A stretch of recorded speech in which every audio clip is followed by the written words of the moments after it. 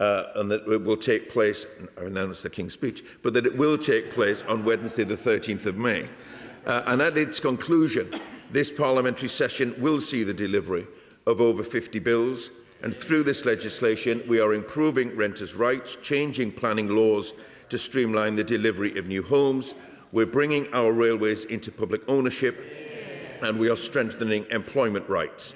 And we are delivering on the changes that we promised, Mr. Speaker, and we'll continue to build on this in the next parliamentary session. And before I turn to the honourable gentleman's specific remarks, I join with him in wishing all members a very happy Easter. I think it will be particularly special for the newly ordained Archbishop of Canterbury, the first woman to take the role. And I hope that all members will be able to spend some time with their families and in their constituencies during the recess. Let me turn to the specific remarks of the honourable gentleman. I certainly join with him in recognising the important work of the charities, consultants, families and everybody involved in the battle against epilepsy on National Epilepsy Day. I also join with him in standing in solidarity with the people of Iran. Of course, we hope that the conflict will end soon, but also that it ends justly. And we do stand in solidarity with them. He asked about the cost of living.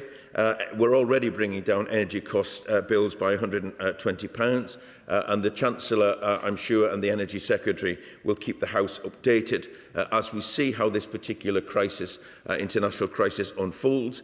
We'll need to take careful stock of what's happening, particularly to energy bills, and we will be coming back not only to keep the House updated, but if further action is necessary, we will be taking that action. He refers to the remarks of my right honourable friend, the former Deputy Prime Minister and MHCLG Secretary, and I've just read out a list of the achievements of this government in the first session, and she was at the heart of many of those achievements, Mr. Speaker.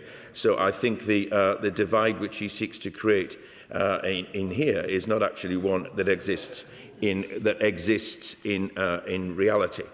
He also talks about letting people down, and he mentions pensioners. Well, pensioners will, next month, be achieving a considerable rise in their state pension as a result of the triple lock, which we are committed to keeping, Mr. Speaker, unlike the party opposite. And then he also talks about the situation in Scotland, and I can reassure him there will be plenty of support for our colleagues north of the border. There will be plenty of opportunities for campaigning north of the border, where the choice, Mr. Speaker, is a very clear one indeed.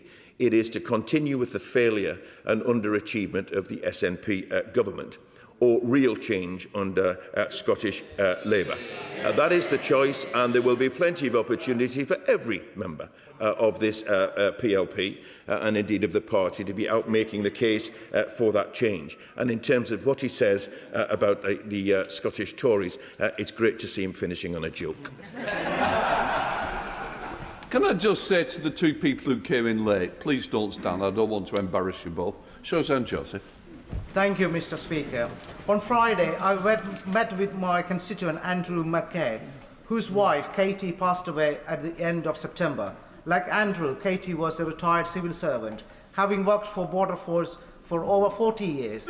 Nearly 6 months later, Andrew is still not receiving his widow's pension. His only contact from Capita, which administers the civil service pension scheme, has been confirmation that they received the necessary documents. Despite his repeated calls for updates, after more than 80 years of combined public service by him and his late wife, Andrew feels badly let down. I have previously written to Capita, and following my meeting with Andrew, I wrote to the Minister. But could the leader find time for a debate on Capita and what can be done to hold them to account? Thank you, Mr. Speaker. I know that this is an issue of immense feeling across the House, actually, and concerns about Capita have been raised by many members during this session and indeed in other opportunities. The delays are simply unacceptable and they must be resolved as a matter of urgency. I note that Capita, Mr Speaker, are currently before the Public Accounts Committee on this matter and I hope that not only some light can be shed on what is happening but also that progress can be made. But if my honourable friend gives me the details of the specific case that he raises, I'll make sure that it's raised directly with ministers. Bobby Dean, Liberal Democrat spokesperson.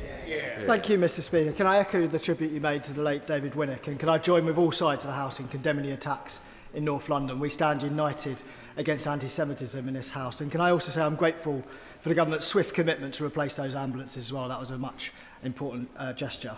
Can I also welcome the confirmation of the date for the King's speech? As the Leader of the House knows, I won't be present for that King's speech because my first baby is due in a few weeks' time and I'll be on leave. Thank you. Well, I hope it all goes well. Moving on to, as well as it can. On Iran, Mr Speaker, it's clear that Trump's reckless war is causing death and destruction in the region, but it's having repercussions for everybody across the world. And I do welcome that the Chancellor has made a couple of statements on this issue already. She addressed the particular problem facing customers of heating oil and has offered some reassurances that there will be some broader targeted support in the weeks to come. But can I bring the House's attention to another group that hasn't been spoken about yet, and that's the customers on district heat networks. These people are on community-based grids, often tied to a single supplier, often living in blocks of flats, usually in cities. And at the moment, they are not covered by the Ofgem price cap. I've been a customer of a district heat network myself, and I know that sometimes it can mean you can be protected by global supply shocks, but it is entirely dependent on the network that you're on, where the heat comes from, and the contracts that your supplier is signed up to. And because they're not protected by that Ofgem price cap, they're going to be extremely worried about what the latest events mean for them. So could the Leader of the House organise the relevant minister to come to this House and to offer reassurances to those customers in particular about what support will be in place for them with the forthcoming energy crisis? Leader. Thank you, Mr Speaker, and I'm grateful for the honourable gentleman's comments about the government's response to what has happened in Golders Green. He raises the issue of heat network suppliers commercially contracting for fuel that powers heat networks, and they're not subject, as he knows, to the domestic energy price cap, as he said. In January, the new regulations came into force to allow Ofgem to regulate heat networks, giving them the power to investigate and intervene where heat network prices charged to consumers appear to be disproportionate or unfair. We are committed to supporting those who need help most with energy bills during the crisis, as the Chancellor outlined our early steps on that. But I will draw his remarks to the attention of the Minister. And on a personal level, I do want to wish him and his partner well over the next few weeks, and we look forward to hearing good news. But can I also say it's something of a mystery, Mr Speaker, that the name Alana or Alan hasn't made a comeback as a popular child's name. I'll just leave that with him. On the back, Don. Thank you, Mr Speaker. May I associate myself with the Leader's remarks concerning our colleague David Winnick. The Leader has just announced that the Crime and Policing Bill will come back to us for consideration of Lord's amendments on the 14th of April. It returns to the Commons massively expanded, including measures to restrict protest, inserted in the Lords, snuck in the same way that a predecessor Conservative Home Secretary did with the Public Order Bill of 2022-23. So, as this government seeks to restrict the campaigning methods that the suffragettes and the anti-apartheid movement used, can the Leader confirm he's spoken to the Chief Whip and Mr Speaker, who have all been written to by dozens of MPs, and confirm that if the government will not withdraw this clause, there will be a full debate and a dedicated division on this proposal for members of this House? Thank you, Mr Speaker. And I'm always conscious, Mr Speaker, of the importance of providing sufficient time for parliamentary scrutiny. And I do appreciate my honourable friends lobbying on this matter. As I've just announced when I announced the business, we will have a full day to consider Lord's amendments to the Crime and Policing Bill after the recess. So he will have an opportunity to make his case. And in terms of what is called for division, that's not a matter for me, that's a matter for the Chair. Bob Blackman, Chair of the Backbench. Thank you, Mr Speaker. And I thank the Leader for announcing the business for the next 2 weeks after Easter. I note that yesterday the House rose early when the government business finished early, when we could have had a 3-hour debate in backbench business time. It was available. And I note that we're not being given any time in the week after Easter other than half a day on the Monday we come back. Can I also announce that in Westminster Hall that the debates on Tuesday the 14th will be a debate on hidden credit liabilities and the role of the FCA. On Thursday the 16th of April there will be a select committee statement from the Science, Innovation and Technology Committee, followed by debates on the housing needs of young people and the NHS Federated Data Platform. On Tuesday the 21st of April there'll be a debate on merits of independent national revision body on overseeing wheelchair provision. On Thursday the 23rd of April there will be a debate on access to education and training for young adult carers, followed by a debate on gambling advertising. In addition, can I also say, Mr Speaker, that we should remind the House that government PPSs should not put in bids to the Backbench Business Committee. I'm aware of, obviously, the Honourable Lady from Dudley, who became a PPS after she submitted the bid. I'm grateful to her for arranging for someone else to take on her debate afterwards. In addition, can I urge the House to respond to the Modernisation Committee's consultation on backbench business time and petitions? Mr Speaker, we had a lively debate in transport questions on potholes, and we've all experienced the dreadful experience of having a tyre go when we've driven over a pothole. Then it's reported, and the workforce from the council come round, pour some pitch into it, roll it, then rains and washes the pitch away. In Harrow, we have a unique solution to that. It's called Pothole Pete, a Pothole Pro, affectionately known as Pothole Pete, which scurries the surface, recycles the surface, but then puts down a layer and literally makes sure that it's cemented to the surface and won't be removed.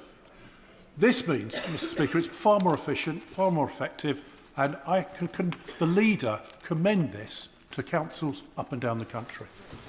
Thank you, Mr Speaker. Can I thank the honourable gentleman as ever for his work and the commitment of his committee to this place. In terms of the use of time, he and I have discussed on a number of occasions how best we can use time in this place, and as he said, the Modernisation Committee is looking at that now, and I would echo his requests that members do take part in that and do put in a submission. Over the next few weeks, I can't make a promise that I'm unable to keep these will be somewhat uncertain times in this place in terms of timing, because we will be dependent on messages that might or might not come back from the other players, but I'll certainly bear in mind what he says. On the issue of potholes, again, this is an issue that has been raised across the House with me on a number of occasions, and I note just more this morning in transport questions. We are investing £24 billion in maintaining and improving motorways and local roads across the country.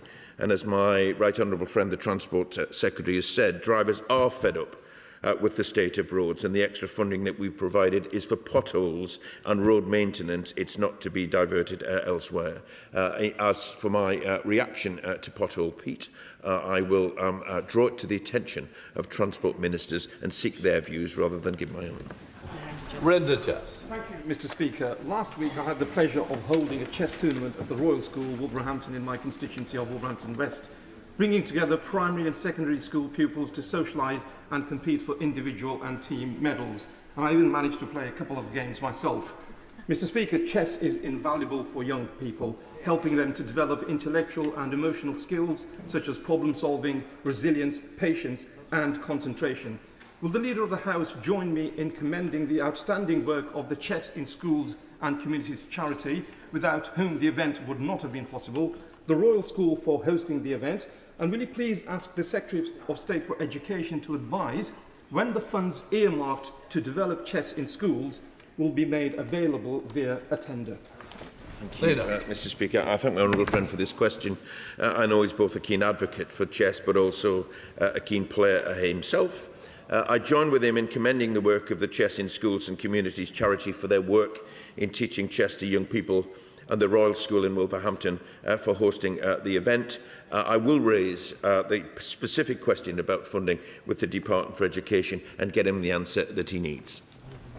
Sir David Davis. Speaker, this morning's papers report that my two National Health Service trusts are the worst in the country. One of those trusts' management's more stupid proposals were plans to downgrade Gould Hospital in my constituency. Under the leadership of the former Chief Executive, one Jonathan Lofthouse, those underperforming trusts repeatedly lied to me. The House will not be surprised we had some robust conversations. Mr. Lofthouse was then put on gardening leave at the astonishing salary of £285,000 a year. I would have sacked him out of hand. Instead, he is now the National Health Service England Director of Turnaround and Recovery for my region, the very body tasked with fixing the failing trusts which he was the cause of. This is the institutional reward of failure, and it's by no means the first time. So can we therefore have a debate on the National Health Service's habitual strategy of failing upwards managers have let down our constituents?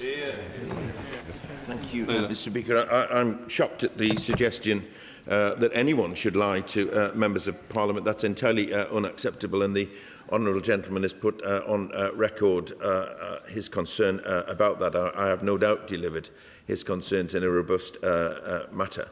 He tried his very best to give as much detail as he can in the limited time we've got this morning. So I would suggest to him one of two things. Either that he seeks an adjournment debate on this matter and gives further voice to these, or that if he wants a meeting with health ministers to make the case, I'll arrange one for him. Gentlemen. Thank you, Mr. Speaker. As the current Youth Parliament draws to the end of its term, can I put on record my thanks to you for your continued support of our Youth Parliament? I met with Cumbria's member of Youth Parliament earlier this week, and yesterday the select committee that Bobby Forbes, who is Cumbria's representative, chairs, published a report on reform of PSHE. As this government is rightly extending the vote to 16 and 17-year-olds, could the Leader of the House please explain to us, as members of this Parliament, how we could discuss the recommendations of the Youth Parliament Select Committee report?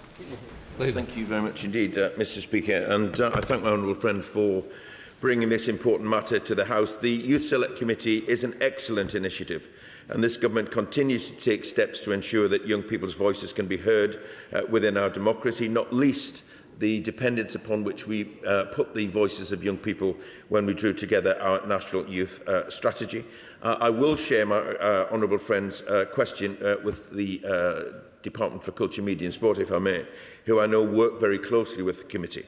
And I'd recommend that my honourable friend applies for a Westminster Hall debate so that all MPs have the opportunity to discuss the report's recommendations, and I hope the good work which has been done in their constituencies around the voice of young people. Wendy Chim. Very much, Mr. Speaker. My office has seen an increase in my North East Fife constituents coming to me because of an uptick in visa processing delays, visas that they are often paying an increased fee for. I really do worry about the sustainability of the Home Office processes, particularly in light of immigration reforms being made by this government. Can I ask the Leader of the House to ensure that there is an update from the Department about what they are doing to address these delays? Thank you, Mr. Speaker. I will draw to the attention of the Department the concerns of the Right Honourable Lady and ensure that either she gets an update individually or, if appropriate, that the House gets an update. Where are we? Catherine Atkinson. Thank you, Mr. Speaker. Currently, the rules and standards for taxis vary across the country, and they operate in completely different areas from where they get their licence. Government action to tackle this will take a step forward next week when the consultation on this ends. Derby taxi drivers have worked with me and the Honourable Member for Derby South to push for higher standards, greater safety and a level playing field for taxis. So will the Leader of the House join me in encouraging drivers and passengers to take part in that consultation, and will he ensure that there is parliamentary time to hear from ministers about next steps once we have the results? Thank you, Mr. Speaker. Taxi and private hire vehicles play a vital part in local transport, connecting residents to the local economy and enabling businesses and residents to reach wider transport networks. I certainly join with my honourable friend in encouraging local authorities, taxi and private hire vehicle businesses and passengers to participate in the consultation before it closes. But we also have, Mr Speaker, the Minister with responsibility for these matters sitting next to me. Here we are. Sir Julian. May I endorse, Mr Speaker, your tribute to the late David Winnick.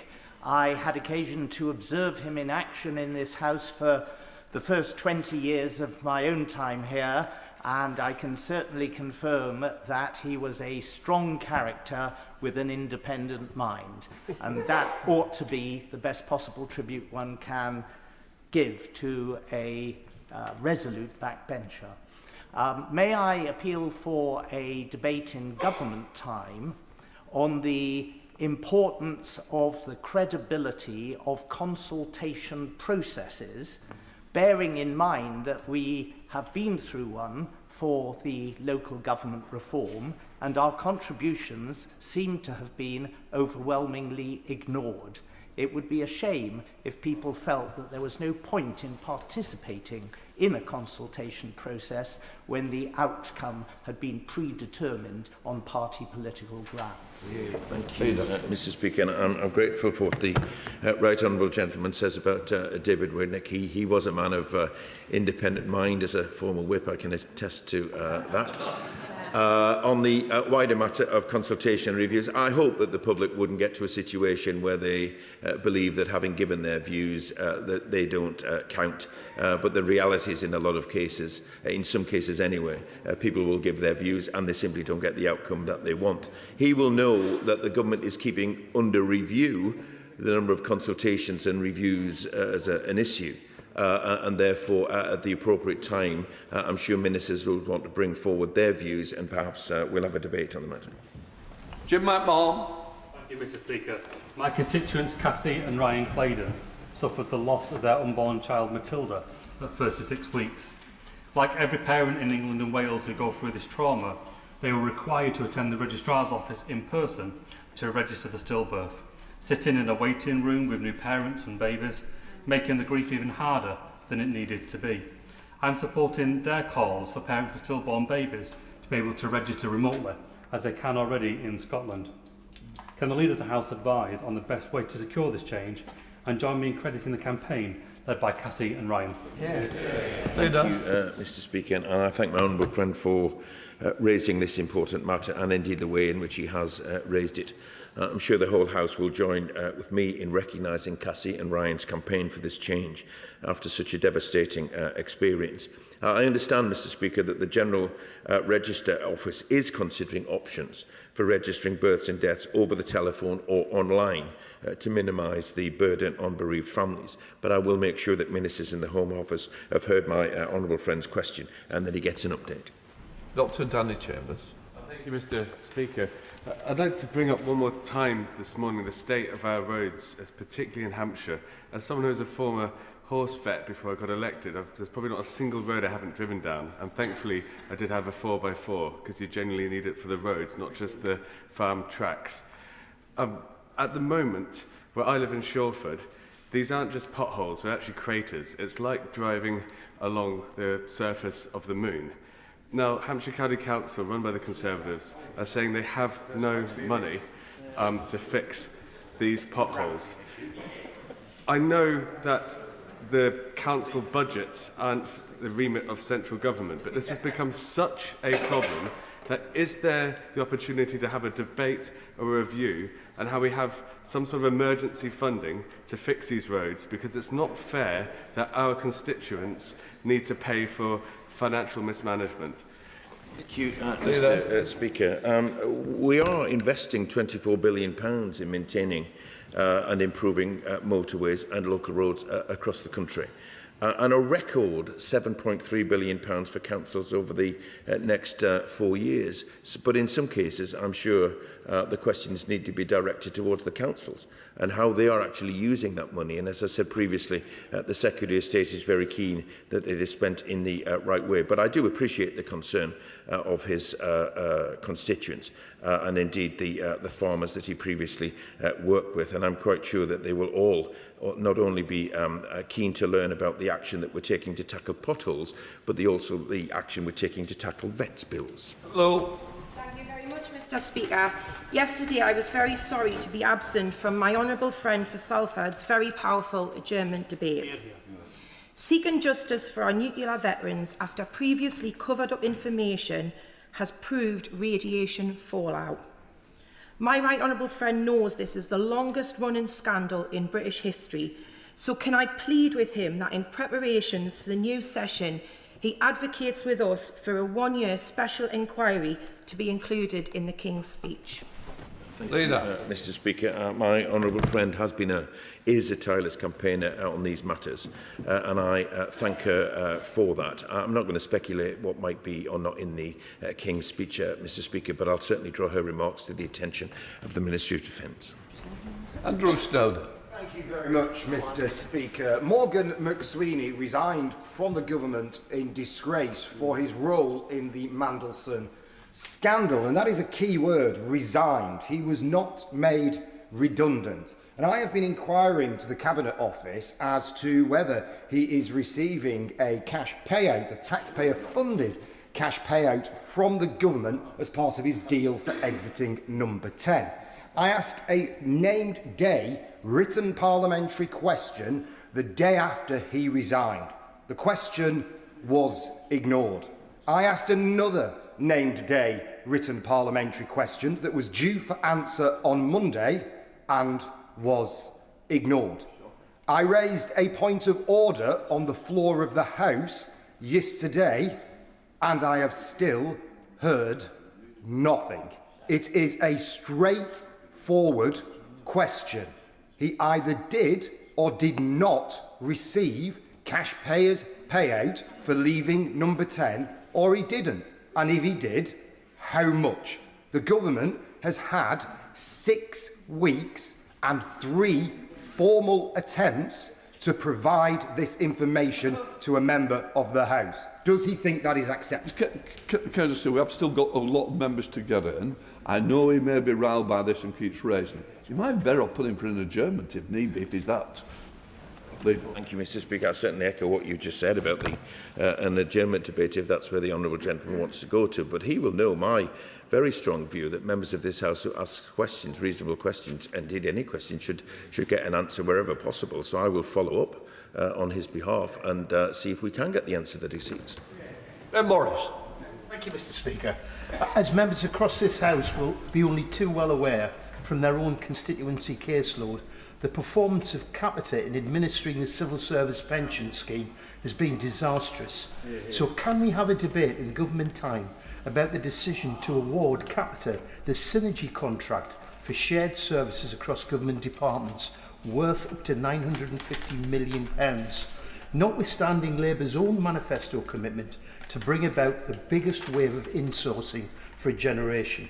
And with respect, could I prevail on the Leader of the House to speak with his colleague, the Secretary of State for Work and Pensions, and ask him to meet urgently with the PCS trade union, whose members are worried they will face similar delays in receiving their own salaries and finding themselves unable to pay their rent, mortgages and other bills. Thank you, Mr. Speaker. I'll certainly draw my honourable friend's remarks to the attention of the relevant Minister. But in terms of the payroll contract, the contract was signed following a robust 12-month procurement process, but it was undertaken prior to the recent issues that arose with Capita around civil service pension scheme, and there was a robust 12-month procurement process. And our priority, Mr. Speaker, whether it's pensions or payroll, is to make sure that everybody gets continuity of service and value for money for the public. You wish on. Thank you very much, Mr. Speaker. Can we have a debate about the rise of the far right across the whole of the UK? There's barely a constituency in this country that isn't touched by their poison, their hate and misinformation as they try to continue to divide our communities. But on Saturday we fight back. The Together Alliance, an alliance of political parties, trade unions and cultural organisations, will take to London streets with the message of love, hope and unity in what will be the biggest ever march against the far right we've ever seen. Now, I'm pretty sure the Leader of the House will want to wish this endeavour well, and maybe we might even see him along with us on Saturday. Thank you, Mr. Speaker. It is important that people make their voices heard. Concerns about the far right, and it is important that we stand up to the division that they seek to bring not just to our local communities but to our nation, Mr. Speaker, particularly in the run-up to local elections. Not only is it important that we expose that, but it is also important that where they are present in local government, that their record, which is invariably appalling, is also exposed. Thank you, Mr. Speaker, and the honourable member for Harrow East might call me Pothole Pete after this question. I know residents in Bracknell Forest are frustrated at potholes, so can I welcome that Bracknell Forest Council has committed over £7 million to fixing local roads in this year's budget, backed by millions of pounds of support from this government. Does the Leader of the House agree this shows how a Labour Council and Labour Government can work together to address residents' priorities and deliver better roads across the borough? Thank you, Mr. Speaker, and I thank my honourable friend for his question. Yes, I do agree that where councils are doing it right, Labour councils in particular in this case are doing it right, that it's important that their record is out there. As I've said, our record funding settlement over the next 4 years will enable local authorities to fill millions of additional potholes. It's not just about throwing money at the problem, it's about making sure that the money is spent on fixing roads. And where good local councils like his have a record, then I hope that if they're going to the polls in May, that they appreciate that situation. John Glenn. Thank you, Mr. Speaker. I represent Salisbury Hospital, which has one of the 8 specialist spinal units in the country, and I'm a member of the APPG for spinal injuries, chaired by the member for Middlesbrough and Thornaby East. We're very concerned that the plans that government has for commissioning spinal services with ICBs, which directly contradicts a recent report which advocates a national strategy is the best way to maintain specialist nursing numbers and avoid a postcode lottery for treatment and outcomes. Could I ask the Leader of the House if he would ask the Minister to give a statement to the House on the rationale behind this decision, which has massive implications for a very vulnerable community of patients? Mr. Speaker, and he will know that there are concerns across the House about the way that spinal injuries have been treated in the past, and I'm pleased that he paid tribute to my honourable friend, the member for Middlesbrough, who has an exemplary record in this regard, because there are people, including my honourable friend and the right honourable gentleman, concerned about this. If he wishes to meet the appropriate health minister, I will help to get that meeting for both of them and others if they're interested. Tricia Ferguson. Thank you, Mr. Speaker. In January this year, 15-year-old Jordan Kerr went to the aid of a person who had collapsed on the platform at Drumchapel train station. Jordan administered CPR, a skill he had learned in the Army Cadets, and ultimately helped to save the life of the passenger. Will the Leader join with me in offering our thanks and congratulations to Jordan and wish him all success in his campaign to have a defibrillator installed at Drumchapel Station? Thank you, Mr. Speaker. My honourable friend is absolutely right to raise this matter. Over 110,000 defibrillators are registered in the UK, and over 30,000 of these have been added in the past 2 years, many, Mr. Speaker, as a result of local community-led action. So I join with her in offering our sincere thanks to Jordan, but also, Mr. Speaker, to the fantastic work that Army Cadets do too in training young people. Thank Jordan for his life-saving actions, and I wish him all the best with his campaign to install a defibrillator at Drumchapel Station. That's a man. Speaker. My constituent Michael is autistic, actively psychotic, has a confirmed lack of capacity. His parents have a power of attorney. His chronic medical problems include cysts deep in his chest which could burst at any time. He has bowel disease, myopathy, sleep apnea. His family contacts me with increasing distress as Michael hasn't washed or changed his clothes in 8 months, refuses food, makes direct threats of violence to his mother, forbids his parents from using the phone, compels his father to drive him around town after midnight. A multidisciplinary team decided on the 3rd of March that a court of protection application was needed, but no agency accepts responsibility for filing. Can the Leader of the House ask the Health Secretary to ensure that his proposed reforms to the Mental Capacity Act addresses cases where capacity assessment has been made, all the professionals agree, of course, the course of action, but no statutory agency will act, leaving his elderly carers at risk of violence in their own home. Thank you, Mr. Speaker. I'm very concerned to hear of the case that the Honourable Lady raises in terms of drawing to the attention of the Health Secretary her concerns and about going forward with these matters. I'll certainly do that. Speaker, Tommy's Lounge in Huddersfield is a dedicated drop-in support hub for veterans and their families. It provides peer support, mental health signposting and community connection. However, the service is facing a funding shortfall. The government has announced Operation Valour to build a national network of recognised veteran support centres. But will the Leader of the House ask ministers what emergency funding is available for established community veteran support organisations like Tommy's Lounge, and how the government will ensure that existing services are not lost while the Valour framework is rolled out?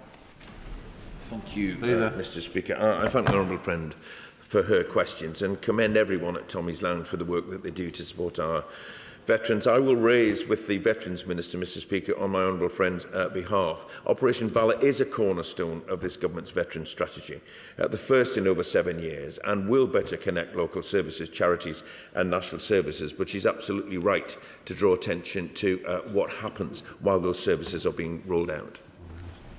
Lincoln John. Thank you, Mr. Speaker. The government has designated April the month of the military child in order to recognise the unique demands on and pressures on children of service personnel. And this is particularly so in times of heightened international tension and when we have military personnel deployed on operations overseas. Would the Leader of the House join with me in encouraging all members of the House to pay particular attention to whether they have the sons and daughters of service personnel within their constituency, and to focus and understand them as much as they possibly can and see what provision is being made within the schools for them? Mr. Speaker, the honourable gentleman raises a very important point, which is particularly significant at this time of international conflict, and therefore he raises with this issue, and I note the House will take note of what he has said, but I certainly join with him and where there are children of military families and indeed friends and family who will be concerned, that MPs do absolutely everything they can to make sure that they get the full support that they need. Bill Brettle. Thank you, Mr. Speaker. In Bolton West, my constituents are concerned that proposed funding for a section of Link Road called Park Avenue has been trumpeted as unlocking a further 4,000 homes near West Horton. The Link Road will only take traffic so far, causing congestion elsewhere. My constituents do not object in principle to new house building, but developers have a track record of building homes first and then completing infrastructure as an afterthought. In the meantime, my constituents continue to endure what is now a decade of frustration at insufficient roads, school places or GP capacity. So will the Leader of the House make time for a debate in government time to discuss the importance of an infrastructure-first approach to local development? Leader. Thank you, Madam Deputy Speaker. And I thank my honourable friend for his question. For too many homeowners, as he is said, the experience of living on a newly developed housing estate has been tainted by the consequences of unadopted infrastructure. We have recently concluded our consultation on changes to the National Planning Policy Framework, and we will publish our response in due course, and I'll make sure that the House is kept updated. There'll be more. Madam Deputy Speaker, following roadwork infrastructure that's been improved in Ilkley, many residents and local businesses have been struggling since the middle of January due to utility works that are taking place on the middle of the A65. Following many a meeting with Bradford Council's traffic management officers, it seems that the traffic management plan that was signed off initially did not mandate that the work was undertaken round the clock, 24/7, and including weekends. This has led to a huge amount of inconvenience. So can we have a debate in government time on how we can better look at getting traffic management plans in place to start with that cause the least disruption for residents and local businesses? Thank you, Madam Deputy Speaker. I hope the Bradford Council have heard the honourable gentleman's remarks and concerns this morning, which would obviously be of concern to his residents. I would invite him to apply perhaps for an adjournment debate, not just to raise this specific issue, but the wider issue about utility works going forward. Thank you. Elsie Blundell. Thank you, Madam Deputy Speaker. The majority of businesses on our high streets add great value to our communities, but there are some where criminality takes place, and this is putting people off visiting their local town centres. Where certain premises are hosts to illegal activity, councils can issue closure orders prohibiting access, but these orders can only be made for a maximum of 3 months before dodgy businesses are allowed to open and operate once again. Would the leader consider a debate in government time on how we can ensure that local authorities have the additional means set out in statute to bear down on illicit activity that really harms our high streets? Thank you, Madam Deputy Speaker. Now, I thank my honourable friend for raising this question. We are committed to reviving our high streets. The Home Office is in the process of establishing a cross-departmental task force to develop a strategic long-term policy response to things like, for example, money laundering and illegality, to ensure that our high streets are fit for purpose. But I will make sure that ministers have heard her concerns, and when the task force begins its work, that she gets a regular update. Cameron Thomas. Thank you, Madam Deputy Speaker. A constituent of mine experienced several instances of sexual harassment within the Diocese of London, Church of England, between 2017 and 2020. Within this timeline, she was also raped by a church worker after she was coerced by the church to report historic abuse. I learned recently through a series of written questions that the Church of England body responsible for managing safeguarding risks is also responsible for managing reputational risks. It strikes me that these two objectives are incompatible. Does the Leader of the House agree? Leader. Thank you, Madam Deputy Speaker. It certainly sounds that way. Sexual harassment, wherever it takes place and whoever does it, is entirely unacceptable. And if the honourable gentleman seeks a meeting with the relevant minister to address his concerns, I will ensure that he gets that meeting. Dave Robertson. Thank you, Madam Deputy Speaker. Not for the first time at Business Questions, I will be raising Arthur Terry Learning Partnership, which is a multi-academy trust within the West Midlands, which runs 6 schools in my constituency and 24 in total. The trust found itself in significant financial distress at the start of this year, leading to strike action, 9 days of strike action across a number of schools. The new leadership at the trust is working very hard to rectify that. They have taken great strides and the strikes are now paused. The major blockage they now have, though, is in servicing a debt which was accrued under previous leadership. Can the Leader of the House secure a meeting for me and other affected members to discuss with the Department for Education what we can do about how that debt is restructured with the aim of saving potentially up to 23 teachers' jobs? Leader. Thank you, Madam Deputy Speaker. And my honourable friend is absolutely right to continue to raise these matters on behalf of his constituents. I will do everything that I can to make sure that he gets that meeting with the relevant minister that he requests. Martin Vickers. Thank you, Madam Deputy Speaker. My constituents share the same hospital trust as the Honourable Member for Goole, who raised the issues earlier, and I certainly share his concerns and criticism. But it's important to my constituents that they are reassured that despite the failings of senior management, that the frontline services are still being delivered. And last week I visited the renal unit at Grimsby Hospital, which is operated by Nephrocare, and they have an excellent manager, Renata Jaworska, and the service they provide was clearly well received by the patients I spoke to. Could the leader arrange for some time for a debate on the provision of services by companies similar to Nephrocare, who clearly provide an excellent service within the structure of the NHS? Thank you, Madam Deputy Speaker. And I thank the honourable gentleman for raising this matter, and I join him in thanking Renata and all the hard-working staff at Nephrocare. The government is committed, Madam Deputy Speaker, to improving our healthcare, and our 10-year health plan will fundamentally rewire and future-proof our NHS. I would encourage him perhaps to seek for an adjournment debate, not only to highlight the good news which is happening in his area, but also to look at what the future might be. Ellen Hayes. Thank you, Madam Deputy Speaker. The rights of tenants and residents in social housing to manage their own estate is an important one, and many tenant management organisations deliver excellent services for their residents. That is, however, not the case for residents of the Loughborough estate in my constituency, who have been badly failed by the Loughborough Estate Management Board for many years, with poor repairs and maintenance services and truly shocking conditions on the estate. The mechanisms to resolve these issues are, however, within the control of the very organisation that is failing residents. The renewal ballot for the LEMB is now more than a year overdue, and a recent AGM was held outside of the rules with many residents denied entry. Can we have a debate in government time on resident and tenant management organisations and changes in the law that may be needed to ensure that when things go as badly wrong as they have on the Loughborough estate, steps can be taken quickly to intervene? Thank you, Madam Deputy Speaker. I thank my honourable friend for her question on behalf of not just the Loughborough estate but her wider constituents as well. Many tenant management organisations provide excellent resident-led housing services, but when they go wrong, it is right that they are held to account. We are currently reviewing the relevant regulations and guidance with the help of an expert steering group, and we will set out our next step once the review concludes. I'll make sure that the relevant minister hears of her concerns today and that she gets an update on when it becomes clear what those next steps are. Steph Ackleroad.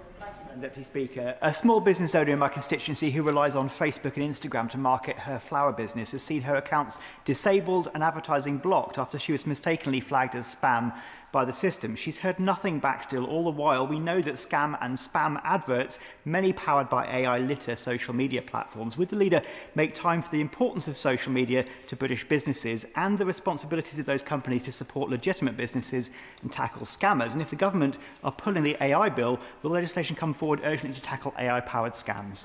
Leader. Thank you, Madam Deputy Speaker. I'd encourage the honourable gentleman to seek perhaps an adjournment debate so that he can raise his particular concerns about what has happened to his constituents, because he's absolutely right. It is vital for many small and medium businesses that they are able to access social media. I'm not going to speculate about what is going to happen in legislation going forward, but I'm sure that ministers will have heard his concerns. Josh Newbury. Thank you very much, Madam Deputy Speaker. In recent weeks, I have heard from many fathers in my constituency concerned about the attitude they've encountered from the Child Maintenance Service and CAFCAS, including assumptions they're trying to shirk payments, no support when ex-partners cut off their contact with their children, and accusations being recorded without their side even being heard. Yes, there are manipulative and abusive men out there, but most dads are not like that and deserve to be treated fairly, not with prejudice. So could we have a debate on the experiences of fathers in dealing with our family courts and the CMS? Leader. Thank you, Madam Deputy Speaker, and I thank my honourable friend for bringing this matter to the House, and I'm sure other colleagues will have heard similar from some of their constituents. The Child Maintenance Service plays a vital role in supporting families, but the government is clear that there's more that they can do to deliver a fair and trustworthy service. My honourable friend may know that there was a Westminster Hall debate on the effectiveness of the Child Maintenance Service last week, but I will draw his particular concerns to the attention of the relevant minister. James Wild. Thank you, Madam Deputy Speaker. It's 6 weeks since Prime Minister's questions where I raised the case of my constituent who had 3 family members killed in a dangerous driving crime by a foreign offender.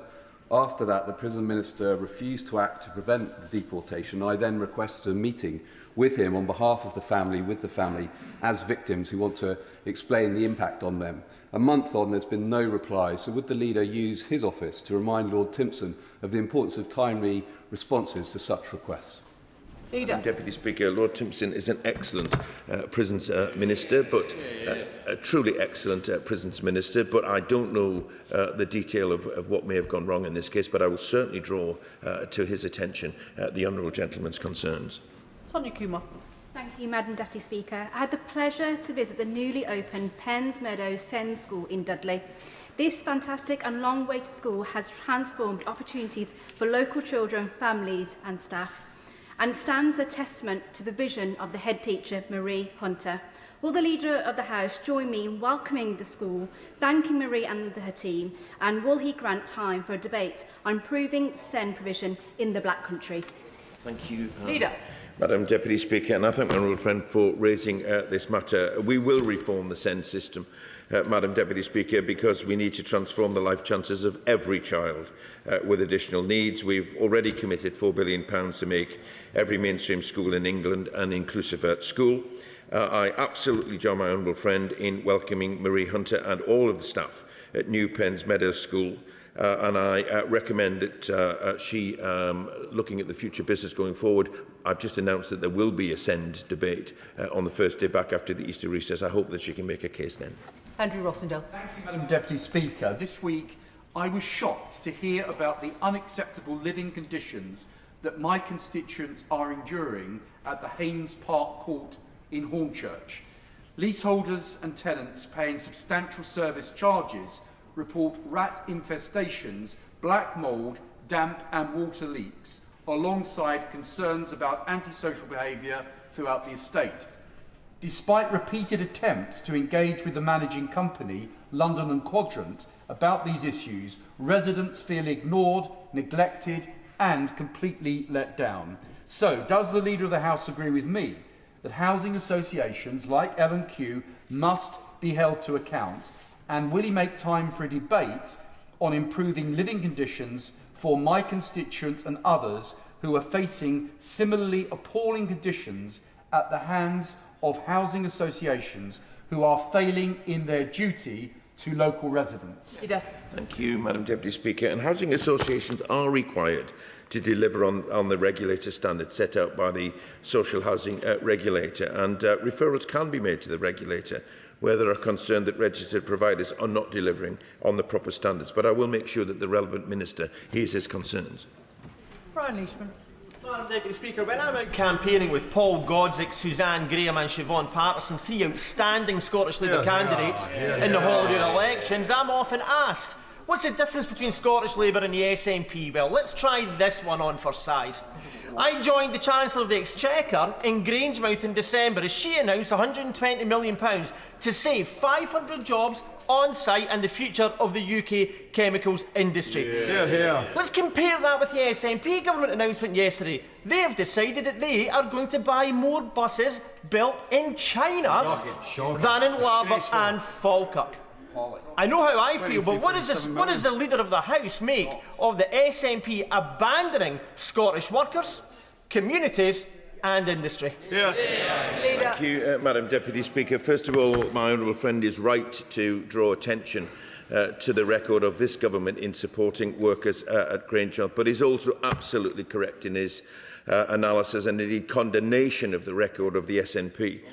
In this case, but in many other cases too. The reality, Madam Deputy Speaker, is that the SNP government is and has for some time been letting down Scottish workers. It is disgraceful that they are making decisions like the ones that they have without due regard to what is best for Scottish workers. And I hope that they have heard my honourable friend here today, and I hope that his constituents and more widely reflect on that when they get the opportunity to in just a few weeks' time. Clive Jones. Very much, Madam Deputy Speaker. 2 people a day are diagnosed with cancer during or right after pregnancy, yet their maternity leave cannot be deferred. This means mums are missing out on precious time bonding with their baby as they undergo urgent and necessary treatment, time which they will never get back. It is clear that legislation must change to properly support mothers with cancer. So will the Leader allow a debate in government time on the merits of allowing mothers to defer maternity leave until their cancer treatment is complete?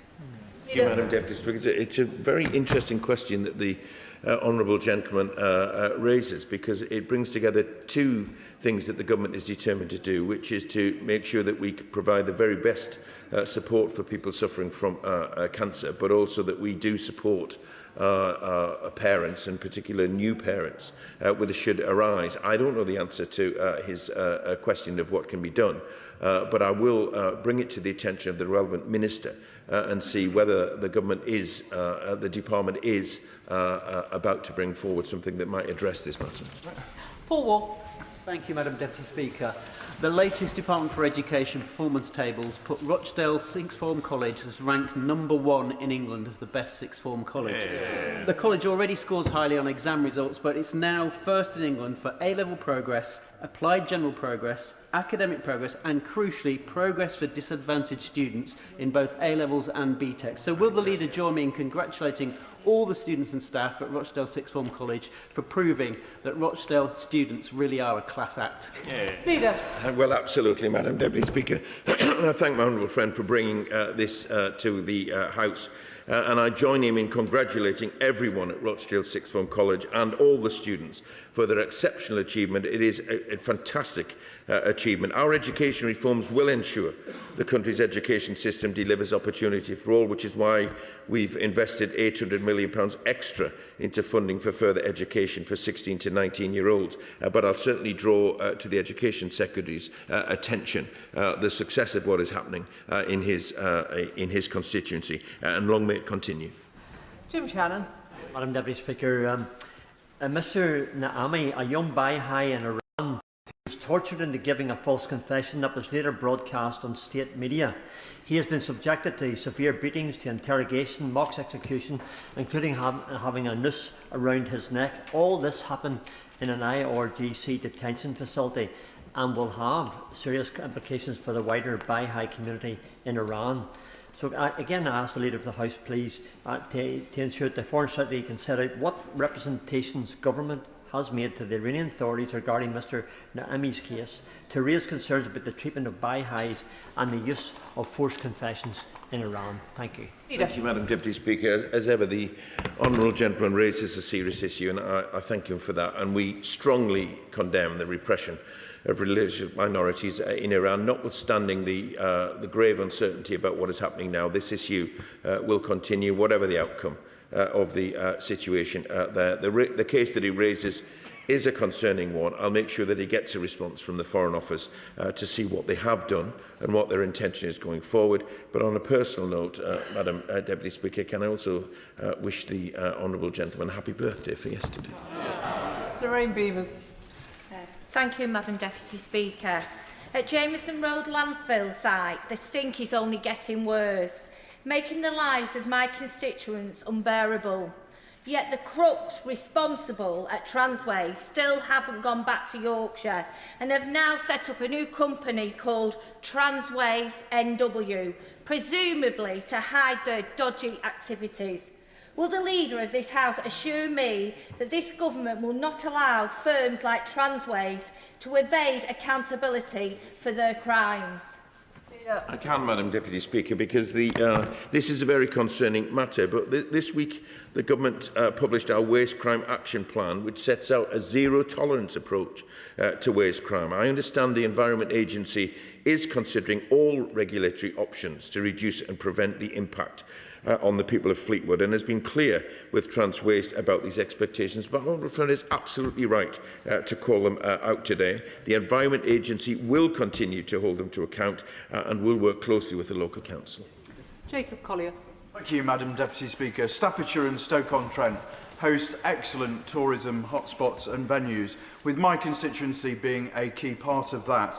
Will the Leader join me in congratulating all of the businesses in Burton and Uttoxeter who won in this year's Visit Staffordshire's Tourism Awards, including Uttoxeter Race Course, Denstone Hall Farm Shop and Cafe, George Low and Lowe's on Carter Street and the Duncombe Arms in Elliston? Leader. Madam Deputy Speaker, and I absolutely join with my honourable friend in congratulating everyone in Burton and Uttoxeter on winning the Visit Staffordshire Tourism Award. It just goes to show what a fantastic community he represents. But I'm also advised from my PPS that Staffordshire is a lovely place, and I am absolutely sure that the awards that he refers to are well deserved. I am going to get everybody in, but can I remind members that business questions should pertain to business of the House, and it's customary to ask the Leader to grant government time for debate or a statement. We appear to have had a run of questions where the business hasn't really been that relevant. Steve Race. Thank you, Madam Deputy Speaker. Last week I was delighted to welcome £20 million of long-term Pride in Place funding for Heathertree East and Whipton in Exeter. This will be transformational for those communities after years where they feel they've been left behind by the last government.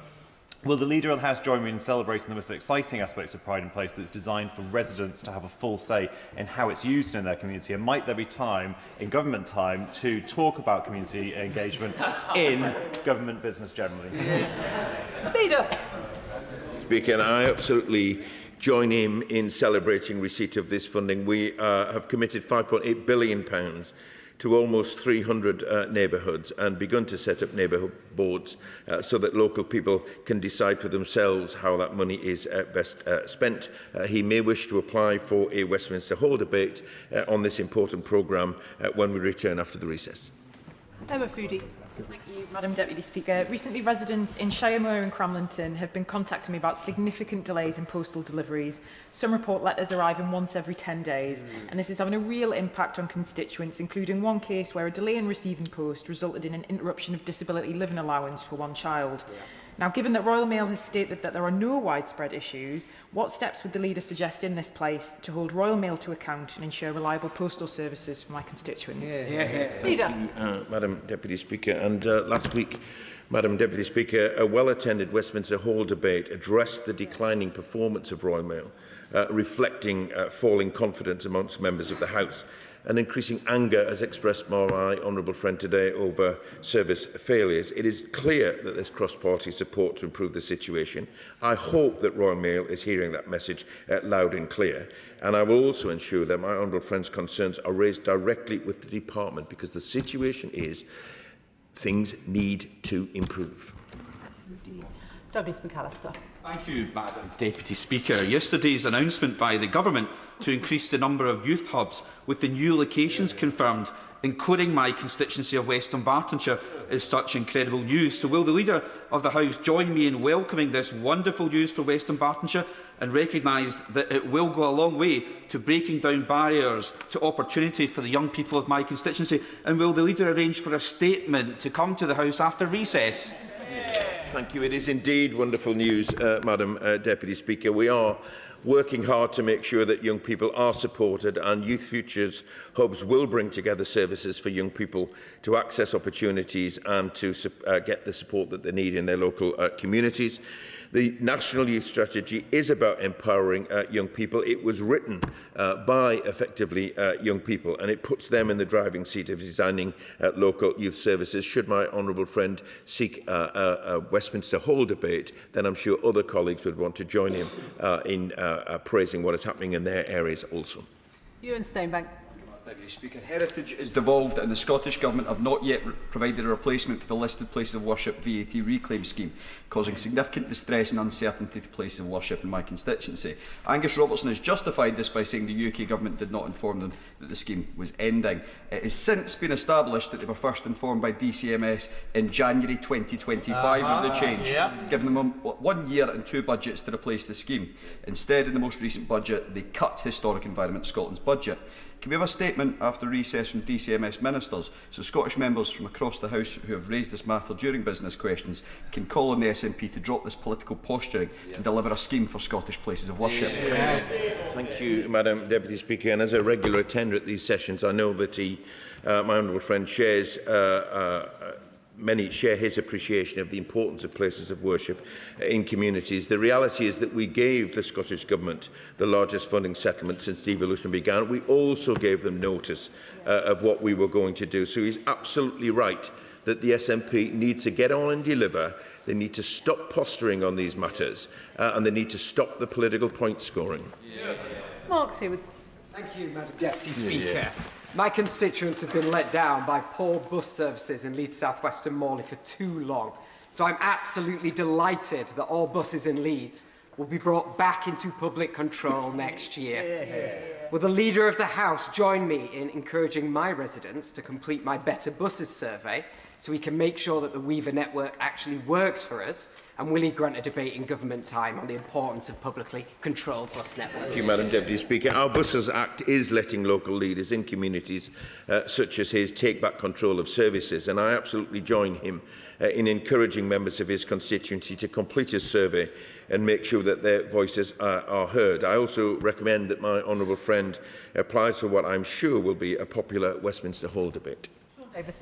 Speaker, there are currently 461 looked after children in Telford and Wrekin. I want to see every single one of them given the care, support and opportunities to thrive. And I'm grateful to the organisations, large and small, and residents across Telford to help me support my efforts to deliver an Easter egg to every looked after child in Telford, including Shropshire Fire and Rescue, Housing Plus Group, Sophie Sweet Treats, Dawley Social Club, The Outpost and far many more. Will the Leader join me in thanking these organisations, wish every child in care across our country a happy Easter, and granting government time a debate on corporate parenting.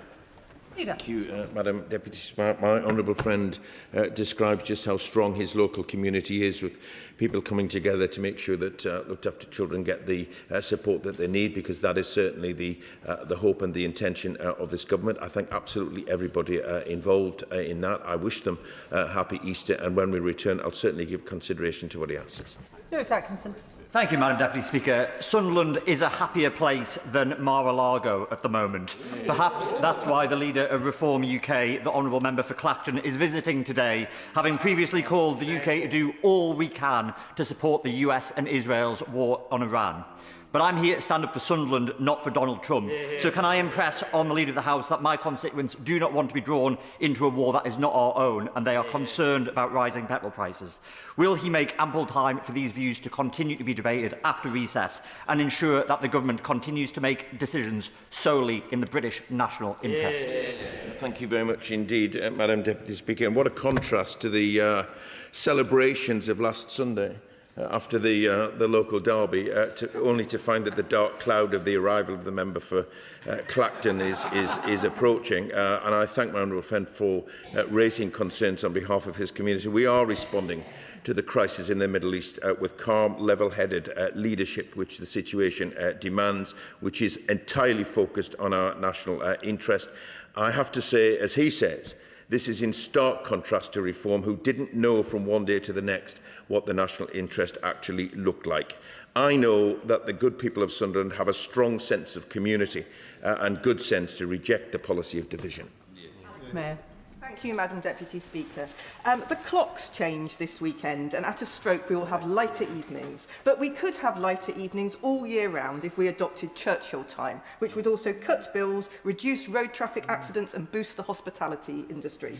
Can the Leader of the House advise me that, given that this is such a cross-departmental issue, how best to get traction so that this can be the Labour government that really lights up everybody's lives? Thank you, Madam Deputy Speaker. And I thank my honourable friend for raising her question, but I'm sorry I'm going to have to disappoint her, because the government believes that the current daylight saving arrangements represent the optimal use of the available daylight across the UK, and therefore there are no plans to introduce double summertime or any such changes. Matt Tomain. Thank you, Madam Deputy Speaker. This government is committed to effective cross-departmental working, yet my constituency, Susie, has had tremendous problems getting different agencies to work together simply to get an effective wheelchair delivered into her home. Does my right honourable friend agree that this needs to improve, and will he arrange for a statement to be made on progress the government is making? Thank you. Thank you, Madam Deputy Speaker. And first of all, can I express my sympathies for Susie, because we're talking about issues in this place, but it's easy to forget sometimes the impact that it has on people's lives in our constituencies. And I absolutely agree with my honourable friend that cross-departmental working is important. And if he provides me with the relevant case details, I'm sure that he gets a relevant response. I will ensure that he gets a relevant response from the Minister.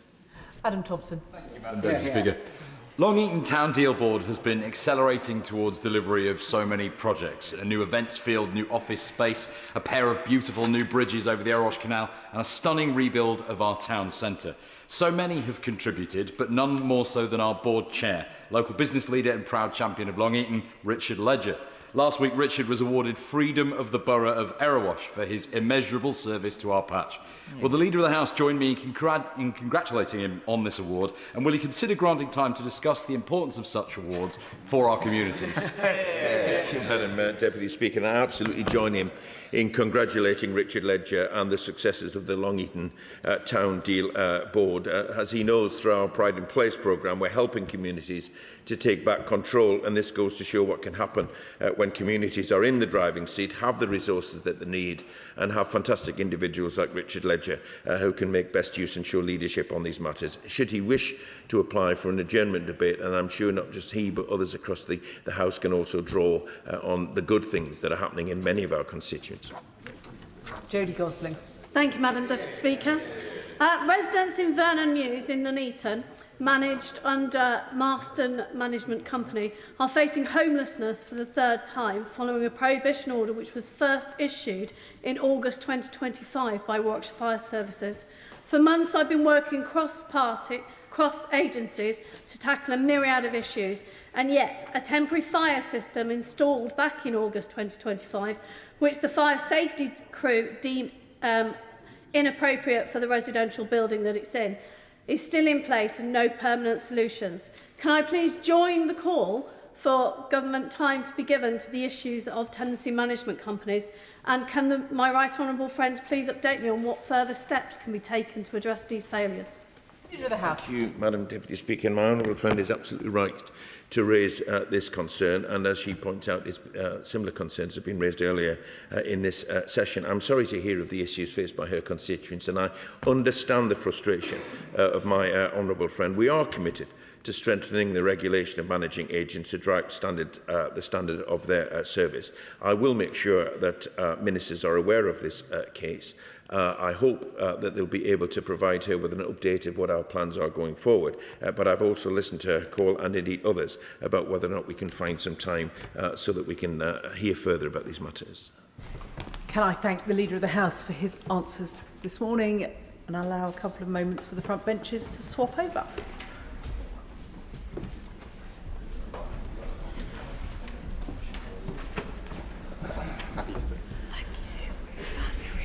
Which brings us to a statement on national savings and investments. Minister Torsten Bell. Thank you, Madam Deputy Speaker. With permission, I would like to make a statement regarding national savings and investments. On the 18th of December 2025, NS&I notified the Treasury of an operational failure to comprehensively trace accounts for some customers who had passed away. The result of this failure is that not all savings were identified by NS&I and paid to the beneficiaries of their estates as they should have been. Specifically, processes failed to comprehensively trace some customer holdings where those were spread across multiple profiles or systems. Now, honourable members will be aware of historical challenges in financial services in this regard. For example, the FCA took enforcement action in 2018 against Santander relating to the tracing of accounts following notification that a customer had passed on. This received significant attention at the time. However, what is now clear is that NS&I and its suppliers did not respond to those warning signs as fully as I, and more importantly their customers, would expect, nor did the last government act. Madam Deputy Speaker, bereaved families whose loved ones held accounts with NS&I will rightly be anxious about this news. So let me turn to the action we have taken and to the further steps we are putting in place today. Since being notified, the Treasury has ensured external advisers, including EY and legal experts, have been engaged to identify the scale of these errors. Through this work, NS&I have reviewed over 34 million customer records. That work is ongoing, but it points to up to a maximum of around 37,500 customers with up to 476 million in deposits being affected. 3/4 of cases relate to the period between 2008 and 2025. This number is likely to fall in future, but while it represents less than 0.2% of NS&I's customers, it is still far too many. Now, NS&I is not regulated by the FCA, but the government expects it to live up to the same standards as regulated deposit-taking banks. And so it is right that NS&I is apologising today. The government's priorities now are threefold. First, and immediately, to ensure that the problem is no longer taking place. NS&I have received written assurances from their customer-facing supplier, Sopra Steria, that the causes of this tracing issue have been addressed and will not affect customers going forward. Their previous supplier, Atos, has also committed to full cooperation, given they were responsible for handling bereavement cases until 2025. Our second priority is to ensure that we reunite beneficiaries of those customers who have passed away with any funds that NS&I holds. These deposits belong to customers. Returning them in no way represents an additional liability to the taxpayer. And for the avoidance of doubt, let me spell out that those savings are 100% safe. This issue is about tracing, not the security of any funds, but it is important nonetheless. NS&I has put in place a dedicated programme team and it's hired an additional 100 staff. and I have asked them to publish a delivery plan in May detailing how they will take forward this work to reunite funds with their owners. This will cover the number of cases affected, how NS&I will proactively contact representatives of estates to ensure they receive the funds they are due, including interest on savings, and the compensation that, where appropriate, will be paid. There is no need for individuals to waste money on a claims management company or solicitor. I want to reassure people that the onus is not on them, but on NS&I to act, to contact estate representatives and to reconnect beneficiaries with the money they are due. Further information is available on the NS&I website, and their contact centre is open 7 days a week. I will ensure that MPs have a dedicated means to contact NS&I to raise any constituency cases direct. Madam Deputy Speaker, dealing with bereavement is always challenging, and I'm sure all of us recognise that finding out that errors have been made as part of that could be distressing. So we are committed to ensuring NS&I support those who have experienced a loss by making the process for reuniting beneficiaries with their money as easy as possible. We also recognise that there may be tax implications for affected estates and want to avoid bereaved families facing disproportionate disruption and administrative costs as a result of this error. We are exploring what support we can provide and will set this out alongside NS&I's delivery plan in May. Madam Deputy Speaker, current NS&I customers can access their accounts as normal. Any wishing to trace old accounts can use the tracing services direct through NS&I or the My Lost Account website. And because in the past some searches have focused too narrowly on searching for specific accounts, I have also instructed NS&I to make it simpler for people to search for all accounts or products they might hold. Our third priority is institutional. NS&I plays an important role, helping the public save and providing a material contribution towards government financing. The organisation must continue to play that role while addressing the tracing issues I have laid out today. It must also complete what has been a challenging business transformation programme. This programme was put in place back in 2020, but with little progress made in the previous Parliament, as the recent Public Accounts Committee report has set out. This government has appointed David Goldstone, former Chief Operating Officer at the Ministry of Defence, to support NS&I to bring the programme back on track. With all this in mind, I also want to make sure NS&I has the very best leadership in place. Effective from today, I have appointed Sir Jim Harrer, former HMRC First Permanent Secretary, to take over as the Chief Executive of NS&I on an interim basis, to provide a fresh start for NS&I's next phase of development. I recognise his predecessor, Dax Harkin's 22 years of public service at NS&I. As well as providing leadership to the organisation, Sir Jim will undertake a review over the next 3 months to spell out in detail the background to this tracing problem and to set out what lessons must be learned for NS&I going forward. I have discussed this with Sir Jim and am confident that his extensive experience will help guide NS&I in the months ahead. And I will ensure Sir Jim's review is shared with the chairs of the Treasury and the Public Accounts Committees upon completion. Now, Madam Deputy Speaker, let me end by saying that NS&I holds over £240 billion of savings belonging to 24 million customers. It is an organisation that is valued by those saving with it and by this government. And I want to repeat NS&I's apology to their customers, but also to reiterate that every penny of their savings are safe. And as always, they are 100% guaranteed by the Treasury. Madam Deputy Speaker, I commend this statement to the House. Shadow Minister Mark Garnier.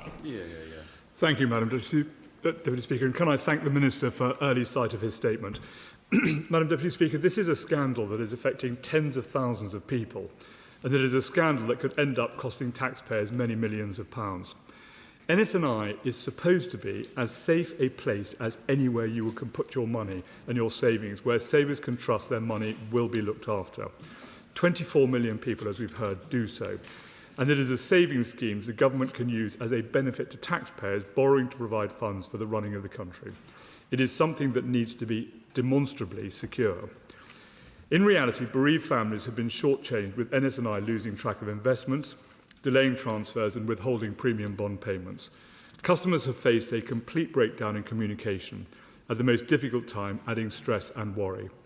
In the breaking newspaper reporting today, we have heard about how people have had to chase up their own cases, only to be told that they would have to wait a further 6 to 9 months for a resolution.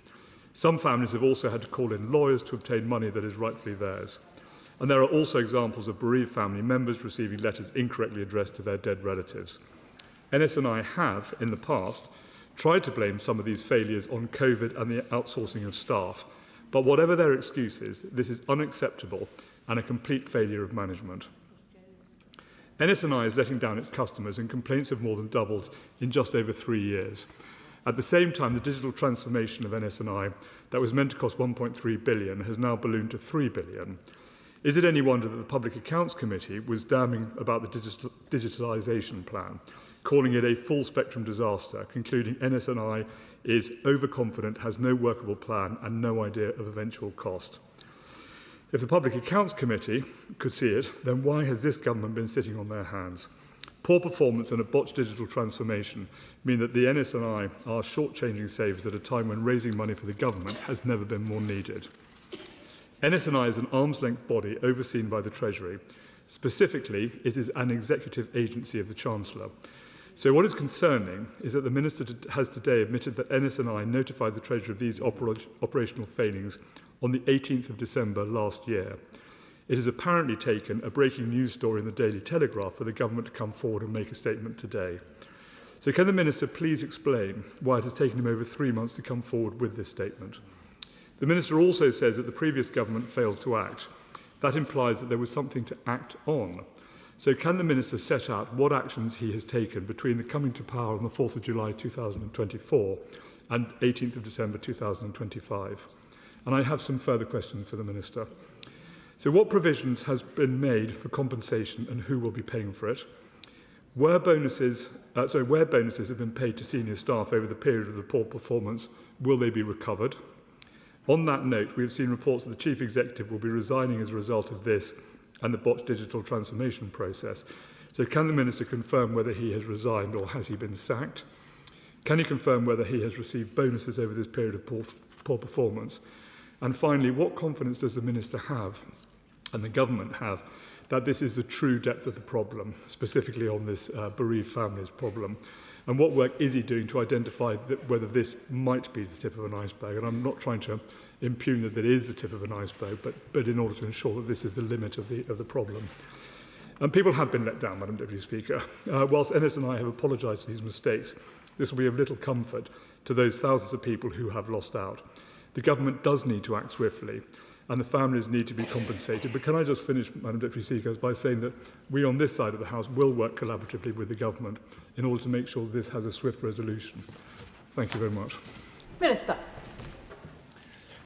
Thank you, Madam Deputy Speaker, and I welcome the tone of the opposition frontbench's remarks. I obviously absolutely agree with him that customers deserve better and they deserve reassurance, and I've tried to provide that today, setting out what we are doing going forward, but also giving everybody reassurance that their savings are 100% safe and they are guaranteed by the government. Let me turn to a few of the questions he's raised specifically. He asks why we have come to the House today. That has been the intention for some time. As he says, we were notified in December. We have reviewed during that period the 34 million cases, over 34 million cases of customer records that I mentioned, and we've put in place the process to make sure that we fix this problem going ahead so that we can provide the reassurance that I know we both want to see for customers, and I've put in place the change of leadership that I've set out today. The honourable member asked about that change of leadership, and yes, I can confirm that the former Chief Executive of NS&I has resigned today and that he did not receive a bonus last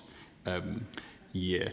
Turning to the question he's raised about the cost to taxpayers, I do want to, there's been some deeply misleading reporting over the course of the last 24 hours, so I do want to be absolutely clear that the money we are talking about returning to estates belongs to those estates. It is their money, and so the returning of people's money to them is not a liability to other taxpayers. It is the right thing to do, and that is what is going to take place. He asks about would it have been reasonable to have expected the previous government to act, and I'm sure he would rightly note that NS&I is operationally independent. I think the challenge comes that around 2018, when it became clear there were significant problems in this area, I mentioned the Santander case in particular, There was widespread coverage of that. Within NS&I, people realised this could pose problems for them. He's taken an excellent tone today. It's less impressive to see the Shadow Chancellor talking in the Telegraph overnight, talking about a staggering failure of oversight when he was the Treasury Minister in 2018, when the Santander case came forward. As often, he has shown better judgment than his superiors. In this regard, although then again the member for Newark talks about incompetence on a staggering scale, which is an irony given that he was a minister in the government carrying out the incompetence he is referring to. But I welcome the way in which he has conducted himself today. It is absolutely right that we do provide the reassurance to both to taxpayers, as I've done, but most importantly to savers with NS&I, and I hope I've done that today. Nick Smith. Thank you, Madam Deputy Speaker. Can I thank the Minister for his statement today? I'm glad to see that he's stepping in. I'm pleased to hear that National Savings will focus on reunited bereaved families with their money that it holds after things had gone badly wrong. My question is, though, how will he and the government raise awareness with savers that they don't need to use claims management companies here? That they can rely on National Savings to put in things right. I'm really pleased that I'll leave it there. As always, I thank my honourable friend for his important question. He's absolutely right. The priority for us is to make sure people are reunited with their money and that they are reunited with their money, not that they incur costs in trying to do that. And that's why I've been so clear with NS&I about making sure they, over the last few months, understand the problem that they are dealing with, and have been clear that they need to set out a delivery plan as soon as May about how they are going to reunite people with their money. That will involve contacting representatives of estates in the first instance, and that is what people need to rely on. As I said, I want to be really clear with the public today that the onus is not on them. The onus is on NS&I to contact the people who deserve their funds to be reunited with them, and that is what we will all be focused on. Liberal Democrat spokesperson Bobby Dean. Thank you, Deputy Speaker, Madam Deputy Speaker. And can I thank the Minister for advance sight of his statement and for the action he's outlined that the government is already undertaking. He will know that customers often choose National Savings and Investments because of the fact it is government-backed and because that provides them with extra reassurance that their savings will be safe. So this news that tens of thousands of people essentially had their money lost for a period of time will be a hammer blow to trust in that institution. And the fact that these cases involve bereaved families make it particularly damaging. So to restore trust in the institution, it's going to be vital that justice is served comprehensively and swiftly. So can the Minister confirm the estimated timeline for identifying and contacting every family affected? And can he confirm whether or not the government is committed not only to just reimbursing or returning the money that they are due, but compensating them fully to reflect the distress that's been caused? You've already mentioned interest, but confirming all that interest will be returned. Apologies. And will legal costs also be reimbursed? Because some of these bereaved families resorted to legal action in order to get what they believed they were owed, and I'm sure they'll feel that they are entitled to be reimbursed on that as well. And will the government now carry out a full independent investigation to fully learn the lessons of what happened and ensure that there'll be much stronger oversight to the systems going forward?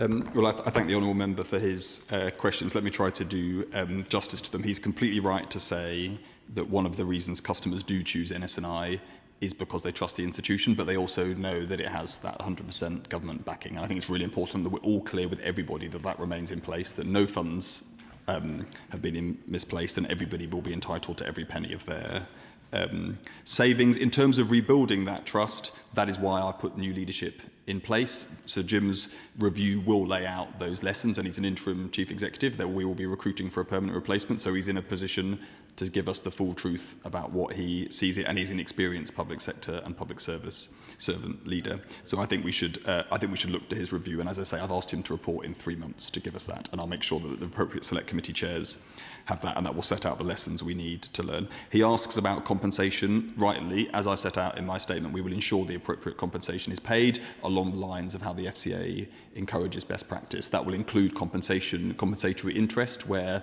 funds have been withheld from estates for longer than than they should have been. And where people have more complicated cases, they will absolutely, and that will be done automatically, but where people have more complicated cases, they will, of course, as always, be able to come direct to NS&I to raise their cases and have them considered on a case-by-case basis. Callum Anderson. I thank the Minister for coming to the House and providing this update. Obviously, many families across the country will be incredibly anxious at this news. Can he tell us a bit more about how he will be holding the new executive and the non-executive team to account to ensure that the lessons are learned and that there are no more systems failures in the future, and how he'll keep the House beyond the two select committees that he mentioned up to date? Well, I thank my honourable friend. So he's absolutely right to talk about the anxiety I'm sure some people will be feeling, and then, but more than that, because we're not here talking about just any old savings, we're talking about bereavement cases, and those are always times when we don't want to have issues either dragged back up, where these are historical cases. As I said, 75% of these took place between 2008 and 2025, but there are also older cases, and I appreciate that will be difficult for many people, and it's our job to make sure that NS&I provides as much support as it can for those people. In terms of being clear with the new leadership, I've absolutely been clear, which is that we will see a delivery plan in May setting out the full timeline for rectifying these errors, and as I said, on a longer timeline, but still 3 months, so not long to wait. I'm asking Sir Jim to give us his wider review of the lessons from this and for the future of the governance of NS&I. John Glenn. Thank you, Madam Deputy Speaker. I welcome the actions that the government are taking to restore trust in NS&I and make the appropriate compensatory measures. I was in the Treasury for a while, and I had conversations with the previous Chief Executive, the one prior to 2023, and like the Minister, I took advice from my officials over what assurances I could have from NS&I on the delivery of programmes of work to transform the IT infrastructure, and I was given those assurances.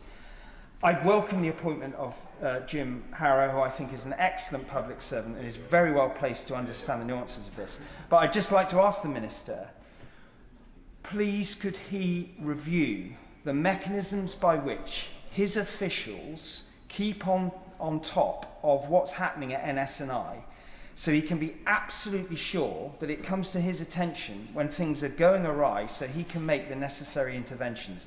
That doesn't happen, I don't think. Well, I thank my right honourable the honourable member for that. And as he rightly says, he was a Treasury Minister of some duration that brings experience on these issues to this House. He's right to say that the job of ministers when it comes to an executive agency like this is to receive assurance as well as providing strategic direction. So let me just say a bit about how we've been thinking about that. In terms of assurance in the shorter term, I've asked for written attestation from the providers, not just from NS&I, from the providers who do most of the customer-facing work in this organisation. I've asked for assurances from the current provider that they will not be seeing any of these mistakes going forward. And as I say, I've asked Atos, the previous provider, to provide attestation that they will fully cooperate, given that they were the providers throughout the entirety of the last government, as I say, up to until 2025. So I hope that gives him some assurance about how we're seeking that assurance. More broadly, and this is a slightly separate issue, but I think it is relevant to the question of leadership of the organisation. He's right to raise the challenges with the transformation programme, started in 2020, but going far too slowly, over budget. And as I say, the Public Accounts Committee has made that abundantly clear. In terms of what we have already done, that is to put David Goldstone, who's the former Chief Operating Officer at the MOD, in to support that programme of work and to make sure it is back on track. But we need to make sure it is, and I'm sure we'll be updating both that select committee and himself, if we would like, about that process of work. Julie Minns. Thank you, Madam Deputy Speaker. As someone who sadly has administered the wills of 2 relatives in the last year, both of whom held NS&I accounts, I acutely know how difficult and emotional that time can be. So I have 2 questions for the Minister in that regard. First, can he assure my constituents in Carlisle that any monies that are owed to them and their families will definitely be paid? And can he give an assurance that the manner in which NS&I approach this will have regard to the distress that many of those families will be experiencing, and that those cases will be handled very sensitively? Well, my honourable friend is obviously completely right, and I'm sure she does speak for many today. The experience of administering estates is challenging for all of us at the best of times, and it's of deep regret to me, and I'm sure to everyone at NS&I, that we are putting anybody through complications with that regard. I can provide her with the reassurance that everybody is absolutely due all monies that will be paid. We will make that is held by NS&I. We will make every endeavour to reconnect people to their funds. That will include, as I say, directly contacting the representatives of estates, who are the people that will have contacted NS&I in the first place to notify them of the death that has taken place. And then we will obviously put in place a chain of contact below that, were that not to be successful. The details of that will be set out in the plan in May, but I can give a reassurance that is already being worked through, and we will be using the time between now and May to continue to examine that data that NS&I holds. I talked about the over 34 million cases that we are reviewing to make sure that we have the absolute best contacts and are able to go as soon as that delivery report plan has been set out. She rightly raised the question of distress, and I can absolutely give her that reassurance that everybody involved in this understands how they should be handling it. As I said, from the Treasury's part, that includes recognising that there will be worries about the implications for some estates and taxes due, and I will set out how we intend to address that in May. Sir Julian Lewis. May I thank the Minister for making this statement today, and also welcome the appointment as Interim Chief Executive of Sir Jim Harrow, who did indeed have an excellent record at the head of HMRC. I think we also ought to have a word of praise for the Consumer Affairs team at the Daily Telegraph, who have drawn welcome attention to unwelcome statistics such as £116 million in unclaimed premium bond prices, £3 billion spent on digitisation, and £43 million on consultants for doing we know not what. But can he assure savers with NS&I that when it comes to the question of compensation that must be paid to them by NS&I, given that the Financial Services Ombudsman can only award token sums by way of compensation for maladministration, that there will be some dedicated method whereby those who are already severely out of pocket can have speedy resolution of their claims and recompense? I thank the honourable member for his questions. Let me try to take those in turn. On the question of compensation, I would think about it in two buckets. There will be automatic compensation that relates to the withholding of funds, and the FCA provides guidance on how that should be administered, and we will make sure that is put in place in full. There will also then be, where there are more complicated cases, he's raised some of the particular examples where you might see that, where the deprivation of funds has had implications, and those will be considered on a case-by-case basis, not by the formula that I'm talking about from the FCA. I am keen to praise journalists where we can, but in the case of, I'm afraid, the Telegraph in recent weeks, that needs to be caveated, which is it important to raise cases where members of the public are bringing those up. But when I've looked at some of the reporting in the last 48 hours, it has been incredibly inaccurate. I will give him two examples. They've managed to publish a case claiming that there have been 160,000 cases brought to the FOS relating to NS&I, when the truth is it's in the hundreds. Printed on the front page of a newspaper without basic fact-checking taking place. And then overnight today, they've talked about taxpayers' money being used to pay to reunite people with their funds. That is entirely inaccurate for the reasons I've set out today, and I worry that it will have worried some members and some members of the public. So it's important we do raise questions of customer service, and as I've set out, NS&I has fallen short in that regard, so we should be welcoming that, but we should not be blind to what has been, I'm afraid, inaccurate journalism in the last 48 hours. Phil Brookhall. Thank you, Madam Deputy Speaker, and can I thank the Minister for his statement today. Now, I have very fond memories of my National Savings and Investment Savings account I held as a child and paying money into it on a regular basis at Little Lever Post Office, so I understand how important it is that government rights historical failings at NSI and reassures my constituents. And can I commend the Minister and the Treasury for the decisive action that's been taken, including appointing a new Chief Executive at NS&I who is well respected across this House. Now, maybe if I could ask the Minister a couple of questions. What more can the Minister say to assure savers in Bolton West that NS&I will get to grip with the issues that he has mentioned today. And in light of the comments he's just made around false reporting in the Daily Telegraph, given the extreme sensitivity around bereavement and funds, what more is his department and our officials doing to dispel the false information that has been put about by newspapers? Well, I thank my honourable friend for his question. I'm sure that many members across this House and many people in the country share his experience of early engagement with NS&I. The brand has very high awareness for exactly the reasons he's raising and support for that. On his question about the assurance that there will be change going forward, I hope I've laid that out. The most important thing, as I say, is putting in place new leadership and making sure that we have spent the time with external providers, external advisors involved in recent months to understand this problem in detail and to set the path to putting it right. I have said what I've said about some of the media reporting. I hope my statement today has laid out the facts when it comes to the implications for taxpayers and the nature of the problem that we are facing. So I'll leave it at that, Madam Deputy Speaker.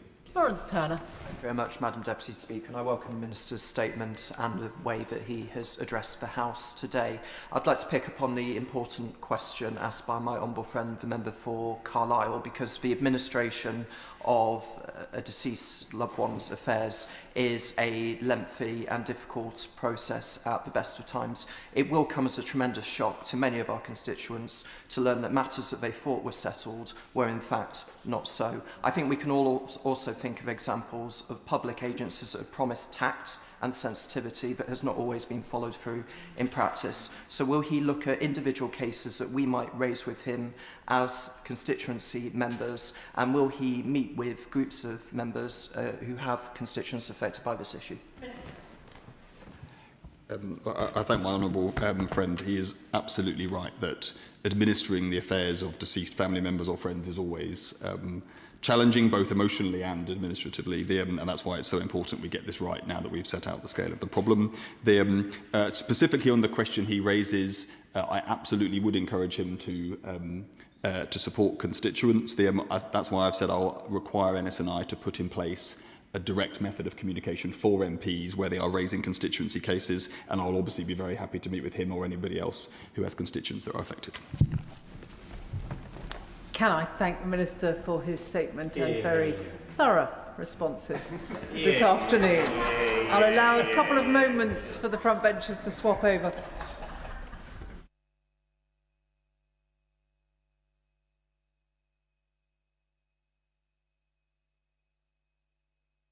Brings us to a statement on resident doctors' industrial action. Secretary of State for Health, Wes Streeting. Thank you, Madam Deputy Speaker, and with your permission I would like to make a statement on the proposed industrial action by resident doctors. Yesterday evening, the BMA called its latest round of strikes for April the 7th to the 13th, immediately following the long Easter bank holiday weekend. The announcement came just hours after its resident doctor committee rejected a historic deal that would boost pay, create jobs, improve career prospects, and put money back in the pockets of its members. This was deeply disappointing after months of highly constructive and good-natured talks between the government and the leadership of the RDC. In that context, the fact that the BMA's immediate response was to call such extensive strike action rather than returning to the table speaks volumes about what we're up against. And so, Madam Deputy Speaker, let me set out how we reached this regrettable position. Since the start of this year, the government has been holding extensive and intensive discussions with the BMA Resident Doctor Committee leadership, who themselves engaged in good faith. I have spoken personally to or met with the Chair several times, and those engagements were, of course, on top of the near-daily dialogue his team held with officials from my department. And together, we got further than many thought possible. As a result of our discussions, a landmark deal was put to the full Resident Doctor Committee formally on March the 22nd. And based on our engagement with the BMA officers, we were optimistic that it would be received positively, albeit I was aware of the officers' preference that this should be a deal over 2 years rather than 3 years, and that they had expected the independent DDRB recommendation to come out slightly higher than it did. Regrettably, and despite the deal having been designed with and supported by the BMA leadership, the committee itself rejected it yesterday. So, Madam Deputy Speaker, let me run through just what it is that the RDC has unilaterally rejected on behalf of the 81,337 resident doctors in this country. The headlines of this deal are these: reform of the pay structure, so resident doctors would benefit from more frequent pay rises at each stage of their training. Pay rises over 3 years baked in, linked to the independent DDRB recommendations as requested by the BMA. Reimbursement of Royal College exam fees from April this year, which resident doctors currently pay out of pocket. For psychiatry, this can be as much as £2,200. For paediatrics, £2,300.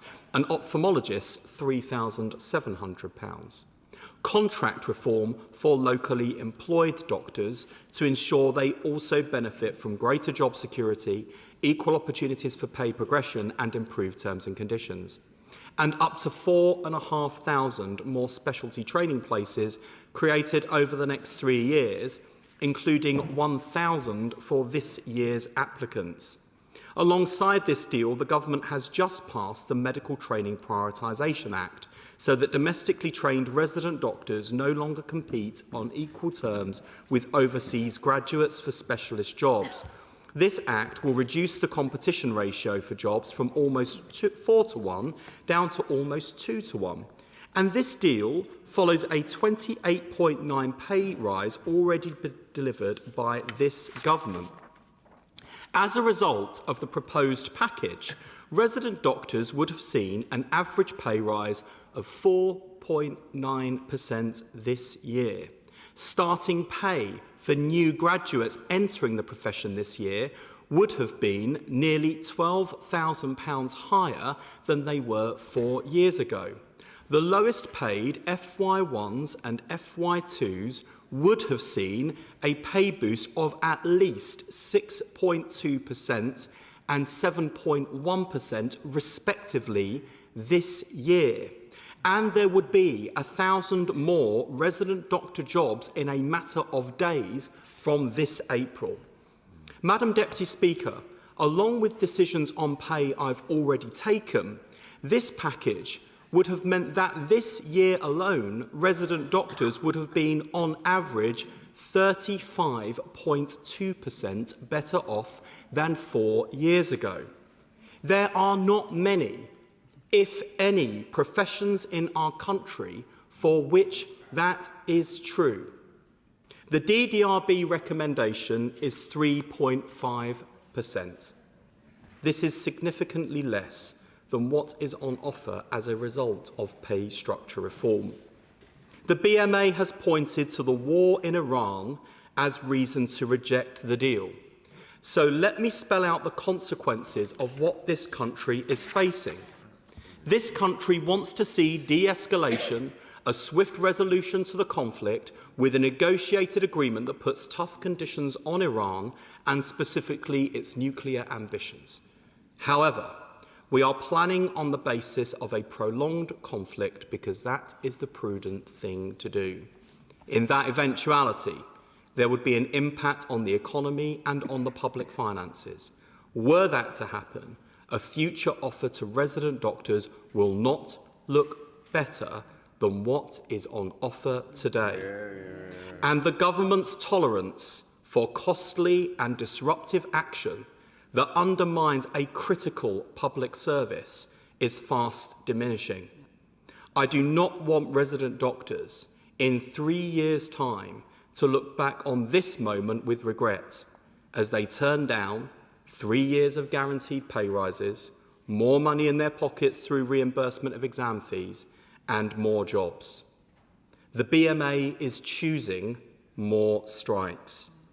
As a direct result of their decision, and despite our best efforts, resident doctors will be worse off. Indeed, on the very day that 1,000 more specialty training places would have opened up for resident doctors with this deal, the BMA will be on strike, demanding more job opportunities. Let me turn to the impact on patients and the NHS. Yesterday, the British Social Attitudes Survey revealed that patient satisfaction has increased for the first time since before the COVID pandemic. Dissatisfaction has seen the sharpest decline since 1998. Patient satisfaction with access to GPs has gone from 60% when this government came to office to more than 75% today. Waiting lists are the lowest they have been for 3 years, 4-hour performance in A&E is the best for 4 years, and ambulances are arriving faster than they have for half a decade. All of this has been achieved, despite the BMA's strikes. So I want to reassure patients, the NHS's recovery will continue. In the most recent round of strikes, the NHS team pulled together and delivered 95% of planned elective activity. I'm confident that we will see the same outstanding efforts if further action is taken. But to the BMA, I would just say, we can achieve so much more. The improvements can be so much faster if you take this deal and stop your strikes. Strikes have a significant financial cost. Every penny spent on keeping the show on the road during strikes is a penny that cannot be spent on improving staff pay, working conditions, or better care for patients. And the impact on the other staff working in the NHS, who are left to pick up the pieces, is severely felt. So I am asking the BMA's Resident Doctor Committee to reconsider. I will meet again with their officers. I am also repeating my offer to meet with the entire committee, who have thus far refused to meet me since I became the Secretary of State.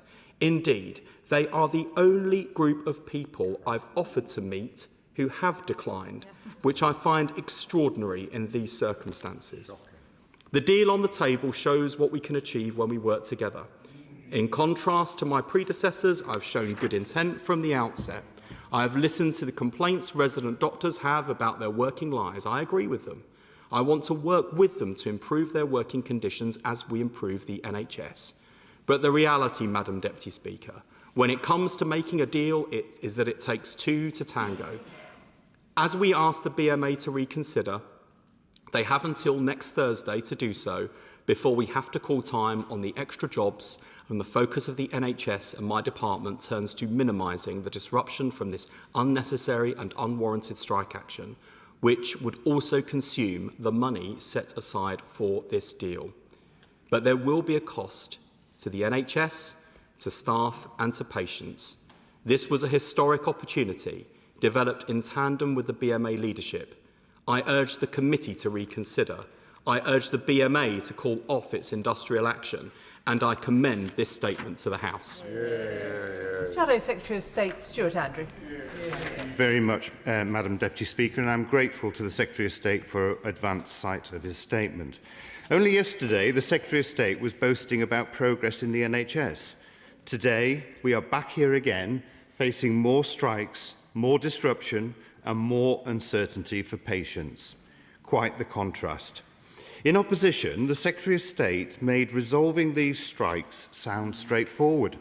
Just get round the table, just negotiate, just sort it out. He repeatedly stated that the power to stop the strikes lay in the government's hands. Well, the power is now in his hands. He has had every opportunity to prove it, and yet here we are again. Not so easy after all, is it?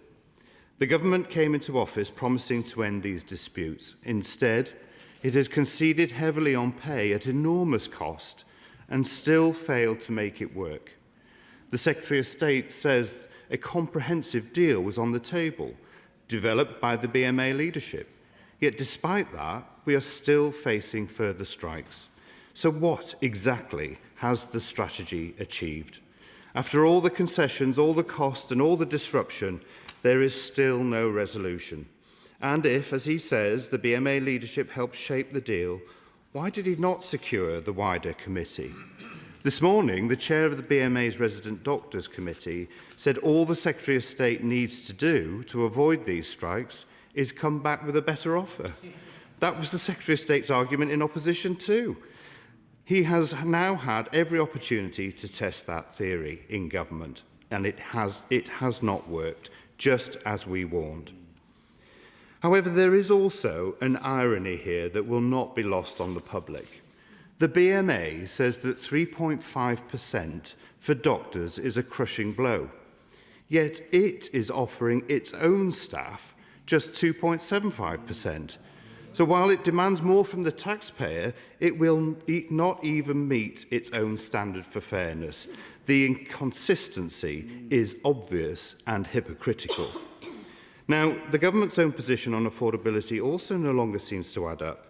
In October, ministers were clear that anything above 2.5% would have consequences for the wider NHS commitments. They said that every additional 0.5% would cost around £750 million. Yet we are now beyond what they had previously said was affordable. So what has changed? Were those warnings overstated, or are other parts of the health budget now going to pay the price? The Secretary of State even pointed to global events as a reason for future constraints. That is a long way from just negotiate and sort it out. And after repealing minimum service levels, the government cannot now be surprised that patients are once again exposed to greater disruption. Labour promised to end the strikes, it paid a very high price, and it still did not get the result. Ultimately, it is patients who are caught in the middle of all this, but it is also unfair on others in the NHS too. Consultants are left picking up the pieces yet again. Other doctors and NHS staff are expected to carry the burden and keep services running. They do not get to walk away. That is not sustainable and it is not fair. So I asked the Secretary of State these questions. He says he may now have to call time on the extra jobs he announced. Were those jobs ever truly secured, or were they always conditional on the BMA accepting the deal in full? And when he says that strike action will consume the money set aside for this deal, is he not really admitting that his own approach has ended up burning through the very resources he said would improve pay, jobs and conditions? And what is the cost of this latest round of strikes expected to be, and where will that money now come from? What assessment has he made of the impact on patient safety, on consultant morale and on training progression of junior doctors? And what is his plan to end this dispute rather than simply manage the next round of disruption? Madam Deputy Speaker, patients need certainty. The NHS needs stability. And that is why we have been clear that doctors should not be allowed to strike and that minimum service levels must be restored to protect patient safety. Can I thank the Shadow Secretary of State for his response and questions. Beneath some of the criticism of the government was actually a consistent message about the unreasonable and unnecessary position of the BMA. But let me address his criticism nonetheless. He's accused me yesterday of boasting of progress this government is making on the NHS. For once, I can't say we're following the pattern of our predecessors because, of course, they didn't have any progress. Yeah. And from the moment they entered government, we saw the NHS begin to slide in the worst direction to the extent that we went into a modern health emergency, the pandemic, woefully underprepared and more damaged as a result as a country. So I am proud of the progress we're making. We know that what we've seen, both in terms of results and patient satisfaction, are grounds for optimism, not cause for complacency. But what we are trying to do as a government is absolutely essential for the country, to give it back an NHS that is there for them where they need it, when they need it, which is why the BMA's position is both disappointing and self-defeating for all of us. He talked about the approach I took in opposition with my predecessors. There is a difference between the approach that this government has taken and the approach of our Conservative predecessors. We've always been prepared to get around the table. We never closed the door. And as I said, from the other side of the House, the power to end strikes does sit with the government when it's willing to compromise, when it's willing to negotiate, when it's willing to treat the workforce with respect. That is what this government has done in contrast to our Conservative predecessors, which is why it is so disappointing that with a deal available, a good deal available, the BMA are turning away. And it's not just the contrast of the past that the BMA should reflect on, it's the contrast in the future. There is no more pro-NHS, pro-doctor health secretary or government waiting in the wings. I'm not even sure the alternative is a Conservative health secretary. It may well be the party that occasionally turns up in the corner when they can be bothered and when they're not flouncing out in a hissy fit,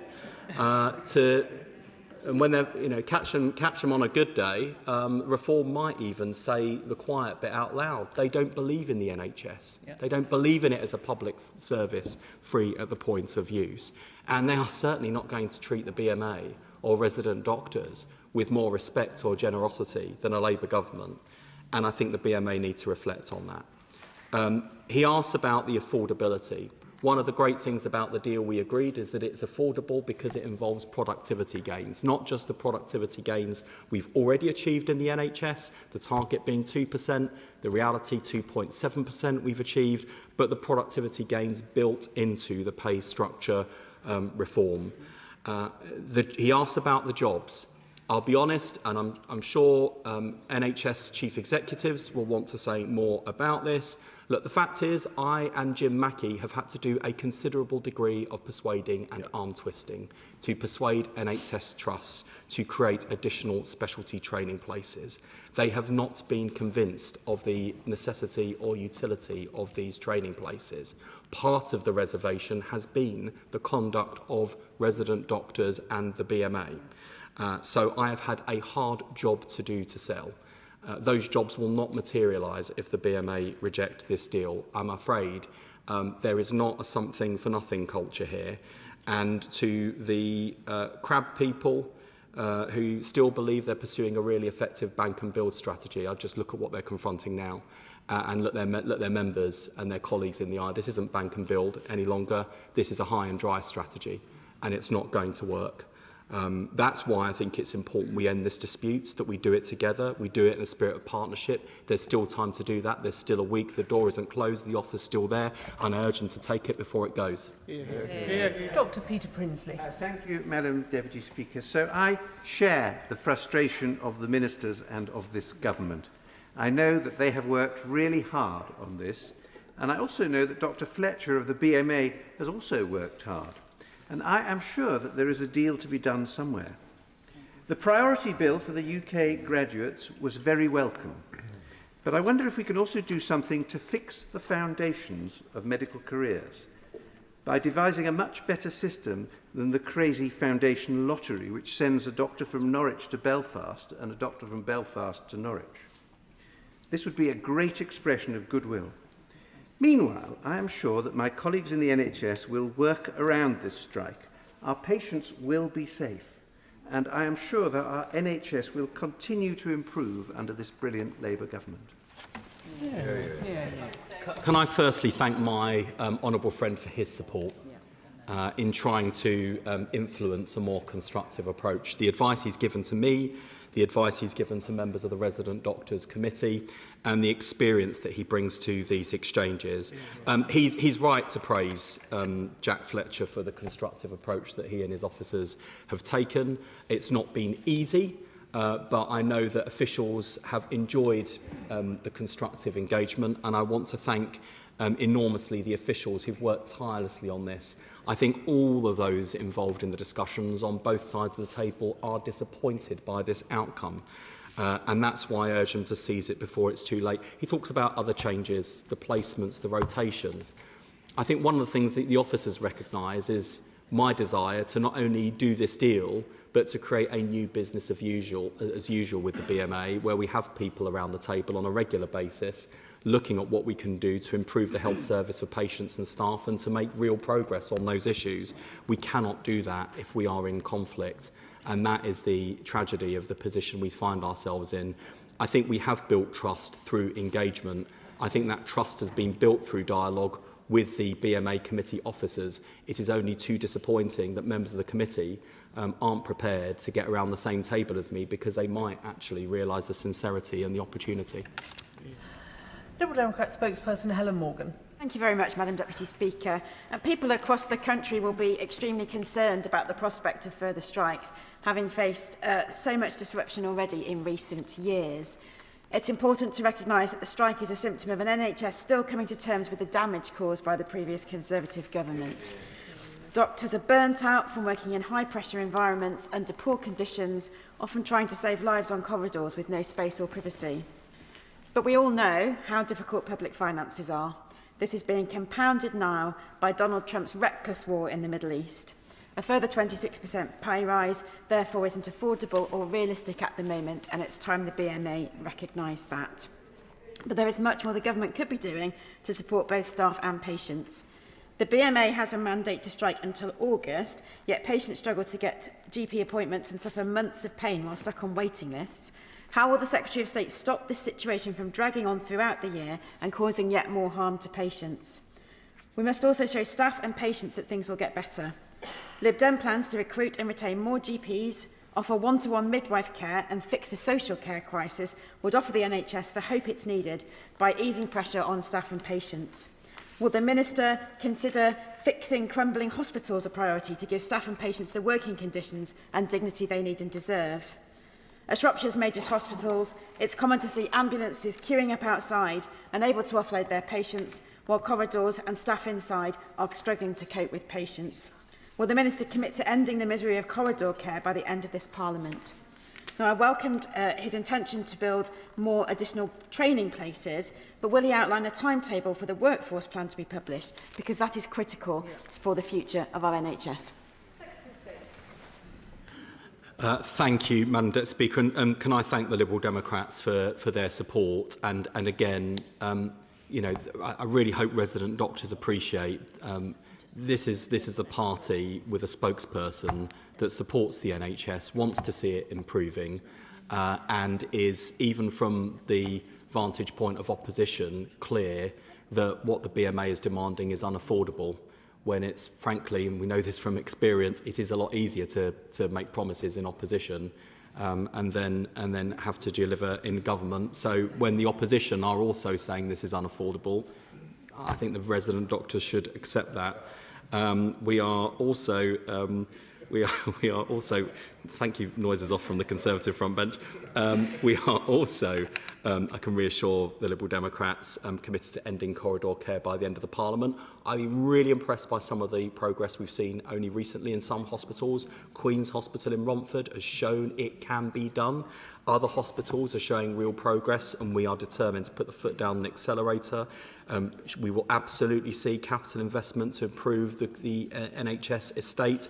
We've got 2,000 more GPs now than when we came to office. In fact, the highest number of GPs on record, more to do. And my commitment to the Agenda for Change workforce is that so much of the oxygen and airtime has been consumed by doctors. There are 1.5 million people in the NHS, many of whom will never be paid as much as the lowest paid doctors. They have been overlooked for too long, and we're determined through the negotiations and discussions we're having with Agenda for Change unions to put that right, and that will be my focus in terms of the future of the workforce. Hans Turner. Madam Deputy Speaker, and I declare an interest as Chair of the GMB's Parliamentary Group. The week after next, there will be another strike when the BMA's own staff, GMB members, go out on industrial action, as has been referenced already in this debate. Their employer's offer is 2.75% lower than the 3.5% that the BMA called a crushing blow. Does the Health Secretary agree with the GMB union when they say these strikes have laid bare the BMA's ongoing hypocrisy? It is, frankly, Madam Deputy Speaker, breathtaking hypocrisy. And it rather looks like doctors in their ivory towers saying one thing and lecturing us about what's affordable and what isn't. But when it comes to how their subs are spent and how their own union behaves to its own staff, not being prepared to pay them. And I have to say I've been very complimentary about the officers that have been engaged with my officials and with ministers in recent weeks to try and get this deal over the line. So have BMA staff. I'm stunned, actually, by the unwillingness to practice what they preach. I will not be joining resident doctors on the picket line, but I should have declared, Madam Deputy Speaker, I am a GMB member. If there's one picket line I'll be visiting during the doctor strikes, it may well be that one. Chair of the Health Select Committee, Leila Moran. Madam Deputy Speaker, this is clearly the wrong move again, and it is really stark how we keep hearing from patients across the country how much they want the NHS to improve, and this is another blow to those who are wondering if it's safe even to go into their local hospitals during the strike period. I'm grateful to the Minister for coming in front of us and talking about corridor care. What was really interesting about that session, I thought, was how those hospitals who have turned it around have done so because of leadership from the top. Their own executives and board members going into hospitals out of hours and on weekends to speak with resident doctors, to speak to nurses, to speak to patients and see what it's like on the ground. So my question to the Health Secretary is, when was the last time he did that? And this isn't a gotcha moment. I haven't done it recently, but I want to. Because if we are going to lead that change in culture in the NHS, I think we should all be showing how we would do it and urging those board members and executives to do in every hospital across the country too. The Chair of the Health and Social Care Select Committee is absolutely spot on, and I'm relieved now to report that only last Friday was I doing exactly that and walking the corridors of Queen's Hospital in Romford. And the reason I did that, I was there in January as well, seeing the worst of the situation. Just as I did last winter, I spent time on the front line in places that were under the most pressure, not to go along and look down my nose at people, but actually to hear and listen and see firsthand what was happening, why it was happening, what we need to do differently about it. And the team at Queen's can really take pride in what they've achieved. We've got to sustain that progress. Last week there were no trolleys on the corridor, and in February they saved 10,000 corridor hours. That's thanks to brilliant frontline staff, senior clinical leadership on the front door. We will see that during strikes again. It's a certain irony about resident doctor strikes. Urgent and emergency care improves because we have more experienced senior clinical decision makers in urgent and emergency care. There is something to learn from that. I don't say that to denigrate resident doctors for a moment. They are learning and building their experience, and we don't want to lose that.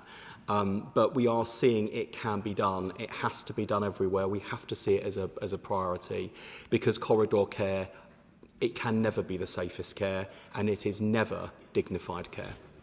Sir Julian Lewis. One thing we haven't yet heard is what the Secretary of State's own assessment is of the motivation of the BMA committee members who so militantly are rejecting a deal that he evidently regards as generous and even refusing, as he says, to sit down and talk with him.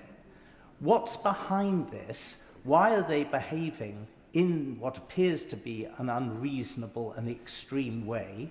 And to what extent does he think, at any rate, they represent the junior doctors or the resident doctors themselves? Well, Madam Deputy Speaker, if the committee had ever taken me up on my offer to meet the entire committee, I might be able to answer the question. But since they've never taken me up on that offer, I don't know. I think it's for resident doctors to decide, based on what I've set out, is the committee's rejection of this offer reasonable? And given the material benefits it would bring to resident doctors in a matter of days, in terms of the additional 1,000 jobs and the significant pay uplifts and what that would mean for the next few years, I have to just be clear, this is our best and final offer. We cannot go any further. And if I may say so, I think we're at the point where not only would the public judge that we've gone as far as we can, I think there are quite a lot of people in the country watching saying we have gone even further than we should. I don't take that lightly, and I think resident doctors shouldn't look a gift horse in the mouth, and I hope they will make those representations to their committee. Thank you, Madam Deputy Speaker, and I thank the Secretary of State for his robust view and position with the BMA at the moment. Now, referencing the Liberal Democrat spokesperson around the inflationary pressures now that we'll see from the conflicts in the Middle East, is the current three-year deal based on the inflationary projections from the OBR and the Bank of England? And if they're not, given that this is all about pay, and the BMA will always come back for more, and I think they are being unreasonable at the moment, does the Secretary of State agree that we do need new rules around minimum service levels if we do want to have a reliable NHS in this new world? Secretary of State. Well, the pay structure reform and future pay is DDRB linked. The DDRB is an independent pay review body. That was one of the things that the BMA wanted the deal to still be shaped around. In terms of minimum service levels, and that's the government's position on that has been clear. And the honourable gentleman sets out an alternative position from the Conservative Party.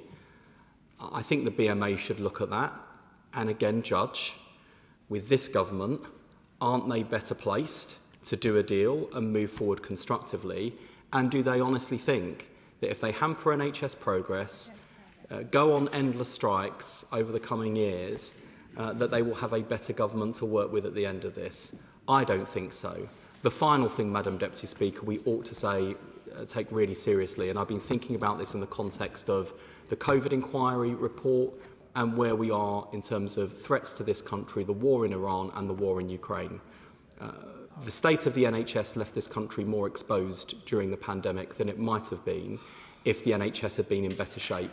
This country faces some serious threats in the world, and the NHS is not in good enough shape. I think we have to start thinking in that context whether the BMA's actions are tolerable. Can I thank the Secretary of State for his statement this afternoon? I will allow a couple of moments for the front bench to swap over before the Select Committee statement.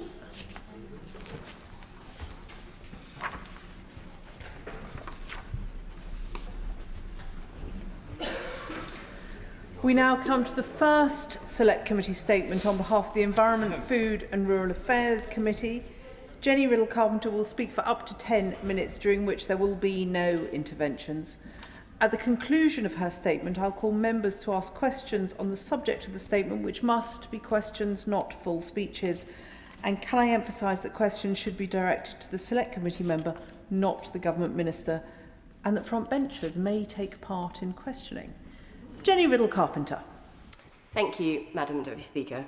I am pleased to present the 6th report of the Environment, Food and Rural Affairs Committee, Erosion of Trust, the Impact of Coastal Erosion on Communities.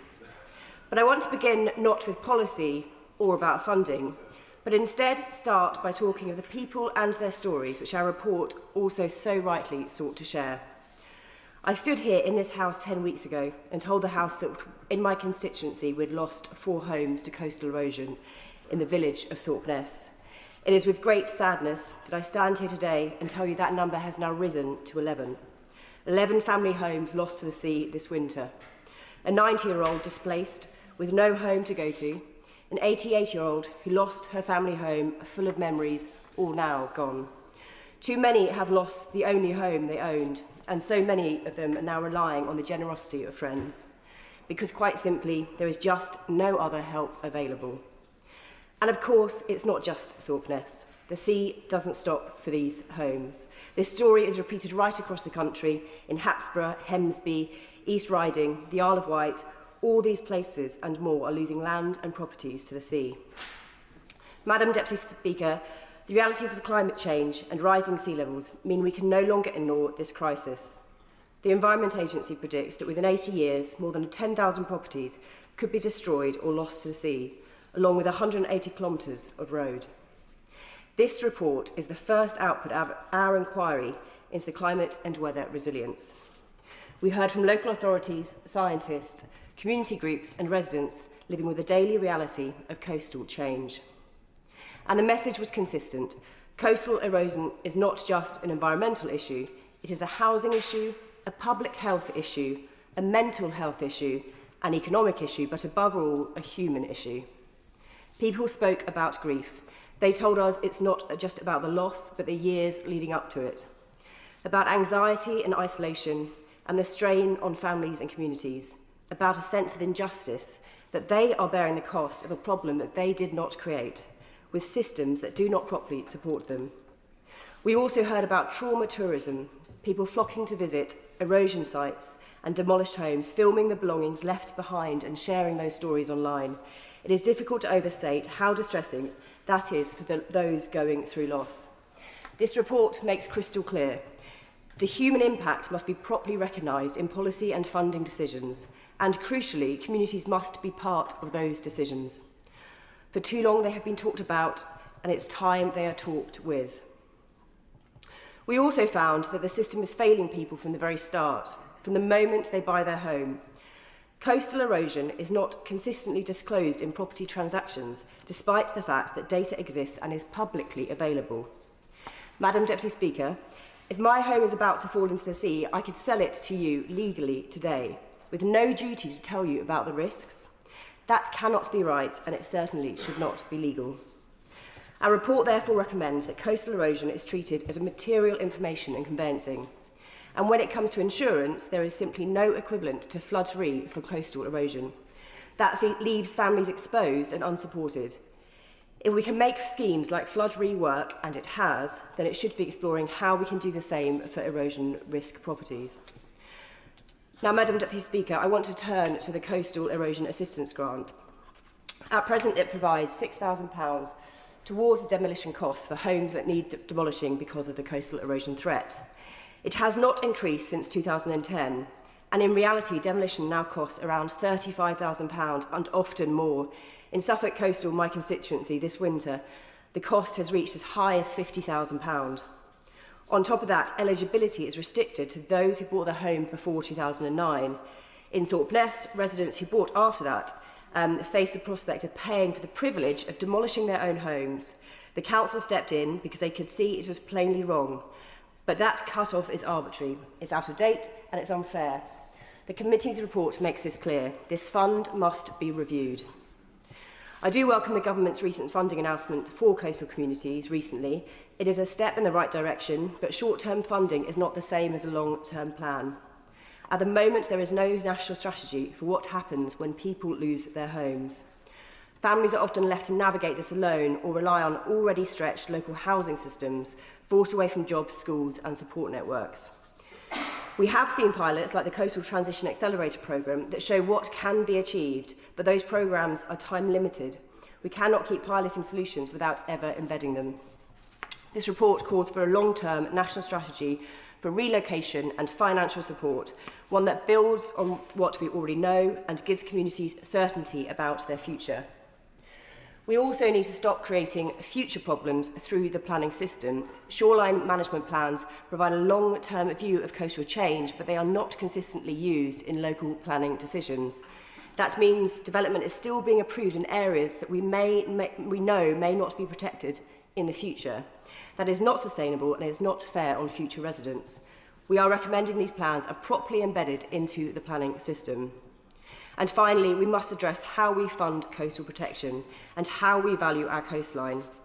Too often, the current system does not capture the true value of coastal communities, their economies, their heritage, their role in our national infrastructure, and the real human cost when things go wrong. In Suffolk Coastal, our coastline is our economic powerhouse, driving energy, tourism, and of course, our port. But we do not place economic capital on it or value it sufficiently. Madam Deputy Speaker, underlying all of this is a simple question that people ask me time and again. Why does support so often fail to reach us? This report sets out practical, achievable steps to change that, to recognise the human cost and fix what is not working, and to put in place a more joined-up, longer-term plan. Coastal communities deserve more than sympathy. They deserve action, support and long-term funding. The committee has listened. We've pulled together our report, and we're now asking the government to do the same. Madam Deputy Speaker, may I commend this report to the House? Hudson. Thank you, Madam Deputy Speaker. And can I congratulate the honourable member for her powerful contribution? And can I congratulate the Cross-Party EFRA Select Committee for this thoughtful and thought-provoking report.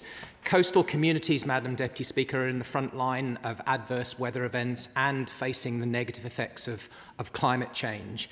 And the report highlighted the human impact on those communities, specifically the mental health.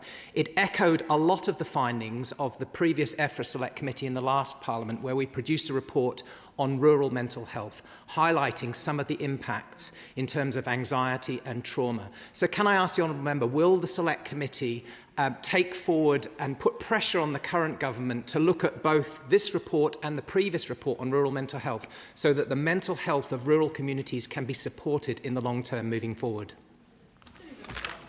Can I thank the Honourable Member for his contribution? He's absolutely right that our report highlights the significant strain on communities and the impact that has on mental health as a consequence of the issues they face with coastal erosion. And I will read with interest the report from the last session and see what those recommendations are, because I have no doubt there's a huge amount of parallels between them. Richard Ford. Madam Deputy Speaker, and I wanted to say that the Honourable Member for Suffolk Coastal has really set out a really impressive exposition of the report there.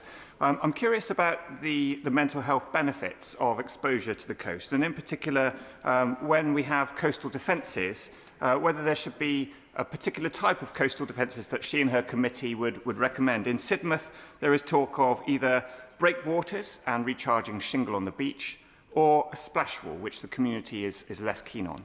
Has her committee looked into that at all? I thank the Honourable Member for his contribution. I'm sure he'll be aware that the shoreline management plans dictate what level of investment and defences are appropriate for a certain area, be it managed realignment or managed retreat. But it's always making sure that we're looking at better options within each of those and making the right adaptations in place. I've seen in my area the reinvestment in shingle has been incredibly useful, but actually we can adapt technologies and options to look at future programmes as well. David Reid. Thank you, Madam Deputy Speaker, and I thank the Honourable Member and her committee for this excellent report. Now, I've got the start of the Jurassic coastline in my constituency of Exmouth and Exeter, and I share a coastline with my honourable friend, I will call him that, my neighbour in Honston and Sidmouth. From the committee's reports, is there enough focus on the planning process and planning houses in those areas? Because we're being asked to place a lot of those houses in those coastal areas, and I'm not sure if it's being given that due regard.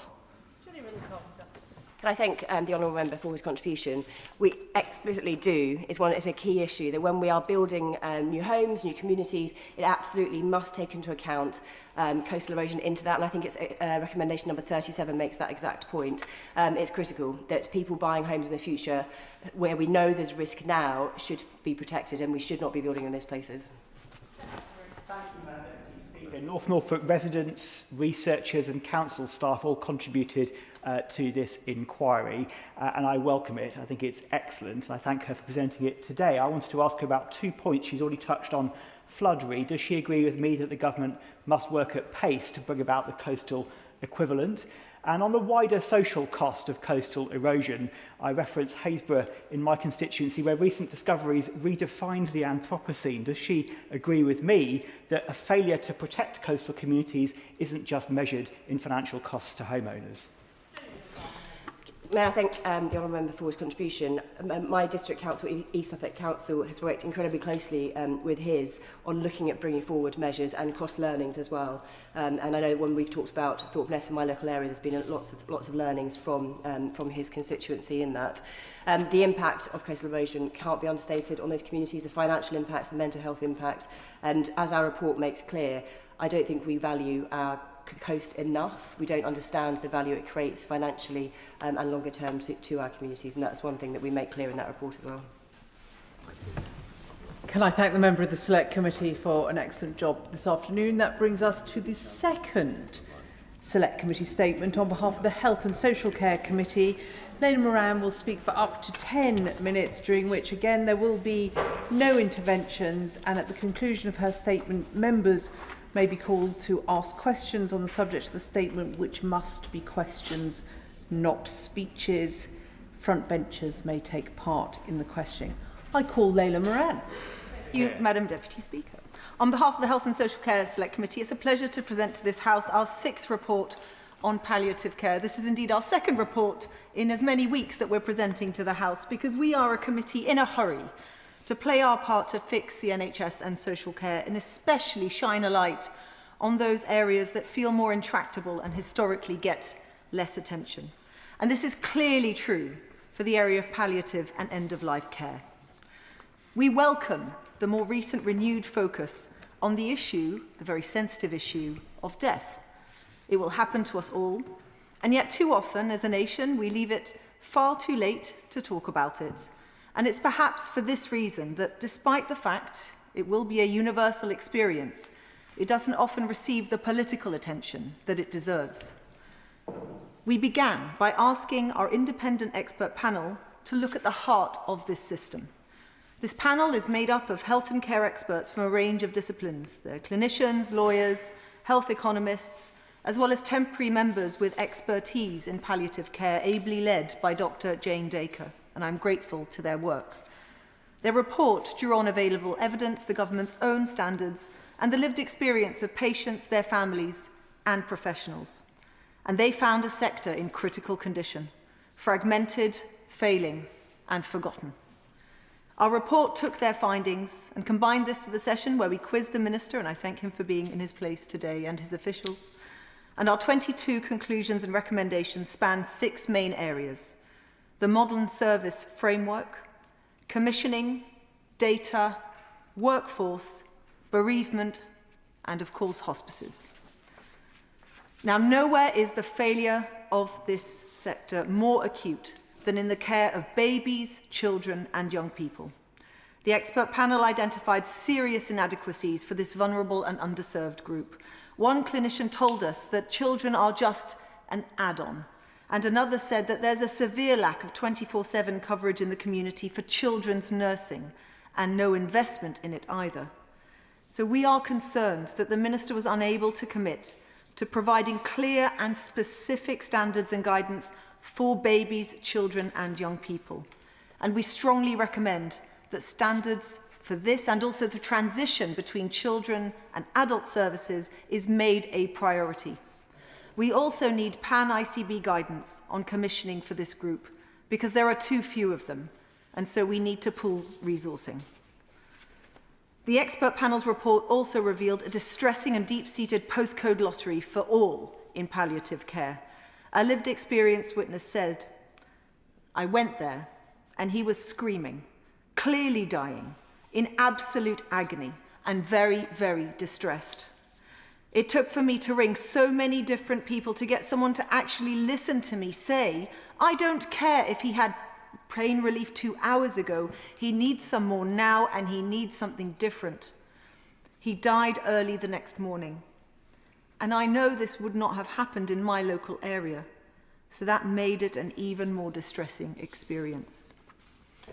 This heart-wrenching story, and there are many others, were so common in these reports, and we found that many ICBs lack sufficient understanding of their local needs to commission effectively. Competing financial pressures mean that palliative care is so often pushed to the bottom of the pile, and the culture of understanding needs to come right from the top. Structural and geographic inequalities persist, and deprived and marginalised communities face significant unmet need. To fix this will require high standards and accountability across the country, which is why the forthcoming modern service framework is so important, and we welcome it. The Minister told the committee that making palliative and end-of-life care was one of the first 5 MSFs was a, quote, bat signal to the system. Well, we welcome that, if not possibly the mental image of him as the Caped Crusader. But we approach this also with a healthy dose of scepticism. Because we ask, what is fundamentally different this time? Because there have been frameworks before, most notably the Palliative and End-of-Life Ambitions Framework and the NHS National Standards for Palliative and End-of-Life Care. This time, we need more than well-intentioned ambition. We need action, accountability and assurance. So the committee recommends that ICBs and the department are held accountable with clear consequences for failing to meet standards. We must ensure that ICBs have the support, tools and resources required to implement these high standards, and we cannot allow this to be another framework allowed to gather dust on a shelf. Because the thing is, Madam Deputy Speaker, we are not meeting the guidance that already exists. Let's take 24/7 advice lines. Now, these could offer guidance, reassurance, support for care at home, potentially reducing A&E admissions. And at present, just 43% of ICBs offer them properly. This is despite the fact that 24/7 telephone advice lines have been recommended as a minimum service requirement by NICE and indeed the department for over 2 decades. The role of pharmacies is also critical, but they too need support to deliver this. And while the Minister has committed to 100% of telephone line coverage by 2027, we push him further. The MSF must mandate ICBs to deliver not just them, but also access to all services, including symptomatic medication and in-person care. Unfortunately, death does not wait until 8 a.m. on a Monday morning. A further concern that was highlighted was the effects of shift to the community. We worry that funding restraints, workforce and skill shortages will make this transition difficult. But in the same breath as saying they want this shift, the government's forthcoming NHS reorganisation bill is proposing to remove local authority representation from ICB boards. Now, local authorities, of course, are the ones responsible for social care. Social care workers are the backbone of end-of-life care, with 22% of deaths occurring in care homes. It is nonsensical that if we want to strategically commission end-of-life and palliative care, that we remove their voices from the top table for that strategic role right from the off. And so we urge the government to reconsider their position. We also urge them to fix the areas in data sharing. One clinician told us, if there was more willingness to link data and allow ICBs to have a better view of it and work with their partners, that's hospices and the third sector, they could better understand the need and actively address health inequalities. 1% of our population dies each year, yet only around half of those end up on the palliative care register, and that's despite a financial incentives for GPs to put them there. Now, the government has a welcome stretch target of 90%, but they've also removed the financial incentives for GPs to maintain the registers. So we are concerned that this will result in a decrease, not an increase, in those who are registered. We recommend that the department reports progress on the 90% target annually, and we also welcome the single patient record to drive integration, but we want to understand better how that data will be shared with not just the NHS, but across all partners involved in end-of-life care. And we can't deliver this change, of course, without our workforce, the people. Vacant posts in this area are mounting, and only 30 to 40 new consultants qualify each year.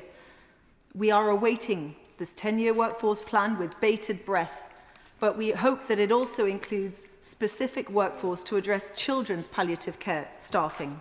And not just the specialists, but also the generalists should get better training in this area.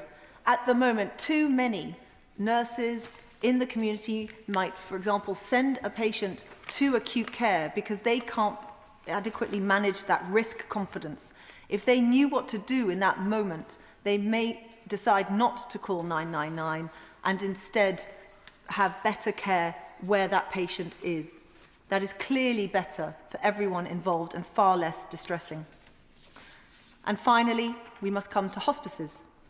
For so many, the recipients of marathon runs and bake sales, but it strikes us as nonsensical that this important part of the sector is funded primarily through charity. Now, we welcome multi-year settlements that have been made more recently and the recent money into capital, but we make the point that if they are to help lead the way out of this crisis, they need much better support in a much longer-term way. So in conclusion, the government's modern service framework must be more than just the press release. It must be a pledge to every citizen that when their time comes, they will be supported, not stranded. We owe it to the thousands of people facing their final days today and to the families who will remember their care forever to finally get this right this time. Sir Julian Lewis. May I congratulate the Honourable Lady on an excellent statement about what sounds to be a fascinating and detailed report. I was particularly impressed with the amount of time she dedicated to considering children's palliative care, and she may recall that there was a debate in Westminster Hall earlier this month when I mentioned that the charity Together for Short Lives had a particular idea about how to combat what she rightly emphasised, namely the wide variation from place to place in the availability of palliative care services, particularly specialised ones for children. So did her investigation consider the recommendation that the NHS ought to organise the existing children's palliative care services into palliative care operational delivery networks similar to those that are used in neonatal care service provision? I thank him very much for the question and commend him on his campaigning on this issue over the very many years. Together for Short Lives were indeed contributors to the two reports that created this, and the specific recommendation on children, babies, children and young people's care was that we need better specialist pan-ICB commissioning, indeed, modelled on other services. This is such a tiny population of an already tiny population. They are so often forgotten, and as I mentioned in my speech, an add-on at the end of a commissioning process. Actually, we need to start with them. They deserve so much more thought than they currently get. David Reid. Thank you, Madam Deputy Speaker. And I, as well, welcome the Select Committee statement and thank the Honourable Member for all the work that she does leading that committee. We all know that we have an ageing population. It's an issue that is going to increase, and we know that the pressures on our palliative care system will also increase. Now, we've had the assisted dying bill coming through, and I know that elicits strong feelings on both sides, for and against. But does her committee feel that the conversations and the light that's been shone on assisted dying has taken away from the discussion, the much-needed discussion that we need to have on palliative care? Thank him for his question, because if he reads the introduction to the report, we actually do seat the report in the discussions that have been had about the assisted dying bill. Like this House, the committee has a range of views for and against and in between on the issue. But actually the point we make is what we all share is a desire for palliative care to improve. And my own take on it is actually the conversations that not just us as a House, but as the nation that we've been having about death as a result of that bill has urged action in a way that, I mean, I mentioned 20 years we've been having these standards and they've not been met. I think this is an opportunity, and regardless of where one stands on the matter of assisted dying, let's grasp this nettle and take the opportunity to finally get this right this time. And that concludes this Select Committee statement. Thank you. We now move on to the backbench motion on transport accessibility for disabled people. I call Ruth Cadbury to speak for up to 15 minutes. Ruth Cadbury. Thank you, Madam Deputy Speaker. I beg to move the motion standing in my name on the order paper, and I thank the Backbench Business Committee for scheduling today's debate. The Transport Committee's report, Access Denied, Rights versus Reality in Disabled People's Access to Transport, was published a year ago and reported to this House on the 10th of June and the government response on the 1st of July last year. And the timing of this debate enables me to provide a timely update on work achieved by the government and transport sectors over the last year and covers areas where more needs to be done. I'm going to cover strategy, infrastructure and enforcement, and I'll conclude with a few questions for the Minister. Our report follows an in-depth inquiry which started in 2023 under the leadership of my predecessor in the chair, Ian Stewart. We travelled with people with disabilities to understand their experiences and the challenges they face. And we heard from a wide variety of people and organisations whose knowledge was invaluable. The report has also informed much of the committee's other work, other work since over the last year or so, across buses, taxis and the street environment, areas where poor design and maintenance and, frankly, lack of priority on the issue continue to inhibit transport access unnecessarily. In the year since the report was published, several important steps have been taken, and I thank the government and others for these. The Accessible Railways Roadmap was published alongside the Railways Bill in November last year and includes actions ahead of the formation of Great British Railways, such as a minor works budget and improved lift information. GBR will later set out its own plans through the long-term rail investment strategy. The Bus Services Act 2025 requires accessible transport plans, accessible network plans, streamlines disability awareness training, and supports more accessible bus stop design. The Aviation Accessibility Implementation Group was established to deliver improvements in air travel for disabled passengers following the earlier Task and Finish Group recommendations. On rail cards, eligibility has been extended to blue badge holders and will soon expand further to cover a wider range of visible and non-visible disabilities. On pavement parking, 5 years of waiting, most of that under the last government. The government has finally announced its next steps and we'll await legislation. And for taxi licensing standards, we welcomed the amendments in the devolution bill, including new national minimum standards that will include robust accessibility requirements. And on the Railways Bill, it introduces a duty on the Secretary of State and GBR to consider disabled passengers' needs and ensures GBR is covered by the public sector equality duty. We also welcome the publication of the Equality Impact Assessment, and we will scrutinise it closely. So let me now cover 3 strands which are essential if we are to embed and deliver lasting change. First of all, there needs to be a practical, ambitious, integrated transport strategy.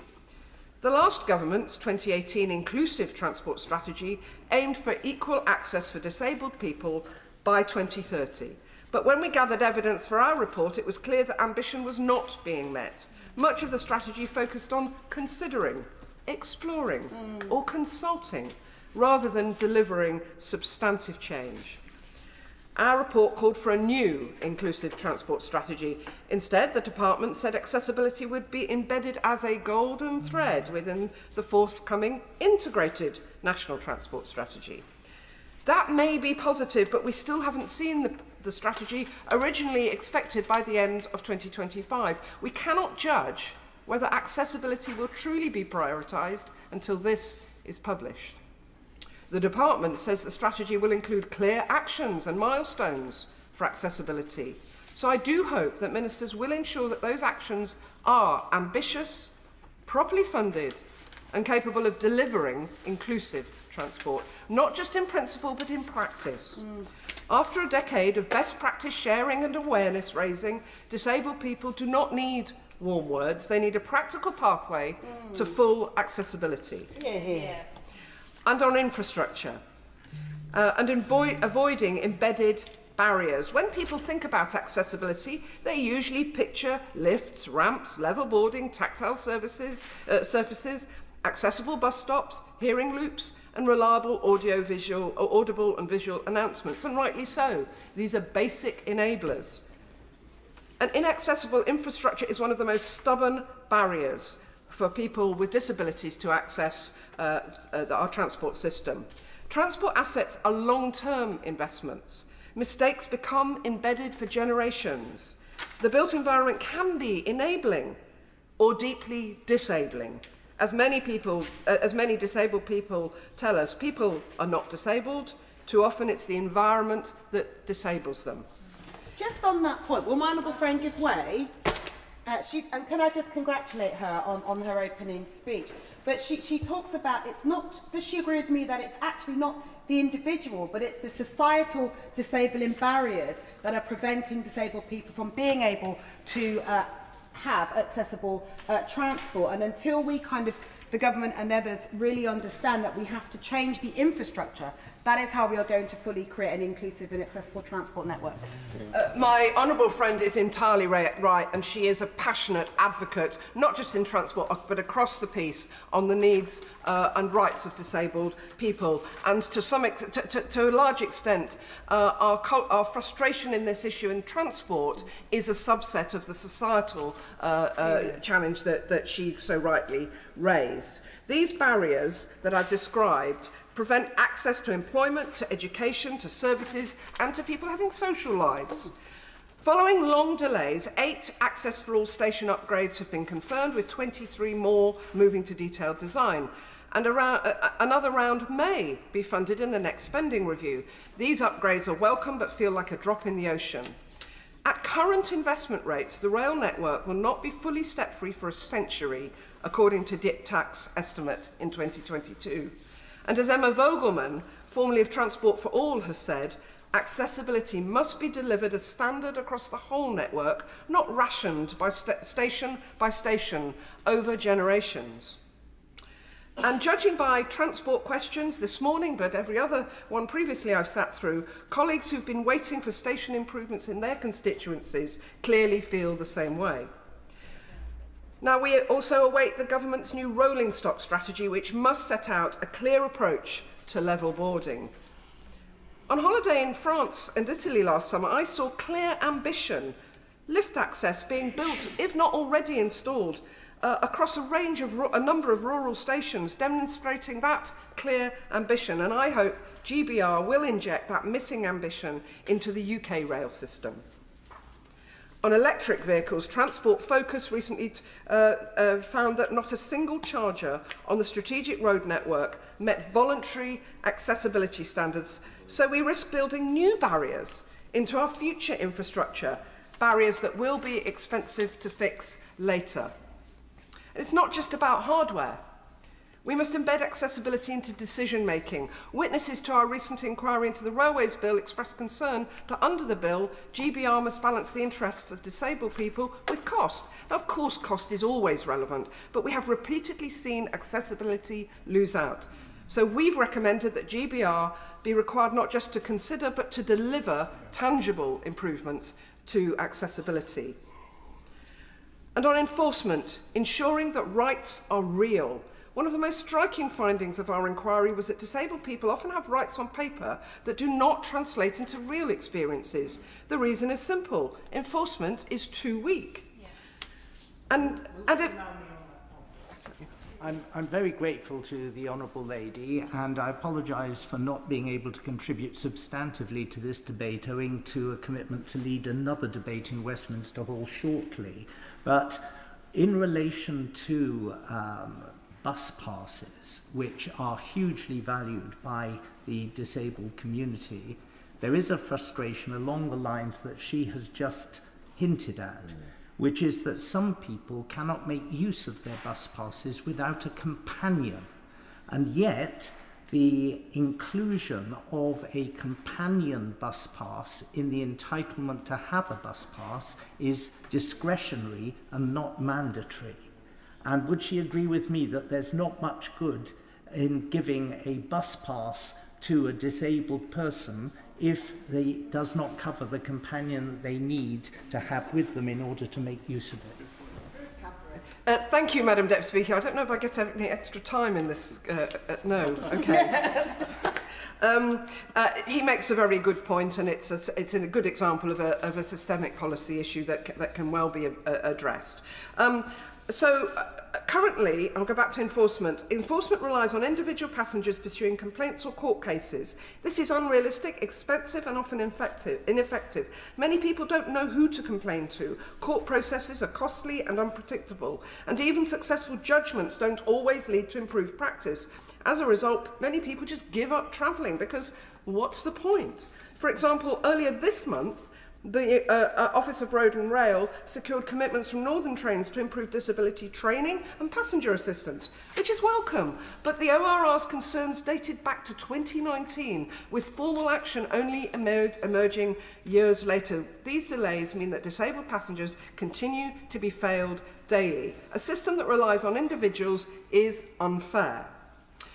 And on the enforcement gap, we concluded that regulators need more powers, more resources, a clearer mandate to intervene earlier, and a cross-modal approach.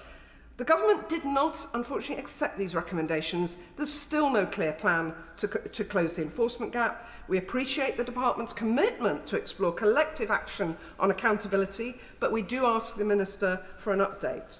And when we raised enforcement with the Secretary of State in correspondence, which is listed on the order paper today, and when she last appeared before us in November, she told us that she wanted operators simply to comply with the law rather than relying on enforcement. We agree that compliance is ideal, but robust enforcement is a necessary part of achieving that compliance.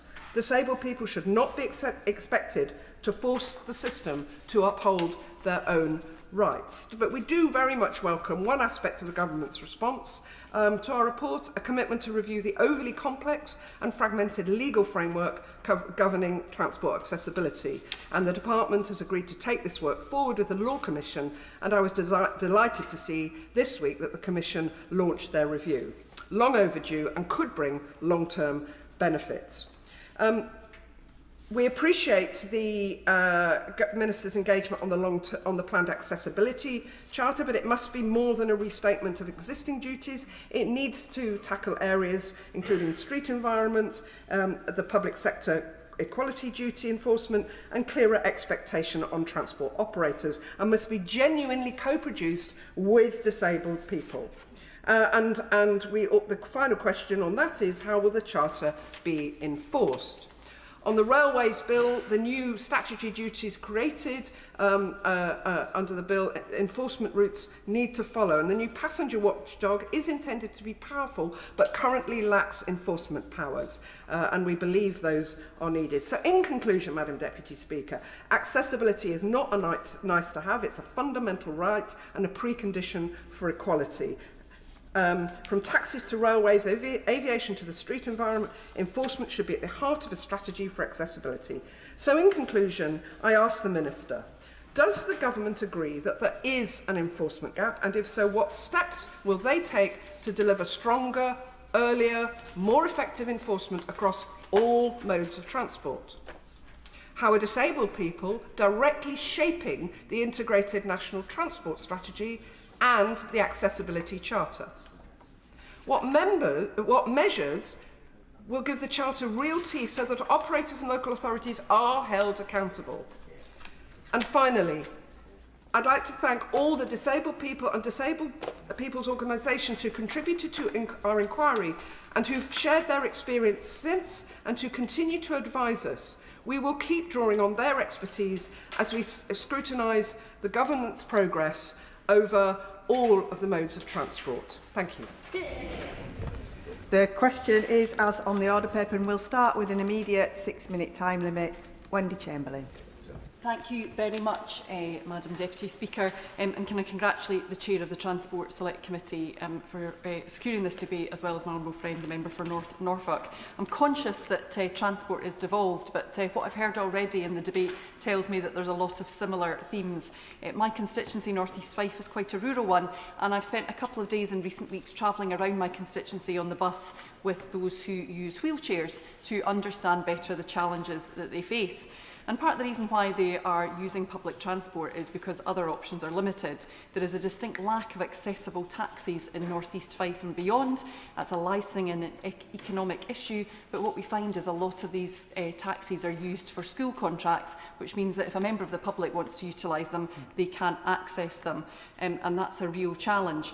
But as the honourable member pointed out, getting to the bus stop in the first place is a challenge.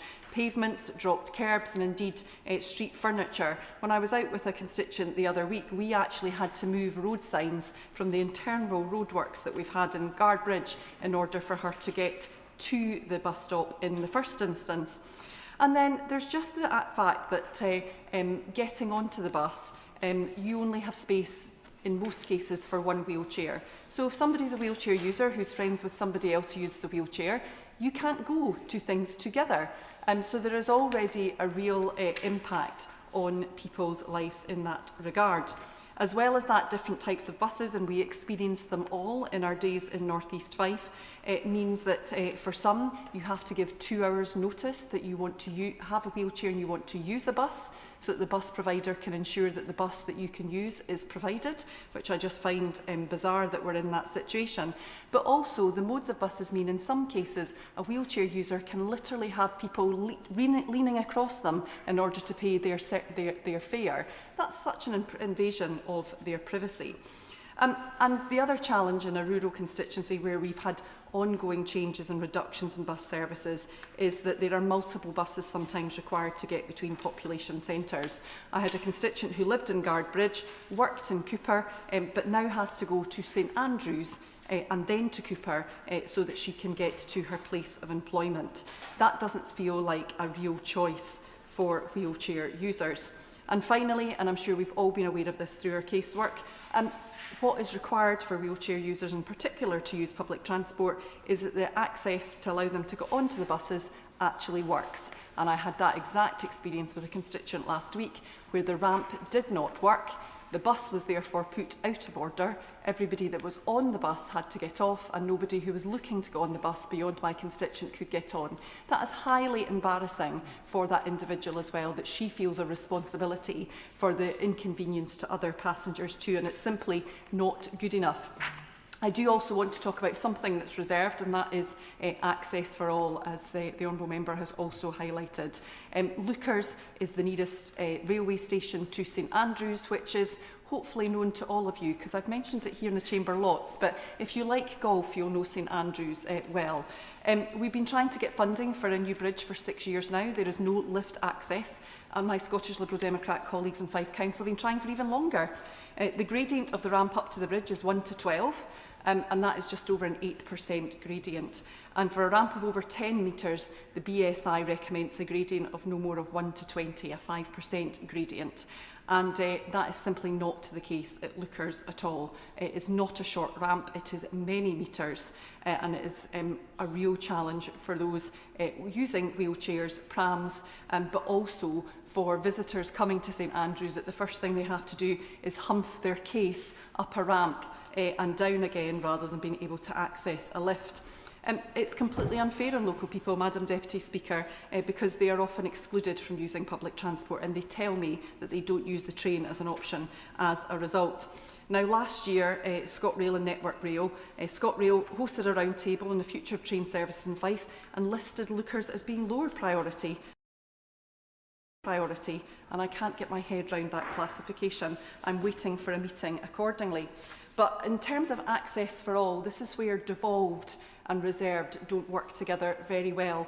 Much like the infamous Spider-Man meme, the answers to my queries 5 years ago involved the UK government pointed to the Scottish government, who pointed right back at them.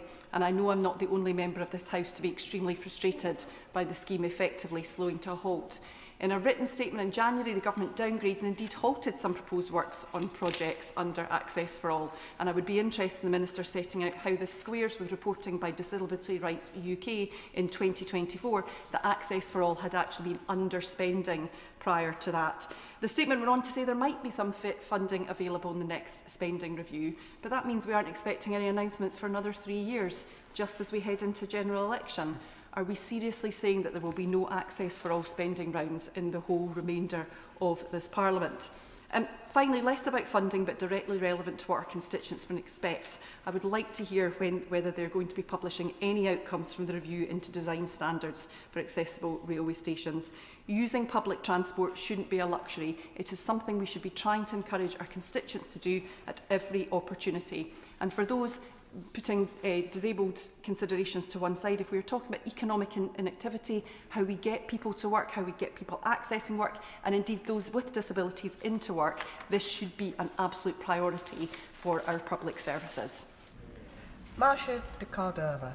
Thank you, Madam Deputy Speaker. Can I start by congratulating my honourable friend for her sterling work as Chair of the Transport Select Committee, but also to the Backbench Business Committee for providing this time for us to debate what I think is a very important issue. Madam Deputy Speaker, it's no secret I have been a lifelong campaigner for the rights, inclusion and equality of disabled people, not least due to my own lived experience. But I have been calling for and pushing for all modes of transport to be fully accessible and inclusive, as it is essential that disabled people should have equal participation in society at all times. And I genuinely believe that having access to transport is a human right. We should really look at it in the context of it being a human rights issue. Yet we all too often see and hear the stories of the many barriers that disabled people face when they are travelling.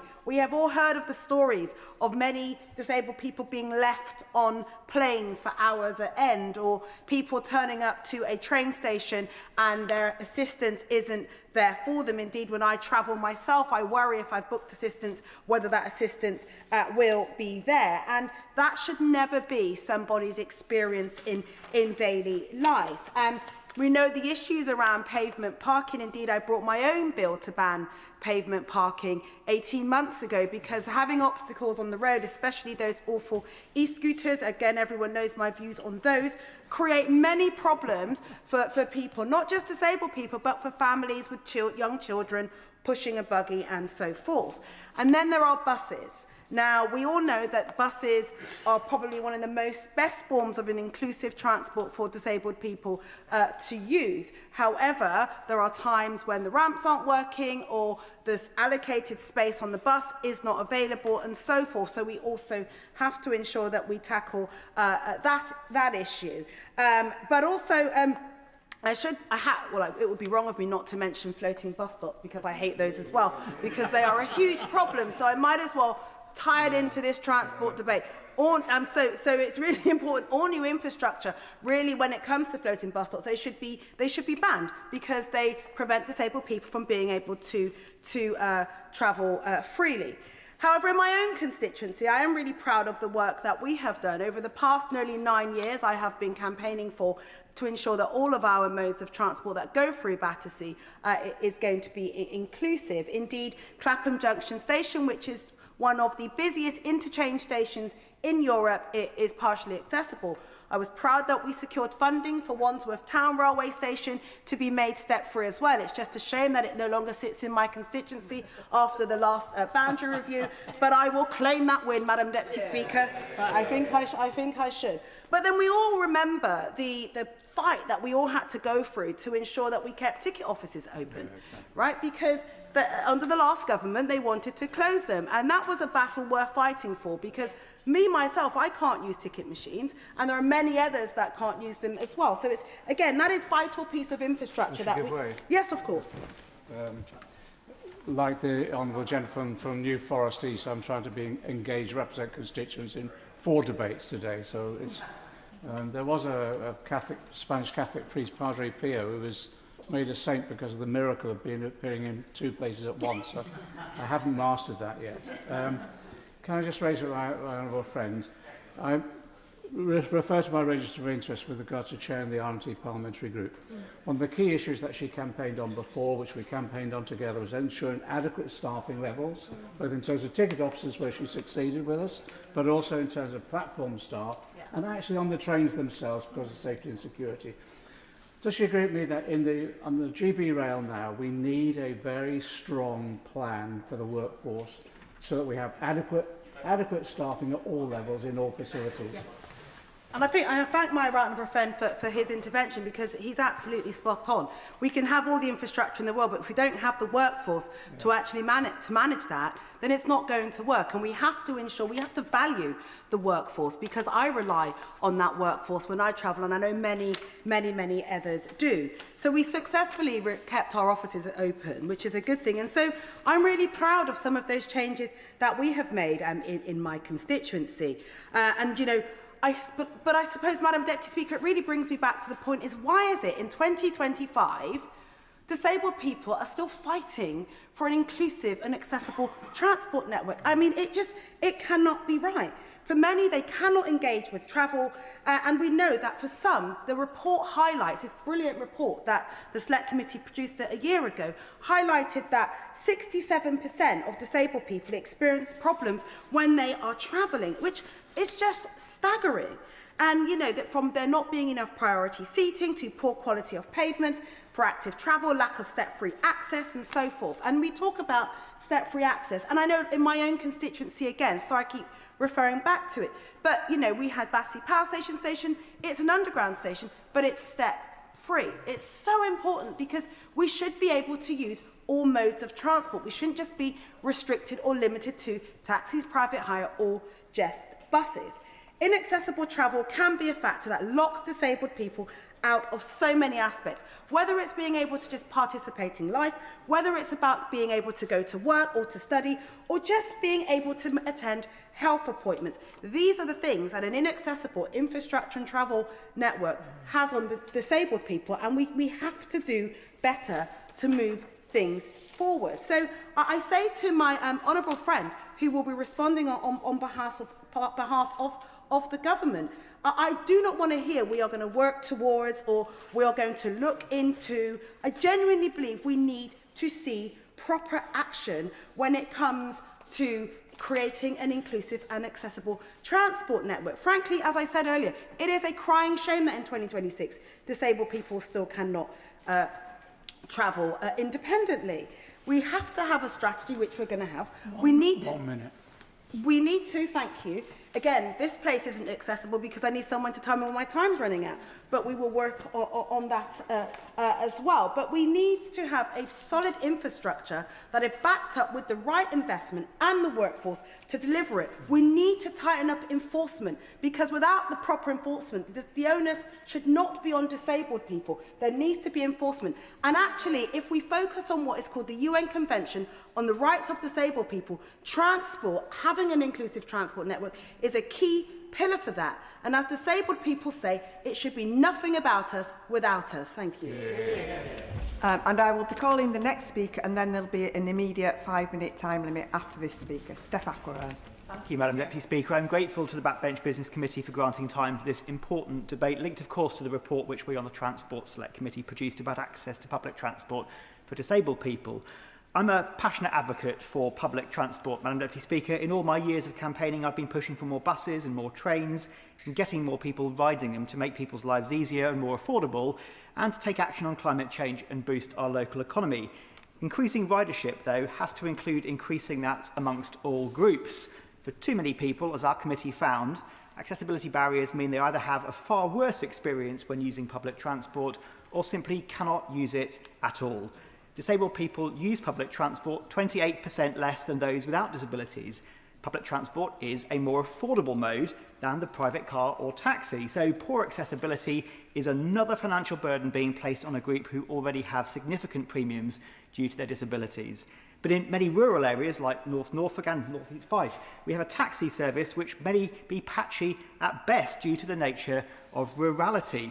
If a disabled person cannot or does not drive and cannot access a taxi, they will be isolated from employment opportunities, from visiting family and friends as easily as others. A two-tier system in rural North Norfolk is unacceptable, and that's why it's so important for the government and local councils to take steps to deliver greater accessibility in the transport system. For many, dealing with accessibility barriers in their local area, the fight to get these fixed can be long and drawn out. I want the House to cast its mind back to the 2019 general election, where I was a candidate in mid-Norfolk. I visited Wymondham Station with a group of local campaigners to see the issue they face with the station having no southbound step-free access. Since then, they've seen 4 Prime Ministers, 5 Transport Secretaries, 10 Junior Transport Ministers, and even 7 Norwich City managers, and still no step-free access. I'm very glad that in recent months, following years of campaigning from local Liberal Democrat councillors like Suzanne Nuri-Nixon, and now well supported, she and others tell me by my constituency colleague, the Honourable Member for South Norfolk, the government will be bringing forward plans for these improvements by the autumn. But that will have been a long 7 years since I got involved, even longer for many local residents, without equitable access to their own town's railway station. We're a country that demands equality for our citizens. Making disabled people feel like they are second class and forced to wait so long for improvements really is shameful. I'm very glad that much of North Norfolk's rail infrastructure is step-free and accessible. However, the same can't be said of our rural bus network. Such is the nature of bus travel in rural areas that many stops are little more than a sign placed at the side of a road and a verge, or maybe just based on local understanding that the bus might stop in a certain place. That might be good enough for some, but for those with access needs, this is far from a usable service. People need higher quality, accessible bus infrastructure to allow them to utilise public transport. With that in mind, I hope the government might also be able to learn lessons from the Buses Connecting Communities report about new models for rural public transport.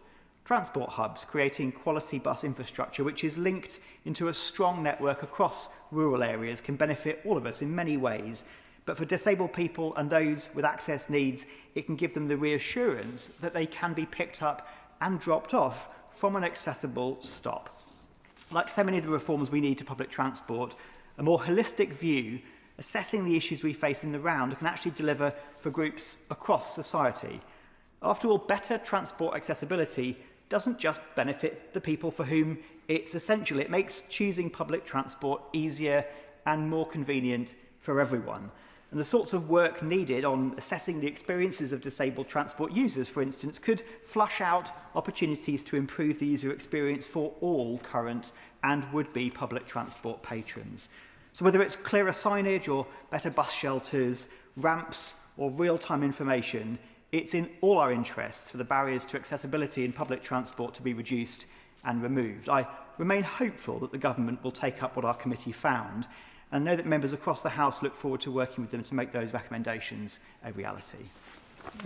And with a 5-minute time limit, Elsie Blundell. Thank you, Madam Deputy Speaker. I would like to begin by thanking my honourable friend, the Chair of the Select Committee, for her leadership on this crucial issue and securing this debate on the important matter of transport accessibility for disabled people. Since being elected to this place, I have reiterated that transport is one of the most crucial drivers of opportunity. Reliable, suitable and adaptable public transport for all should be a right, not a privilege. I would like to begin by touching on the precarious landscape facing disabled users of public transport at present. In a report published by Transport for All, it was made clear that 56% of disabled people report being unhappy or extremely unhappy making journeys. Indeed, the Select Committee's report reinforced this. Over a third of disabled respondents asserted that they avoid making journeys more than once a week because they believe it will be too complicated.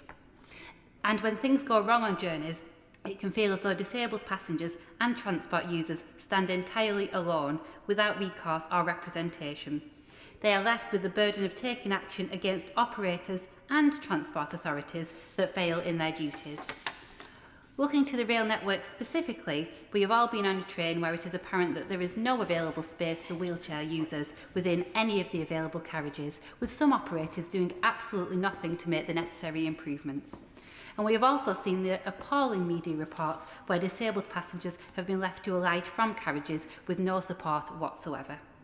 We need to seize every legislative opportunity to improve this dire landscape. Indeed, one of the crucial elements of the Railways Bill is the introduction of a Passengers' Council. But as the bill stands after committee stage, clause 36 on the general duties of the Council only stipulates that the Council must have particular regard to the interests and needs of disabled passengers.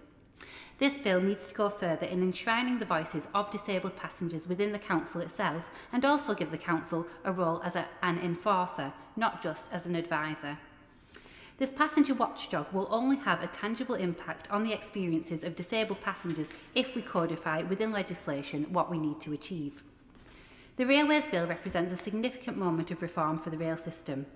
We must not miss the opportunity to embed strong, enforceable, long-term protections for disabled passengers. To achieve this, duties should be explicit and binding, and I do hope the Minister can speak to this issue specifically when concluding the debate. As the committee's report also highlights, and as my honourable friend, the Chair of the Transport Committee, mentioned in her remarks, pavement parking is another widespread problem, especially for people with mobility or visual restrictions. Constituents rightly tell me that this is an issue of safety. When people who park their cars leave no space on the pavement, those who use wheelchairs, walking frames, guide dogs or canes, for example, there is no way that the well-being of that individual can be assured. This selfish behaviour makes it really difficult for disabled individuals and people pushing buggies alike. I understand that rather than impose a blanket ban on pavement parking like we see in London, government first intends to introduce secondary legislation to ensure that local authorities can act against serious cases of obstruction caused by pavement parking. How does the Minister envisage that this will be meaningfully enforced by local authorities? Will additional funding be provided to enable local authorities to act? I would welcome answers to those points from the Minister. In closing, Madam Deputy Speaker, I would like to reiterate my thanks to the Chair of the Select Committee, our clerks and my colleagues for their work in producing this crucial report and for their advocacy on this important issue. I wholly welcome the steps currently being taken at this moment that will advance the rights and protections of disabled passengers. These include the Law Commission's review into Transport Accessibility Law, a direct result of one of our committee's recommendations, as well as the ECHR's publication of Guiding Principles for Accessible Transport and an Equalities Impact Assessment for the Railways Bill, something else that we have also, as a committee, called for. With that being said, however, I would conclude by saying that however significant reviews, principles and assessments are, we need to ultimately ensure that they lead to effective enforcement, accountability and the empowerment of regulators to challenge the operational orthodoxy that has left disabled passengers denied the access that they deserve. With the landmark changes coming to national and regional transport policy in the coming years, we need to ensure that everyone is part of the journey and, in terms of both legislation and practice, that we finally ensure that no one is left behind. Thank you. Gagan Mahindra. Thank you, Madam Deputy Speaker. Can I first start by congratulating the member from Brentford and Isleworth for securing this very important debate.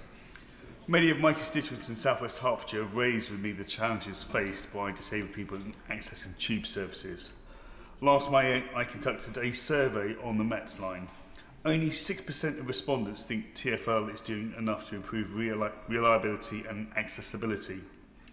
It is evident that people who rely on this essential service feel let down, and this is simply not good enough. I have previously written to TfL and the Mayor of London regarding this issue.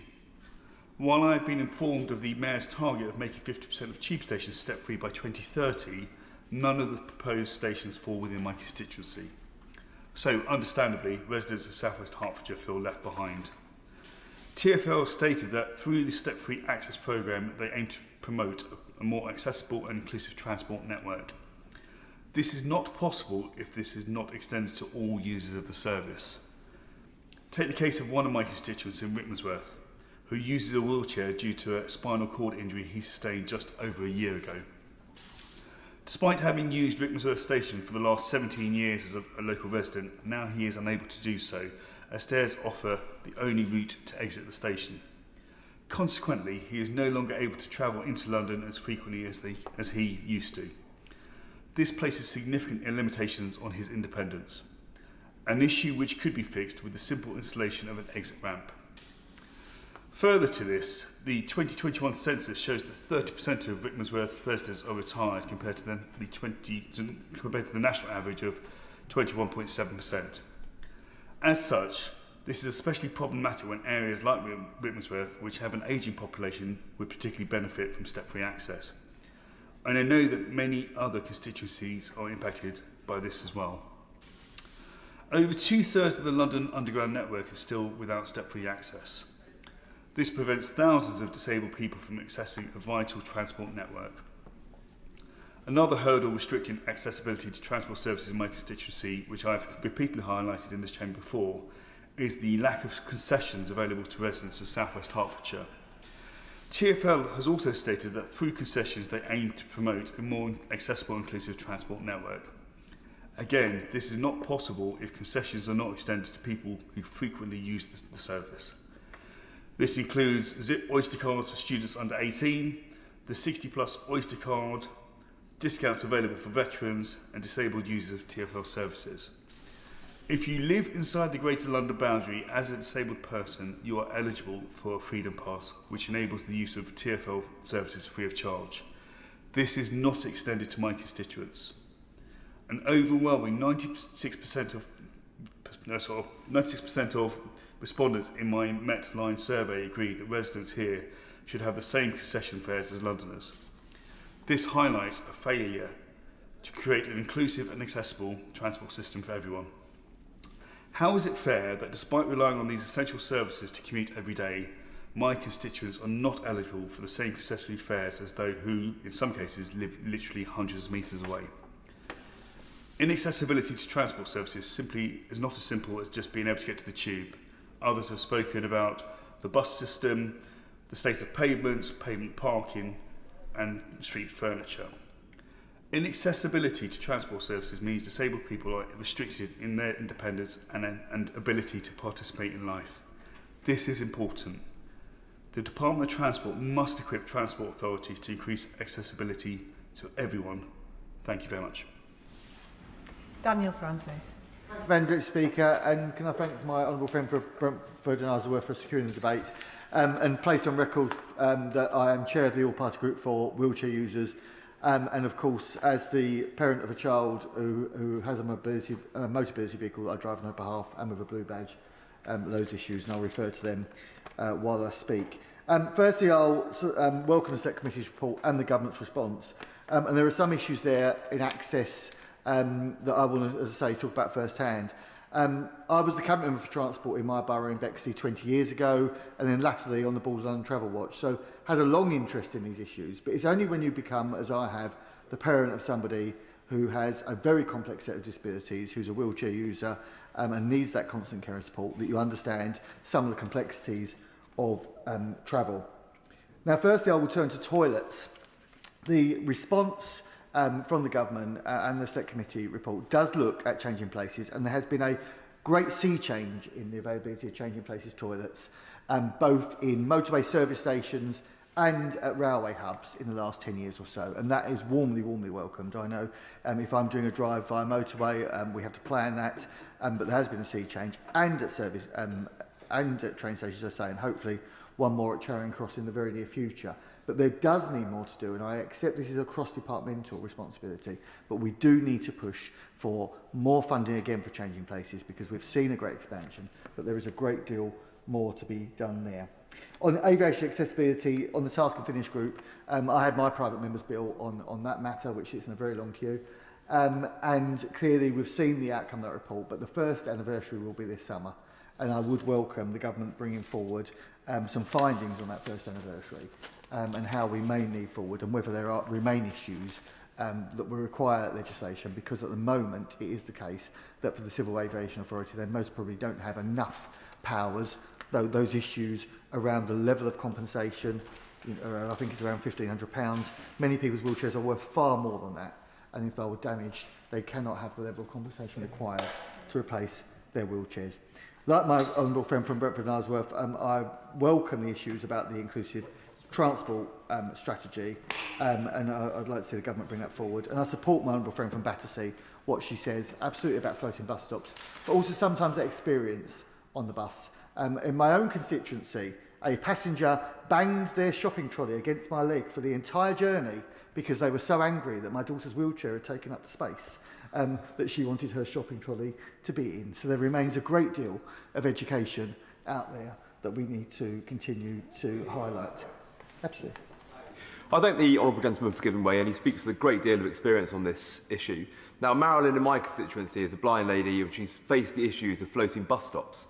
And during the design process for these floating bus stops and the implementation, her voice really wasn't listened to, and the view of blind people wasn't incorporated into that process. So what more could be done to educate and actually make sure that those people are at the table when these processes are happening?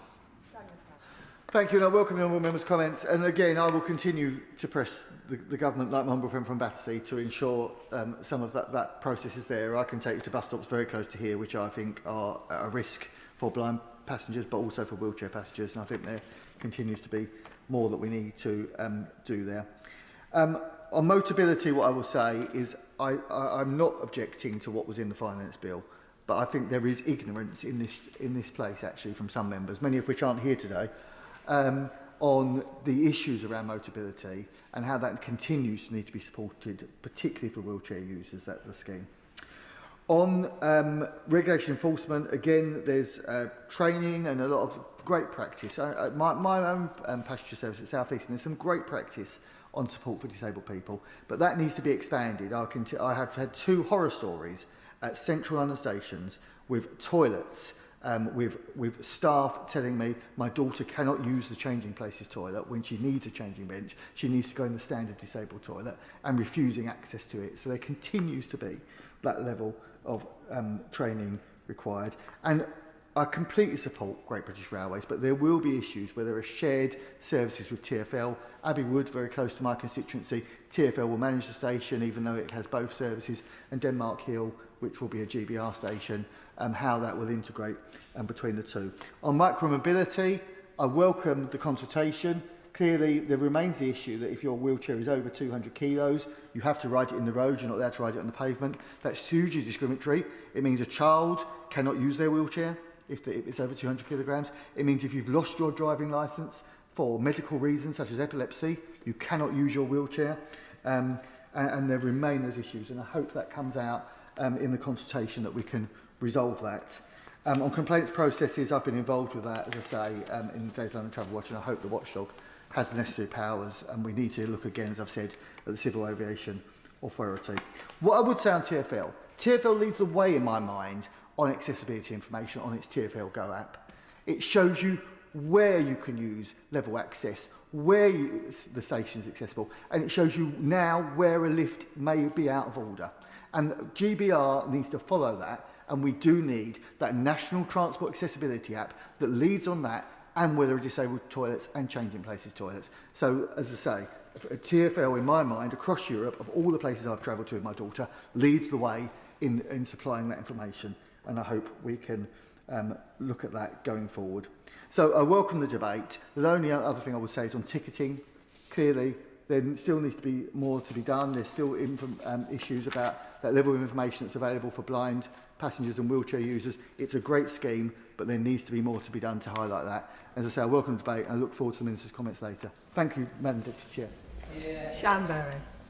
Thank you, Madam Deputy Speaker, and I thank the Select Committee Chair sincerely for the Access Denied report, which painted a bleak picture of legislative loopholes and lacklustre political will from consecutive governments when it comes to addressing the huge list of barriers faced by disabled people when accessing public transport. And in terms of step-free access on the railways, on which I'm going to focus my speech, it isn't just the barriers faced by disabled people that we need to talk about. These barriers also apply to older people, people travelling with children, people with luggage, work equipment, and many other travellers too. And we must never ever forget that improving access for disabled people, enabling their access, fixing the environment, as the Honourable Member for Brentford and Isleworth said earlier on, it actually fixes access for all in an inclusive, socially just way.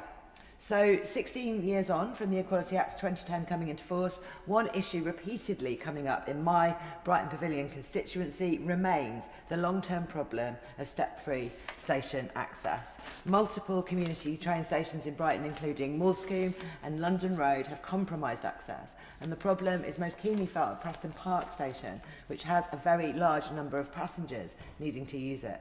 It is a station rooted in the heart of the community, which sees thousands of people use it to access direct trains to London, Gatwick, Bedford, Cambridge, as well as west along the coast towards Littlehampton. For visitors travelling to fabulous events hosted at the nearby park, like the Foodies Festival in May, the concert due to be held in July from adopted local rock god Nick Cave and the Bad Seeds, Preston Park Station should be the obvious get-off point. Yet for decades, it is a station that has been overlooked when it comes to funding bids to address accessibility issues. It is a Category C station with no step-free access and is simply inaccessible currently. There is no lift, stairs to every platform. And as the railway is a barrier for travel across the constituency, this lack also impedes active travel more generally. Without step-free access, my local residents are required to travel 2 miles to Brighton mainline station to board trains there, and this can be in addition to calling ahead to pre-book the use of a ramp at that station. This is all an unreasonable adjustment. And yet, despite all these problems and the potential benefits of fixing them, in May 24, in the dying days of the last government, Preston Park Station did not make the 50-station shortlist for Access for All funding. In January, we're making an announcement to cull the Conservatives' 50-station list to 8 definites and 19 maybes. Lord Hendy, accused the previous government of raising significant stakeholder expectations about the station accessibility funding, and said the government is committed to a rigorous approach and only making commitments we believe are affordable. This example, which is so frustrating to my constituents, shows that positive aspirations in terms of the railways are not enough on their own. They need to be backed up with concrete funding and real commitment. Step-free access is not a convenient thing to have in an ideal world. Step-free access to platforms is a necessity and an equalities issue. It enables participation in work, education, healthcare and social life. And I'm not filled with confidence the government is committed to the funding needed and the urgency that it is needed within. But there are huge opportunities for the government to reform their approach with Great British Railways, and I really hope to hear something from the Minister on this later on. What has been communicated to date by ministers does fall short. They must take steps to commit to the funding and resource needed to rapidly remove barriers, end the discrimination disabled people face when trying to navigate public transport networks. And finally, I would also like to invite the Minister to visit Preston Park Station, to meet with my dedicated local campaigners, see the multiple issues faced, not just by disabled passengers and those with access needs, but by the general public as well at that station, and to see these problems firsthand. Thank you. Anna Dixon. Madam Deputy Speaker, and I'd like to add my thanks to my honourable friend, for the member for Brentford and Isleworth, for securing this debate, but also for her fantastic leadership of the Transport Select Committee. I'd also like to commend my honourable friend for Battersea, she's no longer in her seat, but for her campaign, particularly around pavement parking, which is a real bane of many of my constituents' life, and I'm really pleased the government are giving powers to Bradford Council and other councils across the country to be able to look at introducing selective pavement parking bans. I've spent much of my career dedicated to campaigning to improve things for disabled and older people in particular, and as part of the work I did at the Centre for Ageing Better on age-friendly communities, we saw accessible transport as a key part of an age-friendly community. It's an essential part of everyday life. It allows us to get to vital appointments, it allows us to get to work, it allows us to see friends and family. It's a bridge, it connects us to different aspects of our lives and keeps us from feeling isolated. And yet, as we've heard in this debate and know from our own experiences and those of our constituents, for many with disabilities, public transport is not a bridge, it's a barrier. In my own constituency, the lack of accessibility at Menston Station has been a really persistent issue.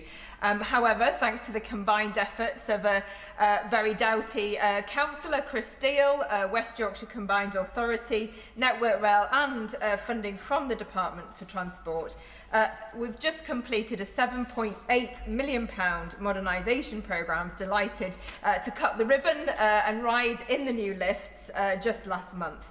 And I would pay tribute particularly to Chris Steele for his ongoing campaign, because it's all very well having an accessible station, but at the moment the actual train isn't accessible, so he wants to get what's called a Harrington hump, and I suggest that if colleagues haven't heard of a Harrington hump, you look it up, but basically it would give a raised section of the platform so that disabled people could actually access the train without ramps. But progress at Menston is just one example, and I really would be keen to hear from the Minister about plans for ensuring that councils and combined authorities have the support they need to increase further accessibility at stations. I'll move on just briefly to accessibility of buses. It really is vital that the government takes steps to ensure buses too are accessible. I'm really proud of what the government's doing to make it easier for local authorities and mayors to bring back buses into public ownership. And I was delighted to hear that Bradford's just been awarded over £14 million, I'm sure Madam Deputy Speaker is too, to help with the rollout of electric buses across our district. Special thanks there to Councillor Leader Susan Hinchcliffe, who's lobbied hard on this particular issue. But these buses must be designed with accessibility in mind. That means visual and audio displays, a step which drops to the curb, and of course, as we've heard again in this debate, drivers receiving the necessary training and awareness so they know how to accommodate disabled passengers. So I would like reassurance from the Minister that any new transport infrastructure like buses will meet high design standards for accessibility. And finally, Madam Deputy Speaker, I just want to touch on affordability. Not only must disabled people be able to physically access, but they must be able to afford it. And as we know, Tracy Brabin, our fantastic Mayor of West Yorkshire, only a couple of weeks ago has announced that once the Weaver network, that franchised bus network, rolls out across West Yorkshire, disabled people will be entitled to use their bus pass before 9:30 a.m, helping disabled workers to get to work. So again, I really urge places to look at what we're doing in West Yorkshire and encourage the Minister to work with colleagues at DWP so that NEETs and others who may face additional barriers to getting into work and make sure that public transport is accessible to all citizens. So in conclusion, I would just say I think there's lots of really positive things the government is doing, but I am keen to make sure that the government takes further action to improve the lives of disabled people, and I'm sure the Minister will agree there's more to be done if we're to guarantee this as a right that most of us take for granted, that right to access public transport. Thank you very much. Alex Mayer. Thank you, Madam Deputy Speaker, and I'm always pleased to speak in debates about transport. I want to paint a picture for the Minister of Leighton Buzzard Station. He is, of course, welcome to visit too. There are 2 lifts, which is fantastic. And at the moment, and I don't knock those lifts at all, because I know many people want them. So at the moment, you can walk in from the ticket entrance side, get into one of the lifts, go up, go across, go down again, and then you hit a slight problem, because then you have to walk all the way along the platform, past the locked gate, whereupon there are a few steps to go up and a few steps to go down to get out of the station onto the other side, where many people want to go. It's a place called Linslade. And as I said, there's a locked gate on that route. Were that gate to be opened, you would have entirely step-free access to get to the outside world. Now, I know it's not entirely as simple as that, because I've had a lot of conversations with people about this. There is some greenery in the way, there are some cables, there are some issues about public rights-of-way, but it really doesn't seem impossible. Now, my last discussions were with Network Rail, and they said that they were talking to London North Western. Now, given that they are both now in public hands, it doesn't seem that there's many people to pass the buck between. So I wondered if the Minister might be able to suggest how we can make best progress on that local issue. Moving on, I'd like to talk briefly about a couple of points in the Transport Select Committee's report, Access Denied. The first is recommendation 105 on a unified complaint system. And I'm absolutely in favour of unification and standardisation. And I do think that Great British Railways offers a real chance to do that in many ways, not least also on lost property, which I spoke about in the second reading of the Railways Bill when that was happening last time. I also think that as we establish more and more regional transport brands, has been discussed, the Weaver brand, for example, that is going to be what customers think of as the kind of portal gateway to many, many different types of transport. So it seems to me that that may well be the place where people ought to be pointed towards if they're going to make a complaint, or actually if they're going to give somebody a compliment as well, because it's not always bad news. I also wanted to highlight paragraph 25 of the report, which focuses on neurodiversity. And it mentions various different issues, including ambiguous signage, which absolutely nobody wants. I mean, I personally think that the Thameslink boards at Blackfriars are particularly confusing. I never know which side the train is coming in on. But what I think we can do, and Great British Railways offers us an opportunity, perhaps a once-in-a-generation opportunity, is to create familiarity and consistency right across the network. There are some reports from Tokyo as well on their metro, the Ginza line, where they've introduced colour-zoned boarding areas, and it's been cited as an example of neurodiverse-friendly design. But it's also a design that has improved passenger circulation overall and meant far fewer last-minute dashes by everybody to the platform. Because that is, as the Honourable Member for North Norfolk mentioned as well, the good thing about accessible design. Improved signage can help tourists or commuters rushing to make a connection. Banishing steps also helps anybody with a suitcase or a pram. For society to thrive, we need to make use of the talents of everybody. But if we do this right, we don't just remove barriers, we raise the standard of travel for everyone. Adam Thompson. Thank you, Madam Deputy Speaker. And can I first thank the Chair of the Transport Select Committee for her efforts in securing this debate, and indeed the Backbench Business Committee for granting it to us. Madam Deputy Speaker, at Long Eaton train station in my constituency, the two platforms are very well above ground level. They're both accessed by narrow ramps, and on both sides of the train line there's a steep upward incline, and these ramps are guarded at each end by rails which prevent people cycling up and down them. But the sharpness of that gradient means that if a traveller has any kind of mobility issues, their journey up the platform might be rather difficult. The barriers, of course, make it effectively impossible for anybody who requires a wheelchair to make it up, and some odd tarmac on the ramp often sees people with no mobility issues at all hit the deck every time there's a freeze. From personal experience on my parliamentary commute, Madam Deputy Speaker, I can confirm not fun. 2 lifts were thankfully installed, though, at Long Eaton train station in 2012. It was part of the Network Rail's Access for All programme, launched by the last Labour government in 2006, and it continues to this day. This installation was, I think, great progress towards improving disabled access to the platforms, but the actual operation of the lifts, I think, leaves something quite extensive to be desired. Travellers can only actually use the lifts when somebody is on duty at the ticket office, which is normal 9 to 5 hours.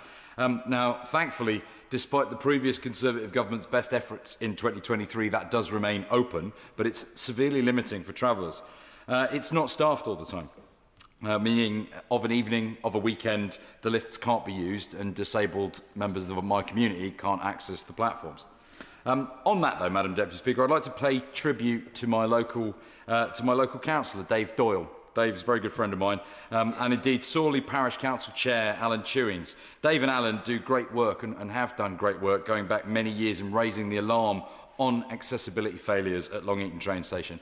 Indeed, when Dave, Alan and myself campaigned against the proposed ticket office closure a few years ago, disabled people's access was very much the thing that we were focused on at that time. And great thanks to Dave and Alan for their efforts over the years. I've met previously with Midlands Connect and Network Rail and spoken about persistent issues at Long Eaton station. Struggles with accessibility result from its relative lack of modernisation, but the problems don't stop there, Madam Deputy Speaker. The platform is also unusually short. There is a special announcement every time I get on my train back home, meaning basically the long intercity trains can't open all of their doors because you can't access them from the whole platform. It leads to misconnections and confusion for travellers all across the board. Additionally, the railway bridge right next to the station across Tamworth Road is 200 years old, and it's now so low and so narrow that it chokes all traffic going under what is a very, very important thoroughfare between Long Eaton and the M1. The road under the bridge also regularly floods, which means that people have to take a 15-minute diversion. The infrastructure just isn't there that we need. In summary, Madam Deputy Speaker, we need proper investment to ensure that the station is accessible every day at all times. Long Eaton is a commuter town. Ultimately, it's at the heart of the East Midlands, with regular trains running to Nottingham, Derby and Leicester, and it's less than 2 hours door-to-door to the House of Commons, which is very convenient. But I think it needs to be modernised, and any project that does that needs to recognise disabled people's rights to accessibility so everyone can use the station to get where they need to go. Liberal Democrat spokesperson Gideon Amos. Thank you, Madam Deputy Speaker. And it's appropriate to address this debate on National Epilepsy Day, and I'm very grateful to and congratulate the Chair of the Transport Committee in securing this debate and for her expertise in this area. And I thank all the colleagues across the House who have spoken in this debate, including my honourable friends from North East Fife and North Norfolk, who are admirably increasing the pressure for accessibility improvements in their constituencies. What the debate has shown, I think, Madam Deputy Speaker, and what disabled people, of course, have known for a very long time, is that accessibility is still too often treated as a checkbox late in the process, rather than being built in from the very start, with the result that people are left trying to navigate a system that may function on paper, but too often breaks down in practice. That's why this cannot be approached piecemeal, with one part of the system considered in isolation, each body concerned only with its own narrow responsibilities, because what matters in real life is whether the whole journey works from beginning to end. So the proper test for the government is therefore a practical one. Can someone get from home to work, college, to hospital, to the high street, see friends, family, safely and reliably with the same basic confidence as anyone else? And for too many disabled people, the answer is still no. The wider picture makes that clear. Only 31% of British stations had full step-free access as of November 25. 57% of the working age population in England live in areas with low public transport access to jobs, and bus journeys have fallen by more than 1 billion since 2015. Those are not separate problems. They're a sign of a transport system, Madam Deputy Speaker, in which accessibility has not been given the place it should have been given in decisions about infrastructure, service levels, procurement and oversight. Access to healthcare is also harder where public transport is lacking. 66% of elderly people are unable to reach a hospital within 30 minutes by public transport. And waits for driving tests remain stubbornly high, which of course are particularly concerning if you're disabled and rely on driving as your only means of getting around. So the issue is not simply whether there are accessibility duties in law, it's whether accessibility is shaping decisions early enough to prevent exclusion from being built in from the beginning. Failure to get the design right at the outset produces more costs on people and more inconvenience and less independence later down the system. A constituent of mine raised the situation at the bus stop by the former Three Cups in Wellington, where parked cars prevent the bus from pulling in, so disabled passengers and others can't then board safely, and ramps sometimes can't be put out. Street design, parking enforcement, vehicle operation and passenger assistance all need to work together to solve these problems. I've also heard from resident Creech Heathfield, who spent months trying to get a response from bus companies about wheelchair accessibility with no meaningful reply. That too is part of accessibility. A system that doesn't respond when disabled people raise barriers is a system that is failing them. And the same pattern can happen in taxi provision, with the shortage or the scarcity of accessible cabs, often bookings falling through and unsuitable vehicles arriving instead. If policymakers treat accessibility as marginal or something that can be covered, something to be covered by special arrangements later on, what develops instead is a patchwork of uncertainty in which disabled people are expected to plan around failure. That's not good enough for disabled people. Rail matters, buses matter, taxis matter, driving support matters, and the links between them all matter as well. Liberal Democrats have therefore played their part, and I'm pleased to have played my part, as the Honourable Member for Battersea mentioned, the ticket office campaign in my constituency to ensure they were retained. We've also proposed amendments on bills, for example, on accessible information and representation of passengers with access requirements, on bus accessibility and reporting, and more support for disabled people, and a rail passengers charter. Finally, Madam Deputy Speaker, I would like to ask the Government how they will embed transport planning from the outset in future projects so that key decisions are made at the right stage, and how the Government will bring together rail, buses, taxis and driving support into a more coherent strategy for disabled people. And if I may just finish with a positive note, which I know is sometimes unusual in this place, Deputy Speaker, but looking back on the experience, I have a confession. I was a pusher Madam Deputy Speaker. From my childhood to later in my life, my mum was a wheelchair user, and before the days of, many of them before the days of electric wheelchairs. And so perhaps I identify with the experience of the Honourable Member for Bexley Heath and Sidcup for accompanying people on public transport in the days when we relied on her being an indomitable character who would press gang any available member of the public, family, porters, taxi drivers, to get her across the country before there was accessibility on public transport. That involved planks of wood to ramp across the steps from our house into the taxi. That would involve being lifted into the goods van and rattling around with the mail bags from one end of the railway line to the other. As the voices of disabled people were, it was less like being a helper and more like being an extra in Around the World in 80 Days, some of those journeys. But those days have passed, things have improved, and as the voices of disabled people have been heard more, we have seen improvements in accessibility for people using public transport. And that accessibility should not depend on luck, persistence, or whether somebody remembered accessibility late in the process. Accessibility needs to be part of the plan from the start. Thank you. Shadow Secretary of State Richard Holden.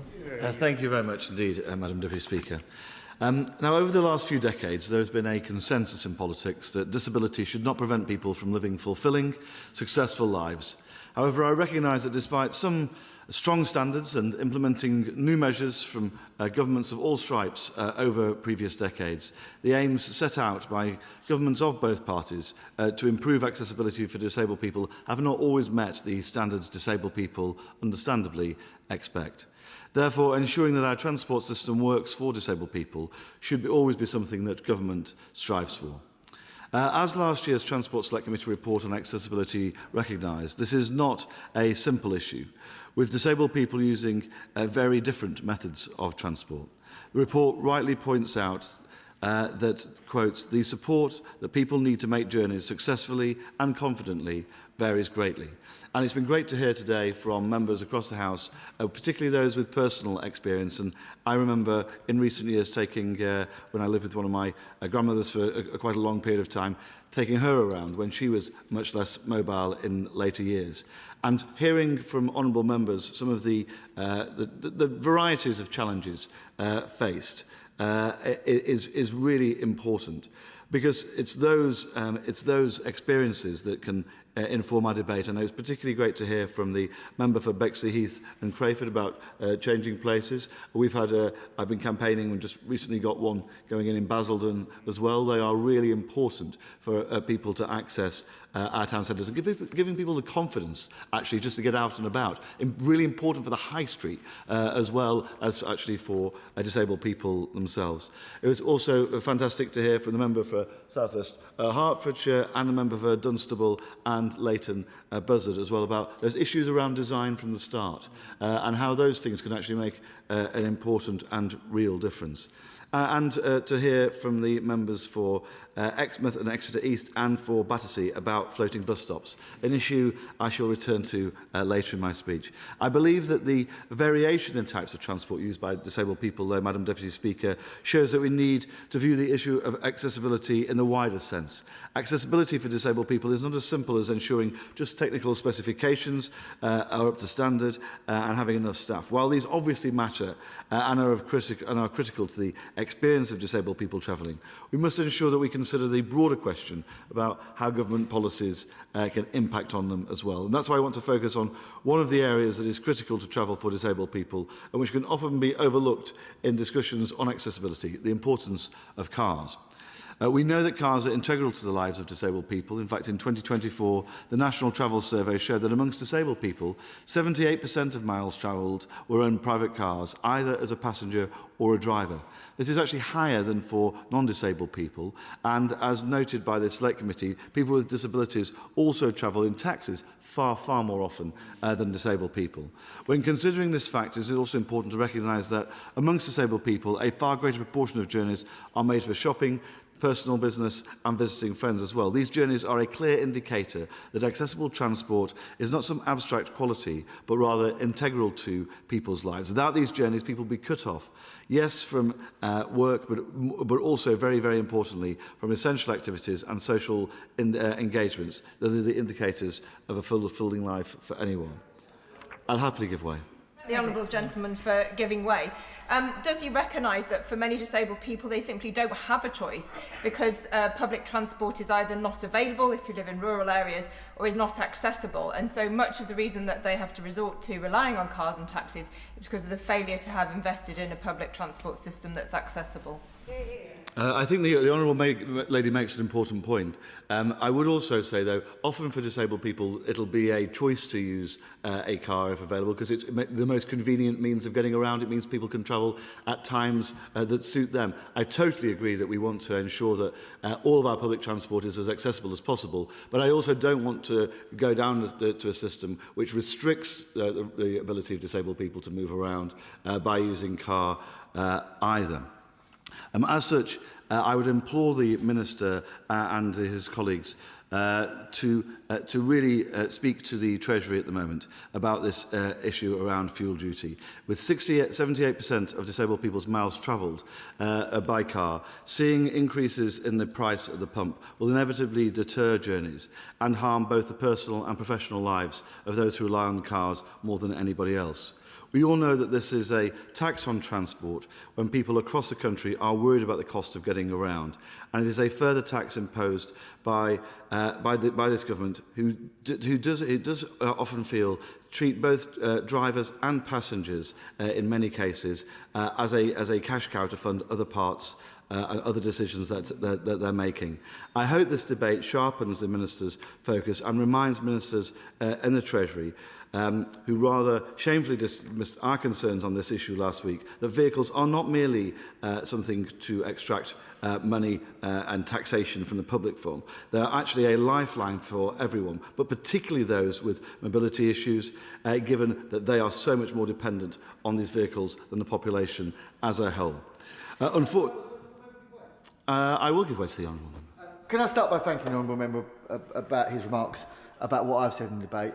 But however, all the statistics show that users of mobility vehicles, the people that need them most, are A, the poorest, but B, people who live in rural areas.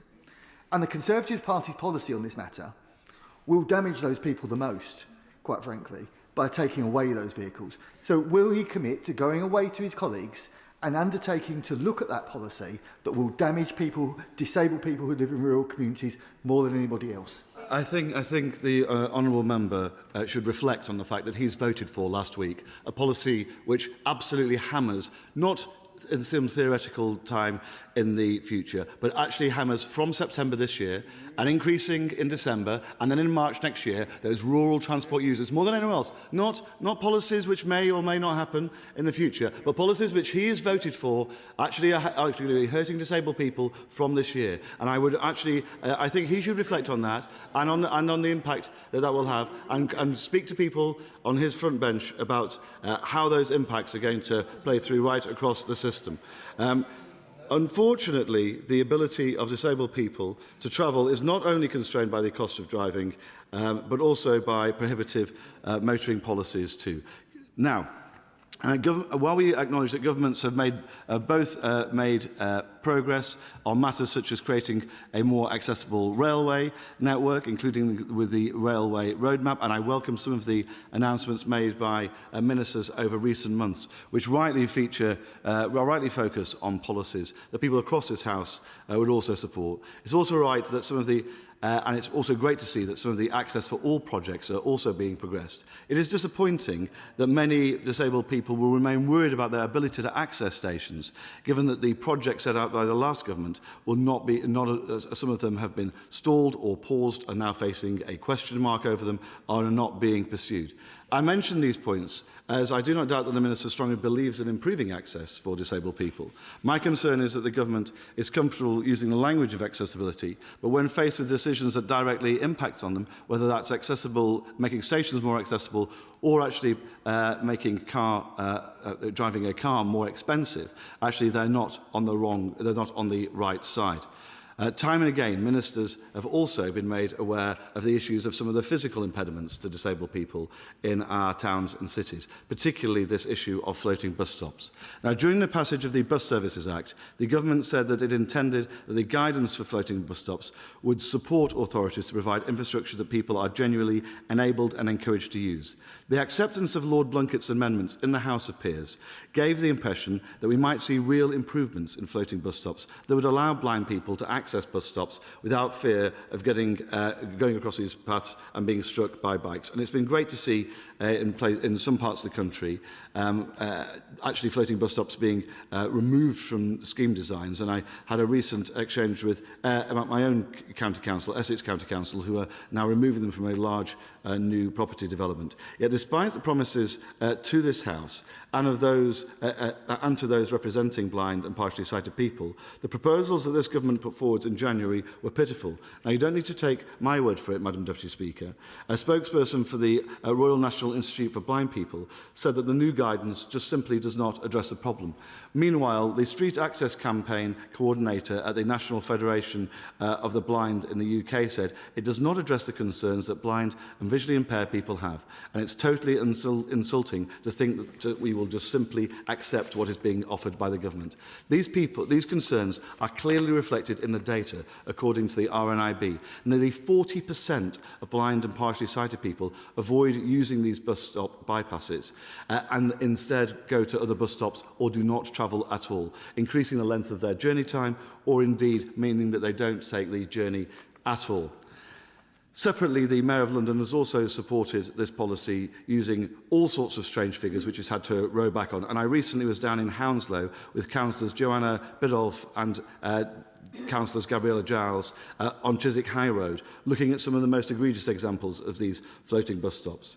The next decade will offer an opportunity, and as I come to the end of my speech, Madam Deputy Speaker, for advances in accessibility. New technologies such as autonomous vehicles could transform opportunities for disabled people. Demand-responsive transport could also provide additional services that are not currently available. If the government uses the powers available to it, such as those in the Autonomous Vehicles Act, passed by the last government, we could see really significant improvements in accessibility options for disabled people.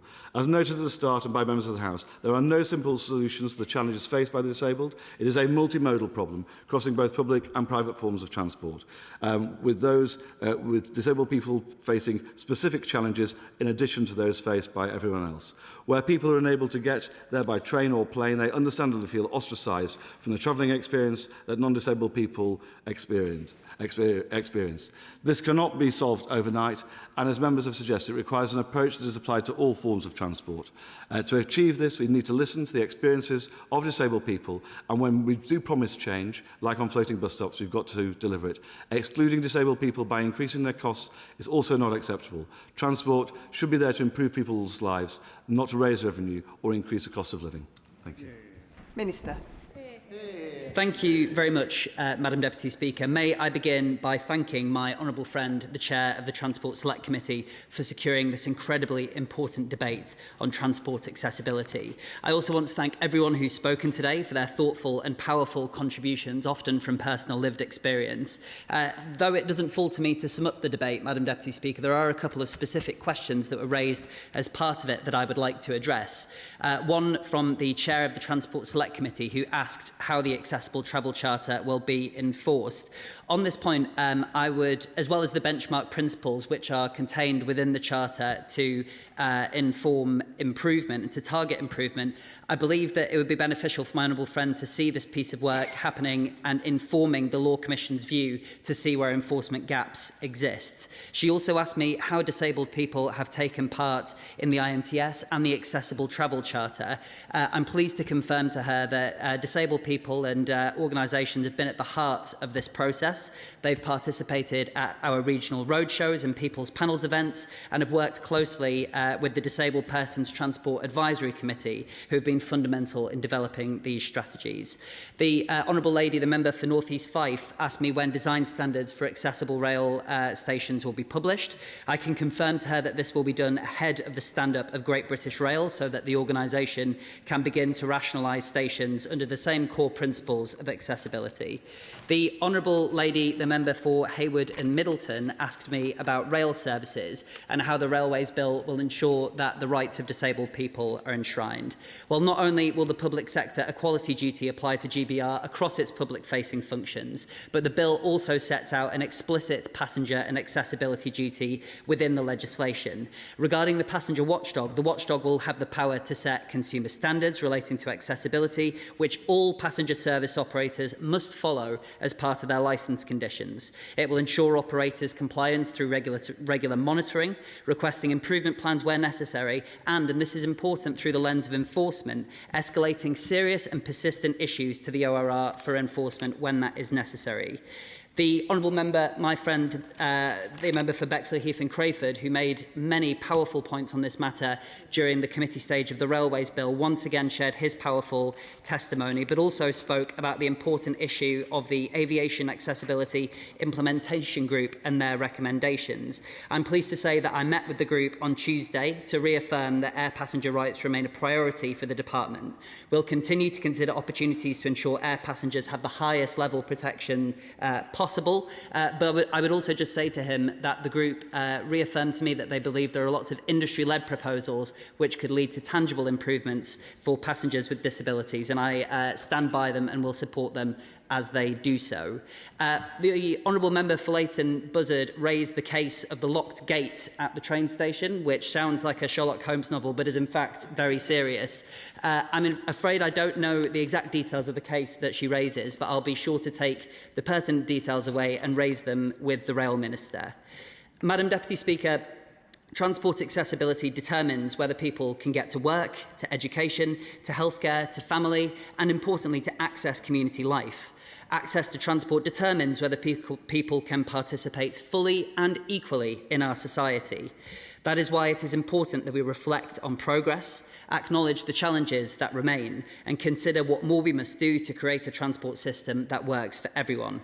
Now, I do not believe that accessibility is a destination that can simply be reached or completed. It is an ongoing journey that requires constant focus, particularly in a world where transport technology and patterns of travel are evolving rapidly. But let me be clear from the outset, it is unacceptable for anyone to be prevented from travelling or to find it difficult to do so because of accessibility barriers across our transport system. Too often, disabled people have been expected to plan, to negotiate, to explain and to adapt, rather than the system doing that work for them, as any other passenger would expect. Accessibility has too often been an afterthought rather than being designed into transport strategy from the start.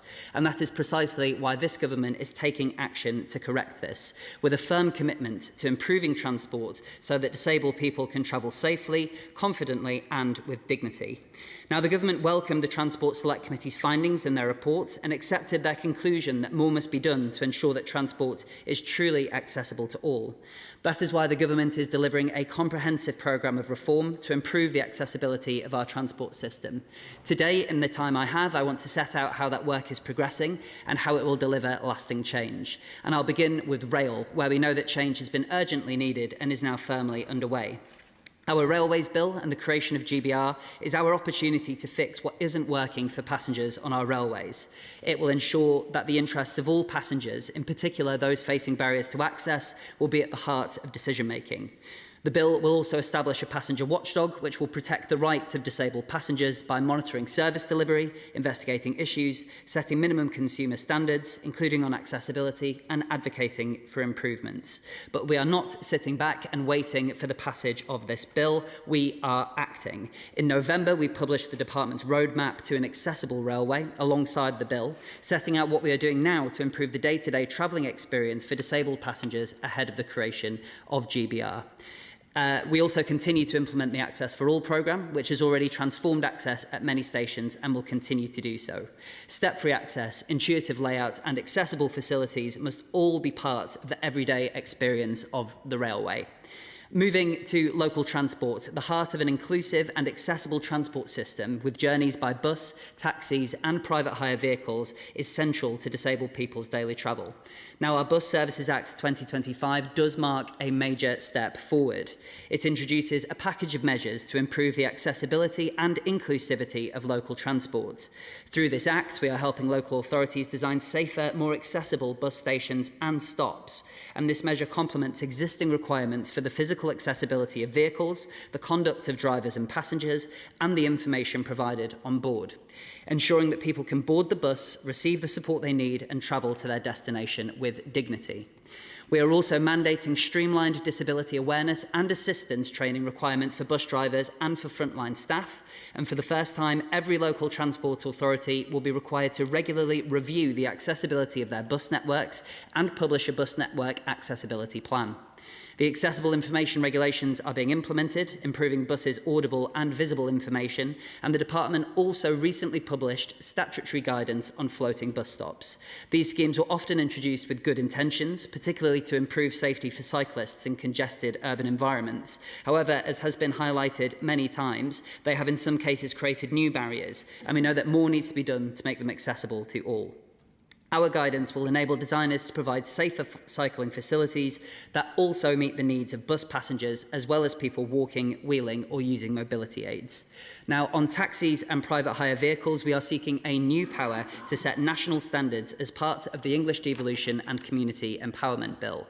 This will allow us to set robust standards that prioritise and focus on passenger safety and other standards such as accessibility. We intend to use the standards to mandate disability equality training for drivers as we consider wider reform to the overall sector. Increasing the provision of wheelchair accessible vehicles will be a key priority and an area of focus in our planned engagement this spring. We're also making sure that local transport planning considers accessibility holistically by developing new guidance on the production of local transport plans, which will set clear expectations that accessible and inclusive transport should be at their core. I'd like to turn next to integration, which is a matter that the Lib Dem spokesman spoke about very powerfully. Accessibility depends on integration and planning, and too often decisions on transport infrastructure have been made in silos, with accessibility considered too late or not at all. Journeys must be joined up, and people should be able to leave their front door and reach their destination without facing barriers along the way.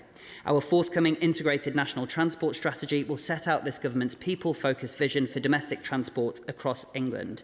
It sets out how we will create a transport network that works well for people and that is safe, affordable and accessible so that everyone can get on in life and make the journeys that they need to easily. Accessibility will be a core priority in the strategy, and I look forward to talking more about our ambitions and the policy covered in the strategy once it is published. I have also heard the concerns across the Chamber about enforcement and the burden of responsibility, and I'm clear that the burden of securing accessibility should not rest disproportionately on disabled people themselves. For too long, disabled passengers have been expected to research, plan, explain and challenge simply to exercise rights that already exist, and that's why we are developing a new accessible travel charter which will set out clear commitments for transport operators and local authorities. In sum, Madam Deputy Speaker, I hope I've demonstrated today that this government is taking clear, concrete and coordinated steps, realising our shared ambition for a truly accessible and inclusive transport system. I'm grateful to members across the House for their continued engagement and challenge, and I look forward to working with honourable members, with disabled people and with the transport sector to ensure that this progress continues. I call Ruth Cappery to very quickly wind up. Thank you very much, Madam Deputy Speaker, and thank you to the members for their contributions in this debate and also for the committee team for the contribution they've made on our work in this important area. I welcome the commitment and ambition from the Minister and his list of government initiatives in this area. On terms of my questions. I'm glad to see that the Law Commission is going to be involved in bringing teeth to the Charter. I just need to be, I hope later he'll in due course he'll clarify with me whether disabled people will be involved in shaping the integrated national transport strategy, and I hope ministers will in due course address my questions on the enforcement gap. A fully accessible transport system benefits us all, but we have to remember that, as others have said, disabled people often don't have the choice that many of us have in terms of which mode of travel is available and accessible for them and their specific needs. Thank you. The question is, as on the order paper, as many as are of that opinion say aye. Aye. Of the contrary, no. I think the ayes have it. The ayes have it. And we will now come to the next backbench debate.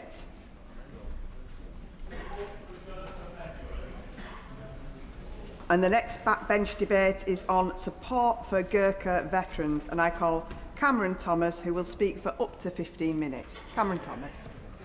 Thank you, Madam Deputy Speaker. I beg to move that this House has considered support for Gurkha veterans and their dependents. As I speak, Garnendra Limbu is in hospital, where for 2 weeks he has helped me to put together this story in a manner that I hope will be befitting. Before I begin, I hope that the House will join me in wishing him a swift and full recovery. Yeah. Nepal is a country smaller than the UK, bordered by global giants China to the north and India to its south. Its highest point is Mount Everest, and it is from Nepal that for over 200 years the UK has drawn some of its most resilient, courageous and loyal soldiers. Garnendra was born in the mountainous village of Karmalung, with its population of 900 on the 27th of January 1960. Like many across Nepal, he grew up in poverty, despite both parents working long hours as farmers. The ambition to one day join the Gurkhas and serve alongside the British Army, as did some of Garnendra's uncles and cousins, was a route out of poverty and into a life of expedition, but it was an ambition shared by hundreds of thousands of young Nepalese. At school, Garnendra was excelled in football and basketball, but his English was also exceptional, which would soon prove pivotal to his future. Garnendra travelled to the recruiting centre near Kathmandu and applied to join the Gurkhas in 1977. The recruitment process was robust and highly contested by tens of thousands of applicants. To join a brigade, only 8,000 strong. Garnendra was the only member of his village to pass selection. His parents were immensely proud of their son, but his success also meant that he would soon leave his family behind to travel to Hong Kong to begin 11 months of training. In Hong Kong, Garnendra, with his rural background, learned how to survive in conflict and operate various weapon systems, including the Nepali kukri in hand-to-hand combat. His field engineer training then took him to Kitchener Barracks in Kent, where he trained as a driver and a field engineer. Throughout this period of training, Garnendra and his fellow Gurkhas were vaguely aware of the increasing tensions between Argentina and the UK over sovereignty of the Falkland Islands. On completion of Garnendra's training, he was assigned to the Queen's Gurkha Engineers, which provided the British Army with builders, plumbers and electricians. Garnendra was selected to train as an electrician, but before he could begin his specialist training, on the 2nd of April 1982, Argentina seized the Falkland Islands, 10,000 miles from Nepal, and which Garnendra recalls he could barely identify on a map. Britain declared war, and Garnendra's platoon commander immediately reassigned him to begin pre-deployment training. On the 12th of May 1982, 8 days after HMS Sheffield had been sunk with the loss of 20 personnel, British ocean liner QE2 embarked for the South Atlantic, carrying Gurkhas, Scots Guards and Welsh Guards. 2116-2121 Sapper Limbu and his fellow engineers later boarded at Ascension Island, and he recalls being ordered to prepare to fight immediately on arrival into theatre. But most had never travelled by sea and were constantly sick over the next 11 days. Over the course of the war, to the 14th of June, throughout which Britain lost 6 ships, Garnendra and his engineers remained aboard the QE2, knowing day and night that they too could be attacked. They remained aboard long after the war ended to clear ordnance which littered battlefields across the islands. But Gyanendra, he states, was never trained in minefield clearance. On the 1st of December 1982, he was attached to 49 EOD Squadron, Royal Engineers, and deployed by helicopter to Two Sisters Hill. Members of 49 EOD located an unexploded Russian anti-aircraft rocket and began to initiate a cordon. Gyanendra was closest to that rocket when it detonated. He regained consciousness several hours after evacuation at Port Stanley Hospital, where he was told by a doctor that he would lose his eye and that his hands and legs were badly injured. He was told that he'd be returned back to the UK for treatment before he passed out. He was first moved to Ascension Island on the 4th of December, where he received further treatment, and he remembers being unable to pass urine. He remembers being given another injection before again regaining consciousness at Queen's Hospital in Woolwich. He was blind in both eyes for 2 weeks, during which he was operated on by Colonel Youngson, who told him he was lucky to have survived at all. Following 6 months of treatment, Gyanendra lost one of his eyes, but retained sight in the other, and he kept limited use of his hands and legs. Throughout these 6 months, Gyanendra cried day and night. His hopes of a long army career as an electrician were over at 22. The magician, as described by his teammates on the battalion basketball team, would never play again, and his days on the right wing of a football pitch were over too. After his discharge from hospital, Gyanendra returned to Kitchener Barracks, wanting to seek legal advice, but was ordered not to leave camp. In 1983, he was told he was no longer fit for the army and flown back to Hong Kong. He was physically and psychologically broken and would have nothing to offer back in Nepal. He was offered a partial pension by the UK government, amounting to 40%. It was worth 500 rupees, less than £2.50 in today's money. The UK sent this man, who travelled 10,000 miles to serve the UK in the Falkland Islands, back to Nepal with one eye, a walking stick, and £2.50 a month. Shame on us. I thank my honourable friend and gallant friend, the member for Tewkesbury, and he's making an excellent speech, because the service and sacrifice of Gurkha veterans must never be understated or sidelined.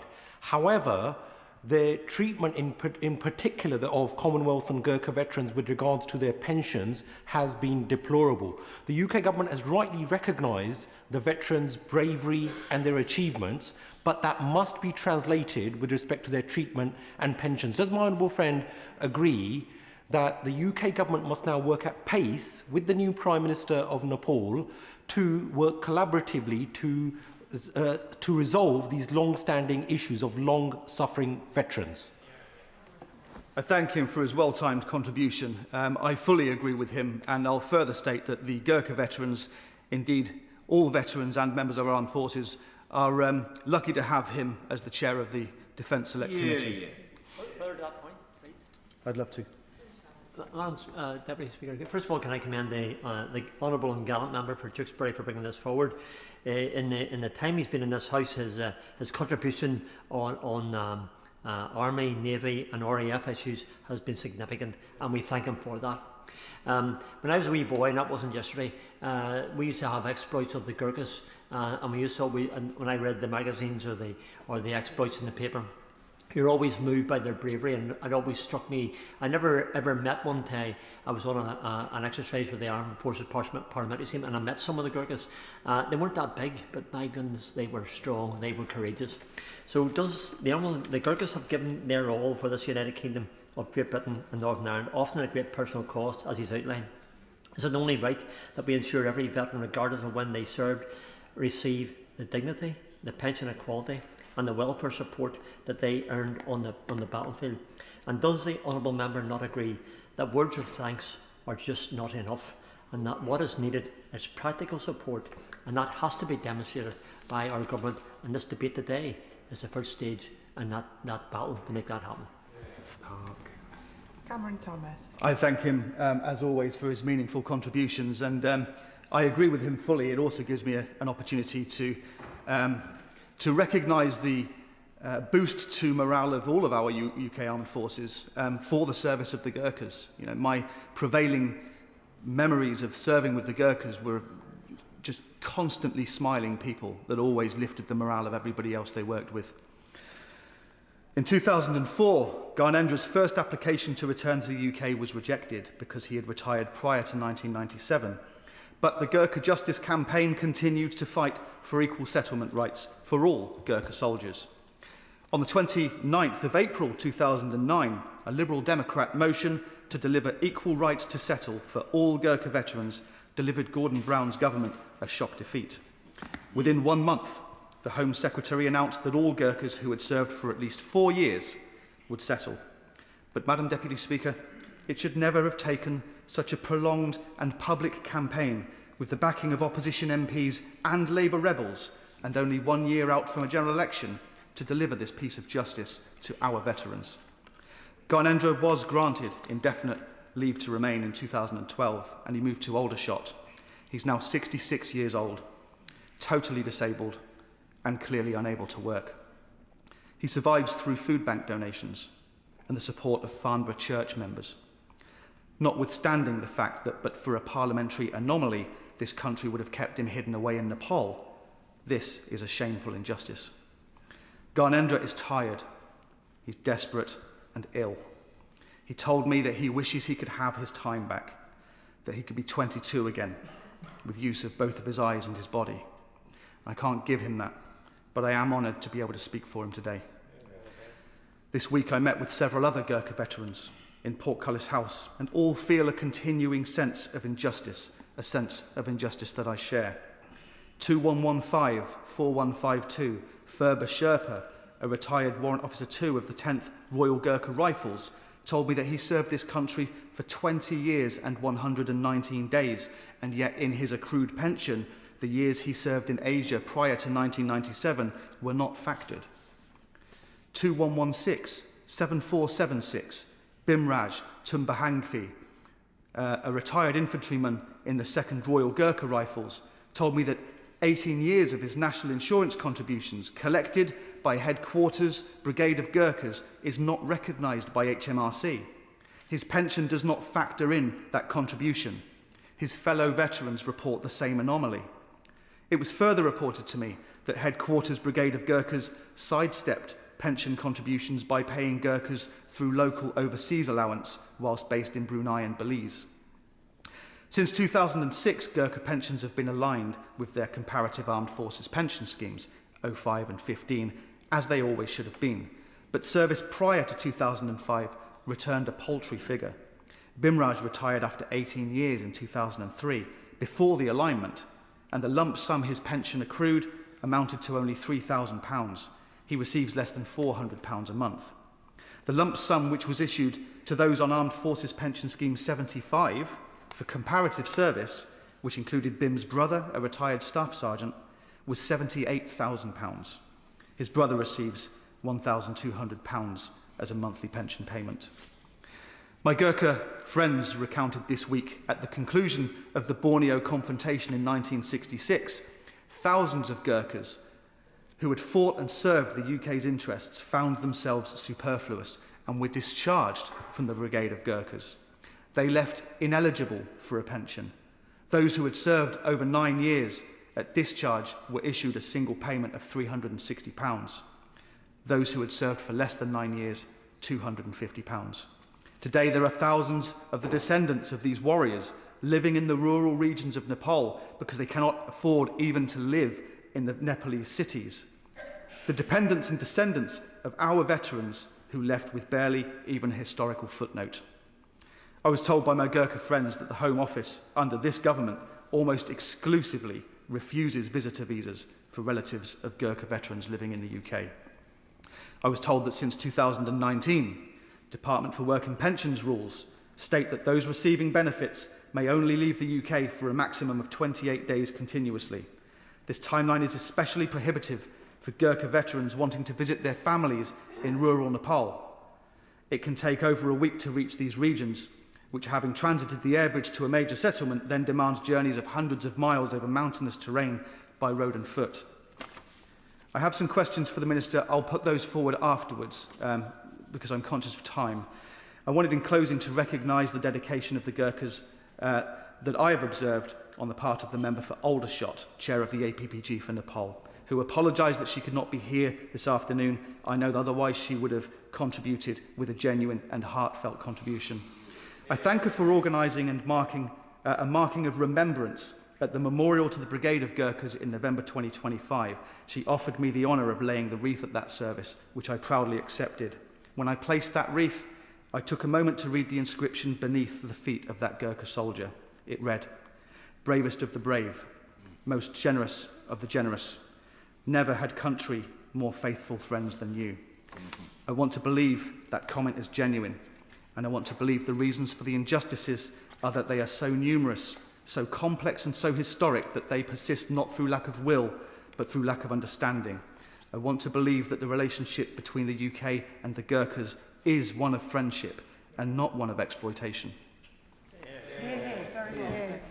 The question is as on the order paper and with an immediate 5-minute time limit. To start with, Lauren Edwards. Madam Deputy Speaker, and I'd like to thank the Honourable and Gallant Member for Tewkesbury and the Backbench Business Committee for facilitating this really important debate here today.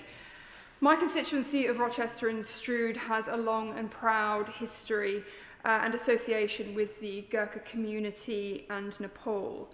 There are over 100 Gurkhas living in the Medway towns, representing a sizable community of former military personnel who have served this country, along with a significant wider community of Nepalese heritage. Along with many other members here today, I've written to the Minister for Veterans and People, in particular on behalf of the Gurkha Nepalese community in Medway and Kent, and I'd like to thank her in particular for her responses and her engagement. Given time constraints, I won't repeat the points about the case the Gurkha veterans who retired before 1997 have for justice in their pension arrangements. I think they are generally well known to this House. I understand the government's position, shared by previous governments, that they are unable to make retrospective changes to such pension arrangements for this cohort of veterans. And while the legal position is clear, the reality is that it was not anticipated that so many who were in receipt of pre-1997 pension arrangements would be living in this country. It is widely understood that the pensions of those whose service ended before the 1st of July 1997 are not adequate to sustain a decent standard of living in the UK. Many veterans living in this country receive around 1/3 of the pensions paid to a British soldier of equivalent rank.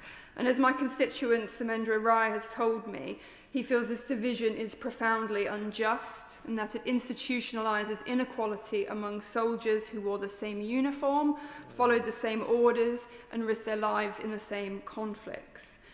So if it's not possible to provide enough lift for their pensions, I strongly urge ministers today to work with their colleagues in the Treasury to consider the introduction of a fund from which this relatively small cohort of veterans experiencing hardship can access additional financial support. The cost to the government would likely not be significant given the numbers, but the impact that such a fund could have for the quality of life for these veterans would be huge, and I think it would also be very beneficial to bilateral relations between the UK and Nepal. And while I appreciate the steps that are being taken to work with the government of Nepal to increase support for veterans living there, it is right for the government to also look to alleviate poverty and hardship of those who have served this country and now live here in the UK. And I would, of course, appreciate the opportunity to meet with the ministers to discuss this further, as I'm sure other colleagues would. So to conclude, supporting our Gurkha veterans who are currently experiencing hardship is about preserving a partnership that has been built over centuries. It is a relationship founded on trust, mutual respect, and shared sacrifice. And it's important that we acknowledge the loyalty that the Gurkhas have shown to this country and do our best to ensure that they do not experience poverty and hardship in their well-earned retirement. I call Rachel Gilmore. Thank you, Madam Deputy Speaker.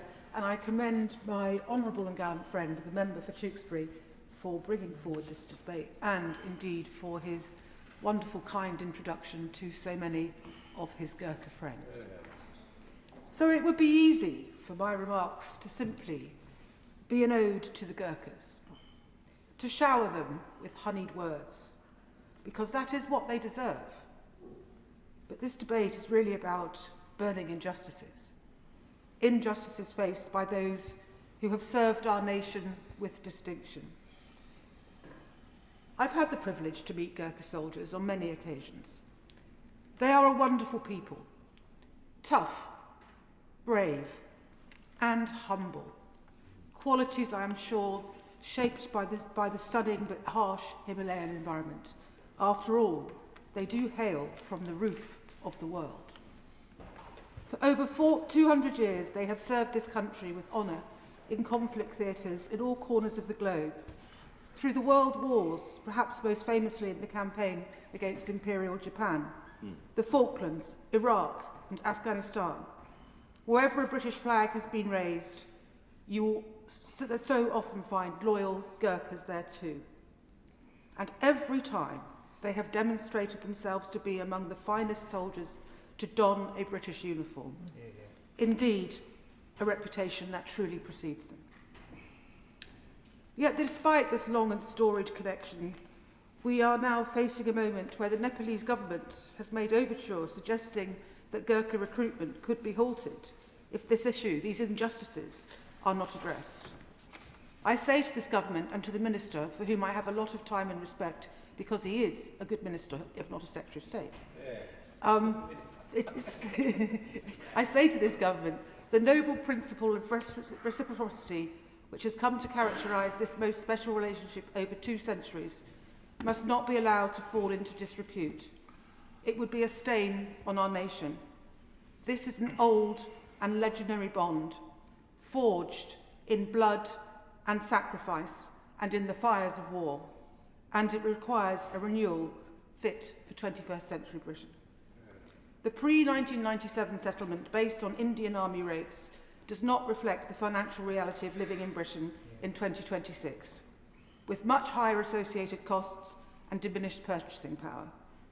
And so, frankly, the tripartite agreement of 1947, the year of India's independence, is now an outmoded covenant. British and Indian regiments are now separate, so for India to remain under this arrangement is a truce. Because the fact is that we have Gurkha veterans today who are victims of the legacy of a system which is no longer fit for purpose. How can it be that men who served our country in uniform are still not entitled to the same pension settlement because of a technicality rooted in the date, 1997, that their service concluded? And finally, Madam Deputy Speaker, an ode to the Gurkhas is richly desired and deserved, but justice for the Gurkhas is required now. Ali Jameson. Deputy Speaker, and I also want to thank the Honourable Member of Tewkesbury for bringing this important debate to the Chamber today. For over 2 centuries, Gurkha shoulders have stood shoulder to shoulder with British troops in conflicts across the globe. Their bravery, loyalty and sacrifice has been unwavering. They have fought in wars, upheld our values and in many cases laid down their lives in service to this country. I am proud as a member for Doncaster Central to represent a large Gurkha population. And not only am I proud because of the service that they've given this country, but because of the contribution that they make to our city today. They are a valued member of the Doncaster community and we are richer for their contribution. And that is why I'm here today to ensure that their voice is heard. As the Minister will already be aware from speeches by other honourable members in the Chamber today, there are many in the Gurkha community who feel that their pension provision has not been fairly applied, and some are living in real hardship as a result of that. This particularly relates to those who enlisted before 93 and the loss of the pre-1997 service value. And let me illustrate a personal example of this from a Gurkha veteran in my constituency who served 28.5 years. Yet for pension purposes, only 16 years of that service is recognised. That represents a loss of around £10,000 per year simply due to excluded service. And whilst I understand the position of the government on this and indeed of previous governments, I do ask on behalf of my constituents and many more like him that there's continued dialogue with the government to try and remedy what feels like an injustice to them. So will the Minister continue to work with those Gurkhas on the areas which they feel are still outstanding? Not least because my constituents have told me that they feel the Gurkha transfer offer failed to clearly explain the loss of the pre-97 service value and the option to split pre- and post-97 service for pension purposes. Furthermore, will the Minister also consider working with the Treasury and the Department for Work and Pensions to ensure that Gurkhas who've served this country are entitled, particularly for a long period of time, like 28.5 years, that they're entitled to get the full state pension? And I think that only matches the level of service that they've given this country.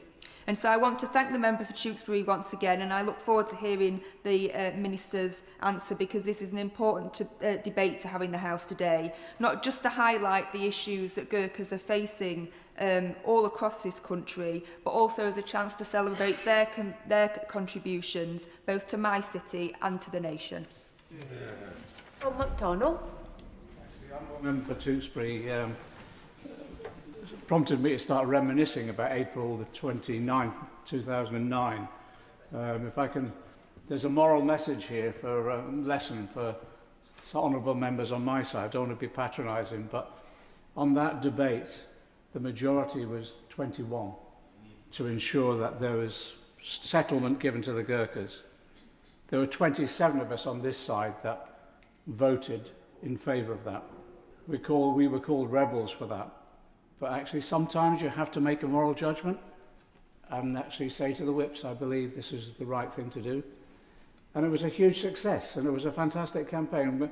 Much publicity was given to Joanna Lumley. She did a terrific campaign, but the lawyers behind that, one of them was Martin Howe and his team with Mark Collins and others. And there was a momentum built up because people just were outraged about the discrimination that the Gurkhas were suffering. It was as simple as that. And I have to say, the points that members have raised today demonstrates that the discrimination continues on. The issue with regard to pensions, although the argument is always put by government, you can't legislate or operate retrospectively. Yes, you can, and successive governments have done that. We shouldn't allow the discriminatory nature in the way that Gurkha pensioners have been treated in this way. And as a result of, as others have said, as a result of that, because all their service has not been taken into account, the mythical date of 1997 has been used against them. As a result of that, there are Gurkhas living in poverty here, and there are Gurkhas living in poverty back in Nepal, despite all their services, which we've congratulated them for today. And in addition to that, there are issues in our own community about Gurkhas who are suffering homelessness and financial distress. So one of the things I'd welcome the government doing now is to stand back and produce for us a strategy for the Gurkhas that have served this country, looking comprehensively at their current situation, and also trying to look at the measures that we can do to address that issue of poverty. And I think that does mean, I actually do think it just means a fair pension settlement once and for all, so that we can get this issue resolved. But can I also say there are issues with regard to housing, as I've said, but I think also there are issues with regard to health. We've always extolled the Gurkhas for their bravery, and different surveys have demonstrated that they could suffer less PTSD than other service people. I think that's a bit of a myth. I actually do think there are issues there with regard to their experiences and the impact it's had on them. And as they get older, as a result of this sort of myth, they may not be getting the support and treatment that they should rightfully access. So I think we just need a Gurkha strategy. That's what I'd like to see coming from this government. I mean, my own community, literally, I think it's only about 25, 30 years ago, there must have been only about 5 Gurkha families. We now have a sizable community. I think there's at least 500, 600 families themselves. We've set up the local Gurkha association. And one of the things we've been successful on is that they wanted a part of the local cemetery dedicated to the Gurkha. Gurkhas themselves. So when we now have part of that ceremony, we do our commemoration services every year there, and they contribute widely to the community itself. And just as they served in the military so well, they also serve within our community so well as well. So therefore, I think we do owe them a debt of honour to resolve some of these issues, particularly the issue of pensions. But also, Honourable Member for Tewkesbury raised the issues about, yes, we've established a right of settlement, but there are issues with regard to visas and other matters which are fly in the face of the practice of their family life, their cultural life as well, that needs resolving. So I'd just welcome the government to stand back, look at whether we can develop a comprehensive strategy, report back to the House how we can then do a checklist of actions that we can then all support across party to address these particular concerns of people that we've all admired so much. Thank you, Madam Deputy Speaker, and it's a privilege to be able to speak in today's debate. And could I thank the honourable gentleman for his excellent work in securing today's debate. And many of my remarks will echo comments made by colleagues from across the House. I want to, first of all, though, pay my own tribute to the Gurkhas and their incredible service to this country. Mention some local residents in Reading who I would like to really get on record their contribution to our country, and also to point out some of this very severe cost of living crisis issues. And I do hope the Minister will respond in his speech. So first of all, just to be absolutely clear, I think we owe a debt of honour as a country to our Gurkhas. For 200 years they've served this country, and in every war that Britain has been involved in, they have played some part, and they have been involved in some of the most difficult and demanding engagements in British military history, including particularly the defence of India in World War II, when Gurkha soldiers were involved in hand-to-hand fighting to stop the Japanese advance on India in 1944.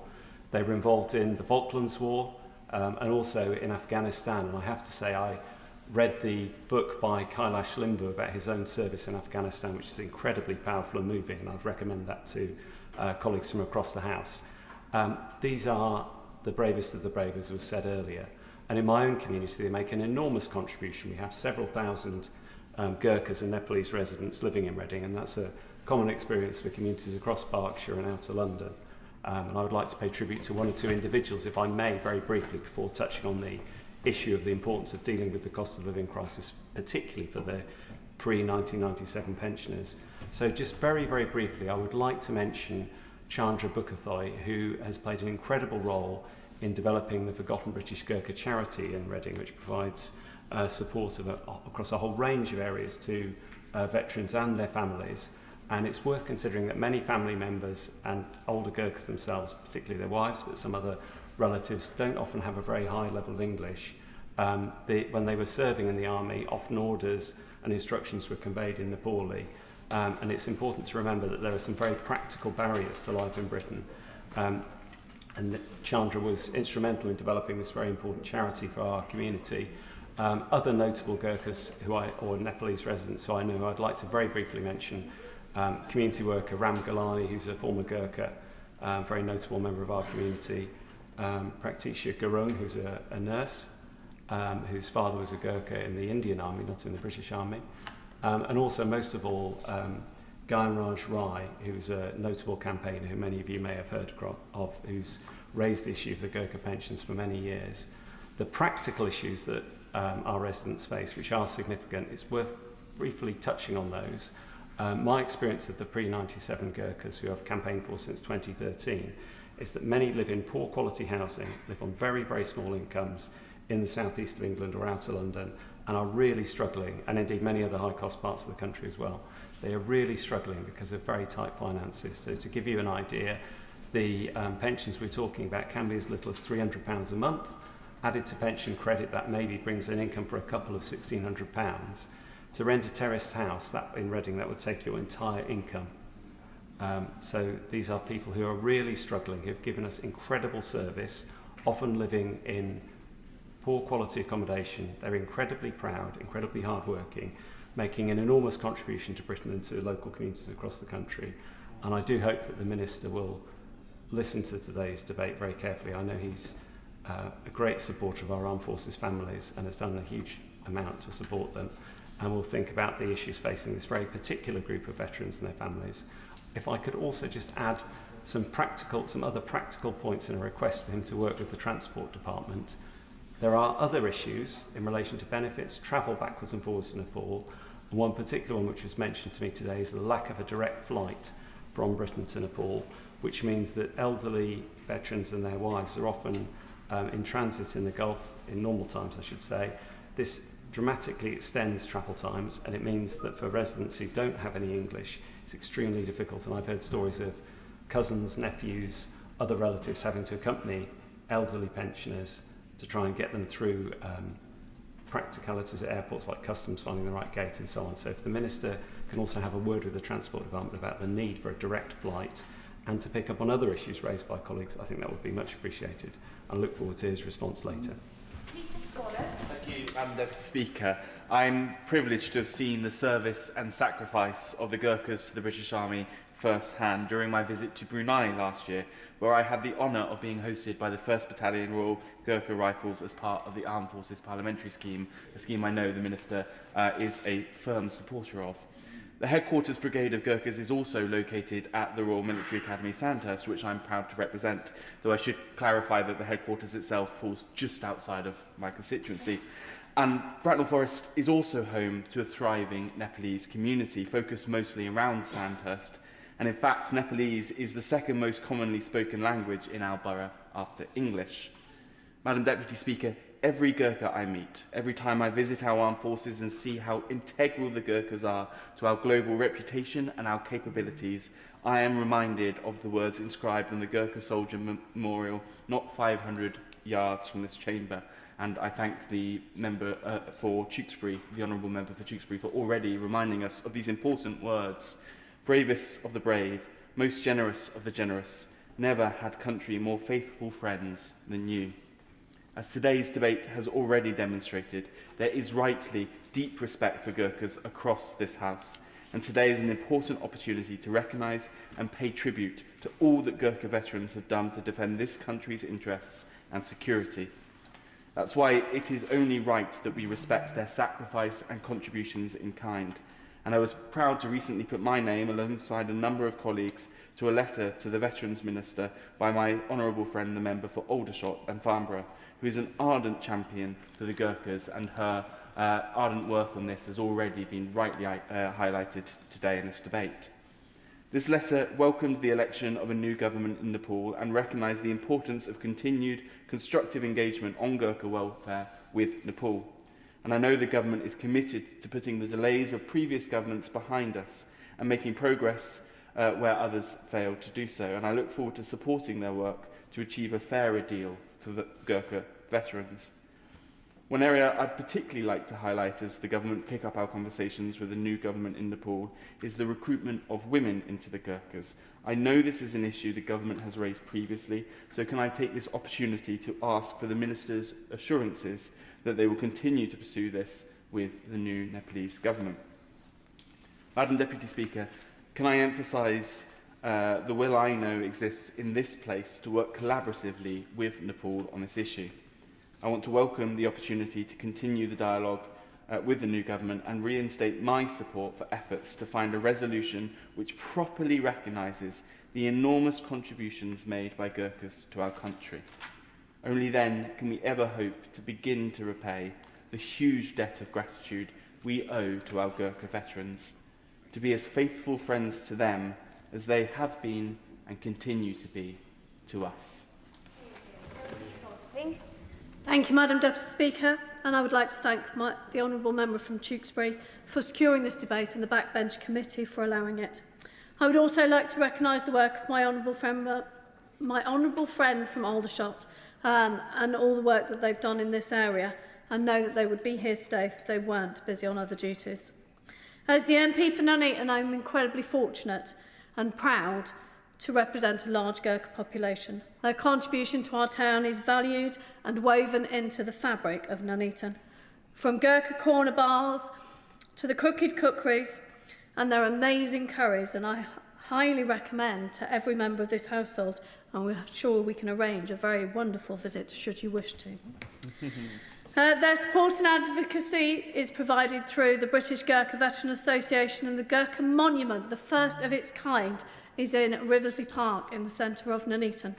Nuneaton is deeply proud of its long-standing connections with Gurkha veterans and serving soldiers at the Queen's Gurkha Signals based in Gamecock Barracks in neighbouring Rugby. The British Gurkha Association provides so much support in our communities, offering English language support for families to ensure better engagement with their neighbours' communities. They arrange for health checks and host visits around the country, including one to Parliament, where I had the absolute honour of hosting over 50 Gurkha families in Parliament for a tour. And I know that they are excited by the opportunities presented by Op Valor and it's gratefully welcomed in our communities to build on this work. The recent elections in Nepal provide an opportunity to strengthen the relationship between Nepal and the UK, and my community recognise the importance of this relationship and have faith that the UK government will be able to engage in talks to end some of the historic injustices against the Gurkha populations. I would like to thank the Minister for the work that he has done in this area to support our communities and strengthen that partnership, and urge him to please positively engage with these talks as they progress, and with the APPG for Nepal, chaired by my honourable friend, the member from Aldershot. As we have heard, many recounts of Gurkha soldiers serving our nation for generations, and they have fought alongside British troops with their renowned ferocity and bravery, and they have paid a heavy cost. We owe them and all of our service personnel a great debt, and yet the long-standing concerns around pensions and access to services for veterans, their wives and widows has failed to be resolved for too long. While I understand the challenges around retroactively addressing pensions, much more needs to be done to ensure that those who have served have access to healthcare, financial support, and especially for those who've paid in national insurance contributions and not seen the returns. I would also like to echo what the Honourable Member for Tewkesbury has said about the pre-1997 veterans who were injured in service and do not qualify for medical pensions and compensation. I had the pleasure of meeting Andrew Limbu and had the absolute privilege of hosting him in Nuneaton. And in likeness to many of the veterans, he is quite a character. His passion, his enthusiasm and his dedication to the fight was an absolute pleasure. The visit only made more memorable by his party trick of popping out his eye at inappropriate moments. His life, as for so many, has changed irreversibly because of the consequences of his bravery and service in the Falklands. Decisions around the resolution have been deferred for too long. It is a debt that needs to be settled in more than platitudes. Through my involvement with the Armed Forces scheme, I have heard of the wider impact of Gurkha soldiers, and it's very welcome to hear that whereas we struggle to recruit in other areas, the Gurkha regiments are already oversubscribed. I wish to pay homage to a few of the veterans in my community, including Gurung and Padam Bahir Gurung, who are freemen of my borough, and to our Mayor, Bim Saru, who currently serves our community still. Madam Deputy Speaker, it is practically impossible to look at support within Nuneaton that does not, in one way or another, touch on the work and the generosity of our Gurkha communities that continue to serve after their duties are done. It is therefore more important than ever for this government to continue to work at pace to show the respect and truly honour the Gurkha veterans that have made such a sacrifice for our country. Backbench contribution, Sojan Joseph. Thank you, Madam Deputy Speaker.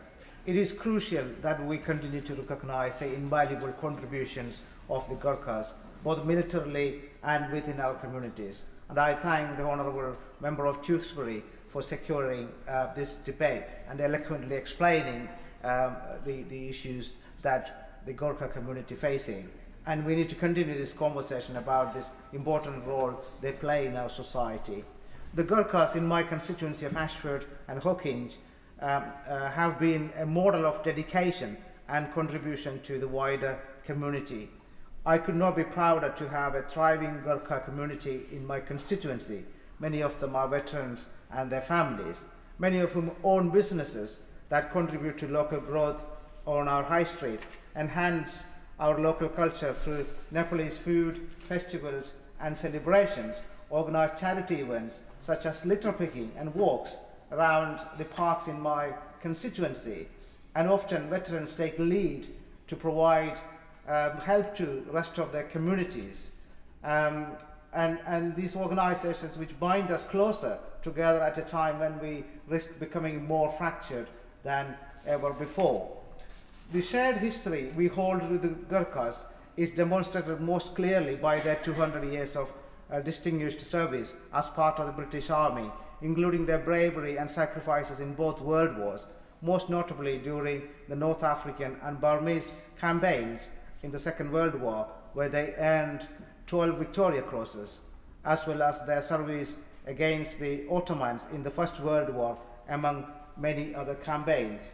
And of course, the Gurkhas have continued to serve in modern peacekeeping operations such as Kosovo and Sierra Leone, and they still bravely serve to this day. And as my colleagues mentioned, I have seen this firsthand when I participated in the Armed Forces Parliamentary Scream across various visits. I know their dedication to service is recognised by all members across this House and by this Labour government, and part of this recognition is ensuring the dignity of Gurkha veterans. This is why I wrote to my honourable friend, the Minister for Veterans and People, to ask what measures would be taken to explore the welfare needs and long-standing pension issues of Gurkha veterans.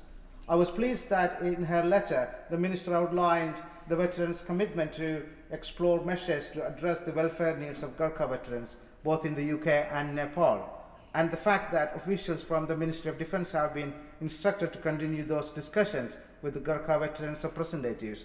So I would urge the Minister to clarify or give some more explanation on how this is progressing, and I would like to hear from the Minister. Thank you. On to the Liberal Democrat spokesperson, Monica Harding. Thank you, Madam Deputy Speaker. In my constituency of Evesham Walton, one of the most favoured spots on a Friday evening is the Ferry in Thames Ditton, a wonderful Nepalese restaurant run by CP, who served with the Royal Gurkhas for 19 years. Around the restaurants are pictures of VCs, a proud reminder of the many Gurkhas who have served our country bravely, without hesitation and loyally, in some of the most dangerous theatres of war. And so, with thanks to my honourable friend, the member for Tewkesbury, for bringing this debate to the Chamber, I want to speak today about something that I think cuts to the heart of what we stand for as a country: fairness, honour, and how we treat those who have served under our flag. For more than 2 centuries, the Gurkhas have stood shoulder to shoulder with British soldiers, from the trenches of the First World War through to the jungles of the Second, to the Falklands, Iraq and Afghanistan. They have fought with a courage and loyalty that should inspire us all. The Gurkhas are not a peripheral force, they are an integral part of the British Army, and yet despite that sacrifice, we have not treated them as equals. That is the uncomfortable truth at the centre of this debate. And let me be clear about the scale of the problem. Around 25,000 Gurkha vets who retired before 1997 remain on the Gurkha pension scheme, a system designed not for life in the UK, but for retirement in rural Nepal. As a result, they receive pensions that are significantly lower than those of their British counterparts, despite having done the same job, worn the same uniform, and faced the same dangers. These are not marginal differences, they are life-defining disparities. Many Gurkha veterans living in this country are surviving on incomes that would be considered unacceptable for any veteran of our armed forces. Some are living in poverty, some are struggling to heat their homes, some are making impossible choices between basic necessities. And the argument has long been that the Gurkha pension scheme was designed with a different purpose, and that retrospective changes to pension arrangements are uniquely difficult. But that no longer holds, and here is why. In 2009, after a sustained and powerful campaign supported by members across this House, Gurkha veterans secured the right to settle in the UK, and this was a landmark moment. But it created a new reality, one that our pension system has simply failed to catch up with. You cannot invite people to live in one of the most expensive countries in the world and then continue to pay them as if they were living in Nepal. It is not sustainable and it is not defensible. And this is not a new complaint. It has been raised repeatedly by campaigners, by vets themselves, by members on all sides. We have seen hunger strikes, we have seen protests outside this building, and we have seen legal challenges. But the fundamental injustice persists, and that should trouble every one of us. Because when people who once risked their lives for Britain feel that their only remaining tool is protest or starvation to be heard, something has gone very badly wrong. The Liberal Democrats have been consistent in this fight. In 2009, we used an opposition day to force this House to confront the issue of settlement rights, and that vote sent a clear message. And the government of the day was forced into a U-turn, and it showed what this House can achieve when it acts with conviction. And the Honourable Member for Epsom and Ewell, my friend, has written to the Minister for Veterans demanding action. We are not raising this for the first time. We are raising it because it remains unresolved. And there are wider pressures bearing down on this community. Many Asian veterans face language barriers that make it genuinely difficult to navigate the system. Many are unaware of entitlements they should be receiving. Many struggle to access NHS services or social care. Mental health provision is often inconsistent and inadequate. Families face high visa fees and significant financial strain when trying to reunite with loved ones. So this is not only about pensions, it is about a broader failure to support a community that has given so much. And we must also confront the deeper issue here. The current system is rooted in a colonial-era arrangement, the 1947 tripartite agreement between the UK, Nepal and India. At the time, that agreement may have reflected the geopolitical realities of the moment, but nearly 8 decades later, those realities have changed. The Nepalese Supreme Court itself has recently called for a review of this arrangement, highlighting the unequal power dynamics under which it was created and questioning its continued relevance. It has made clear that the current system does not adequately protect the rights and welfare of Gurkha soldiers, and we should take that seriously. The Armed Forces Covenant promises that those who serve or who have served in the armed forces and their families should be treated with fairness and respect. It is a promise of no disadvantage. And yet, for Gurkha veterans, that promise has not been fulfilled. They are, in effect, excluded from the full application of that principle. That is not right. And we have a responsibility to do something about it. Because fairness before the state should not depend on where you were born. It should depend on what you have given. So where do we go from here? The answer is not overly complicated, but what is required is political will. First, we need a comprehensive pension justice review, one that seriously examines how we can move towards parity for Gurkha veterans who served before 1997. Second, we need to address the financial barriers that continue to affect Gurkha families through reductions in visa fees and, where appropriate, waivers. Third, we need a targeted support package for Asian veterans, ensuring that they can access healthcare, social care and mental health services without unnecessary obstacles. And these are not radical demands, they are reasonable steps towards fairness, because at the end of the day, this comes down to a simple question. Do we believe that equal service deserves equal treatment? And if the answer is yes, and it must be, then the current situation cannot continue. The Gurkhas have served this country with extraordinary courage. They have done so without hesitation, and they have done so with a loyalty that has become the stuff of legend. But loyalty is a two-way street, and for too long we have not upheld our side of that bargain. So let us act. Let us match their service with fairness. Let us match their sacrifice with justice, and let us ensure that the values we so often speak about, honour, duty and equality, are reflected not just in our words, but in our actions. Because if we cannot do right by those who fought for us, then the claim that we are a fair and honourable nation begins to ring hollow. And that is something this House should never accept. I now call the Shadow Minister, Mark Francois. Thank you very much, Madam Deputy Speaker. As former Officer Cadet Francois 24663730 and latterly Lieutenant Francois, 5th Battalion, the Royal Anglian Regiment, Volunteers, I'm proud to be asked to sum up for His Majesty's opposition in today's important debate about Gurkhas and their welfare. I'd like to begin by congratulating the honourable and gallant member for Tewkesbury, not just for securing this important debate, but for introducing it, if I may say so, so very, very ably.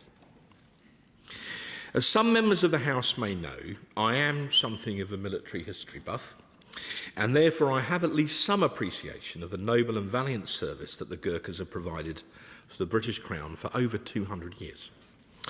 We've also had a number of important backbench speeches this afternoon, including from the honourable members for Rochester and Strood, Tiverton and Minehead, Doncaster Central, Hayes and Harlington, Reading Central, Bracknell, Nuneaton, Ashford and latterly Esher and Walton. The member for, or the right honourable member for Hayes and Harlington made the point that in an important debate on this subject, 27 backbench rebels made the difference on the day. And he cited that as an example of where backbenchers can affect the future.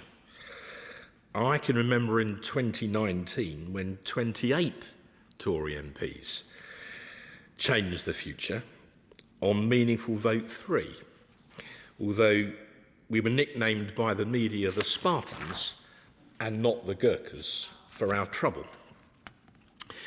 The Gurkhas celebrated their 200th anniversary in British service in 2015 when a very striking memorial was unveiled in Horse Guards Avenue just across the road from the Ministry of Defence.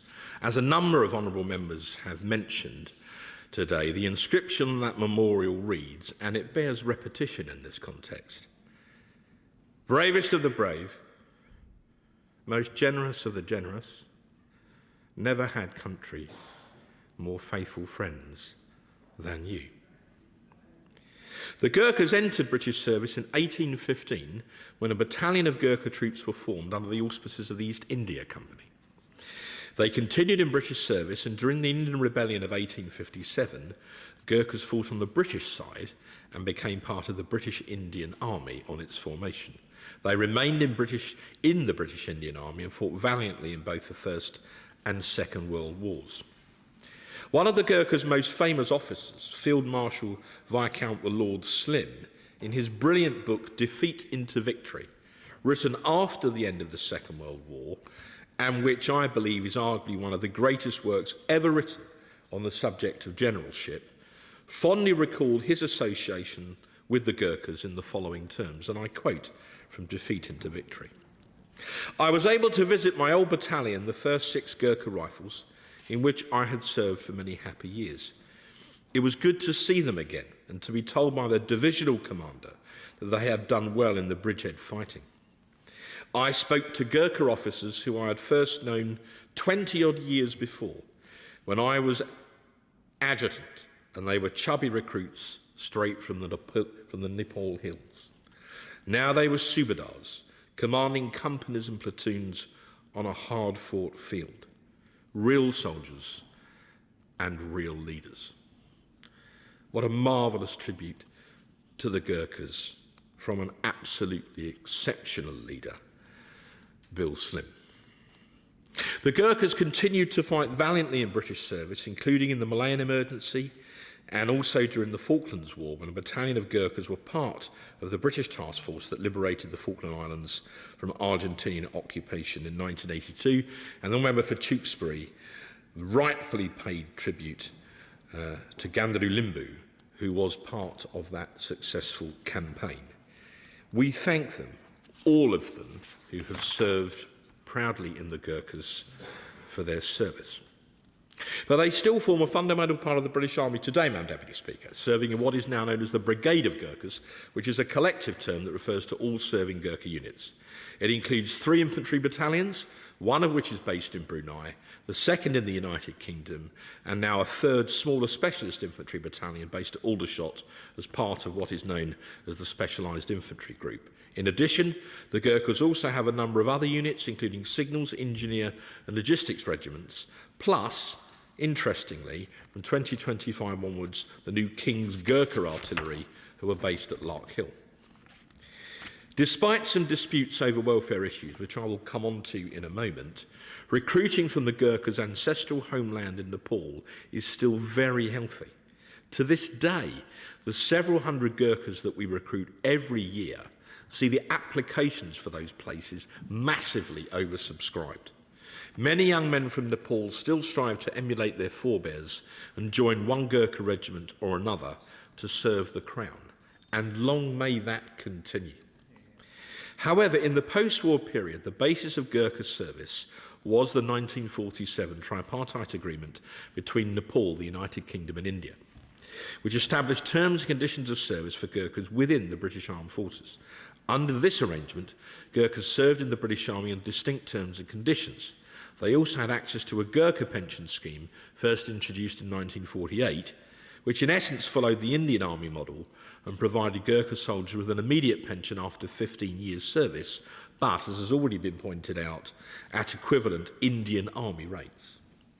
In 2007, the Labour government has introduced the Gurkha offer to transfer, or GOT, as it was sometimes referred to, offering Gurkhas who served after July 1997 the option to transfer their eligible service into the United Kingdom's Armed Forces Pension Scheme, or AFPS. And when I was a minister, I can remember much debate about the AFPS and the different benefits provided by the different generations of the scheme, whether AFPS 75, 05 or indeed 15. And I see the Minister is nodding in acknowledgement.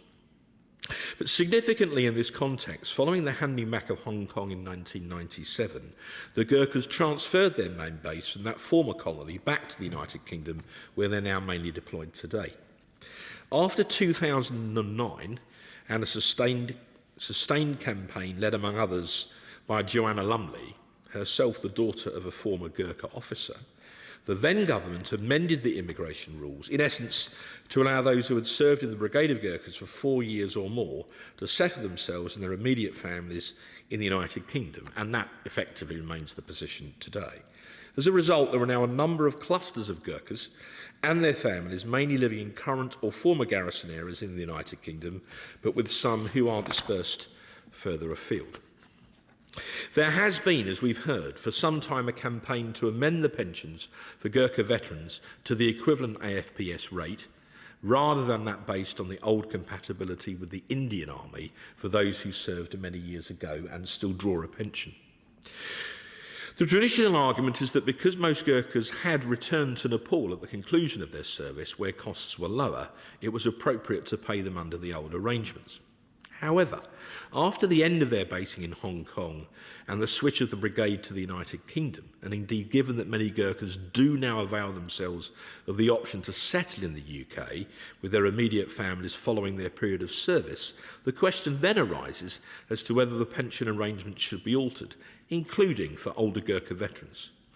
And I commend the Honourable Member for Tewkesbury for advancing their arguments in the way that he has done this afternoon. He's been a strong advocate for their case.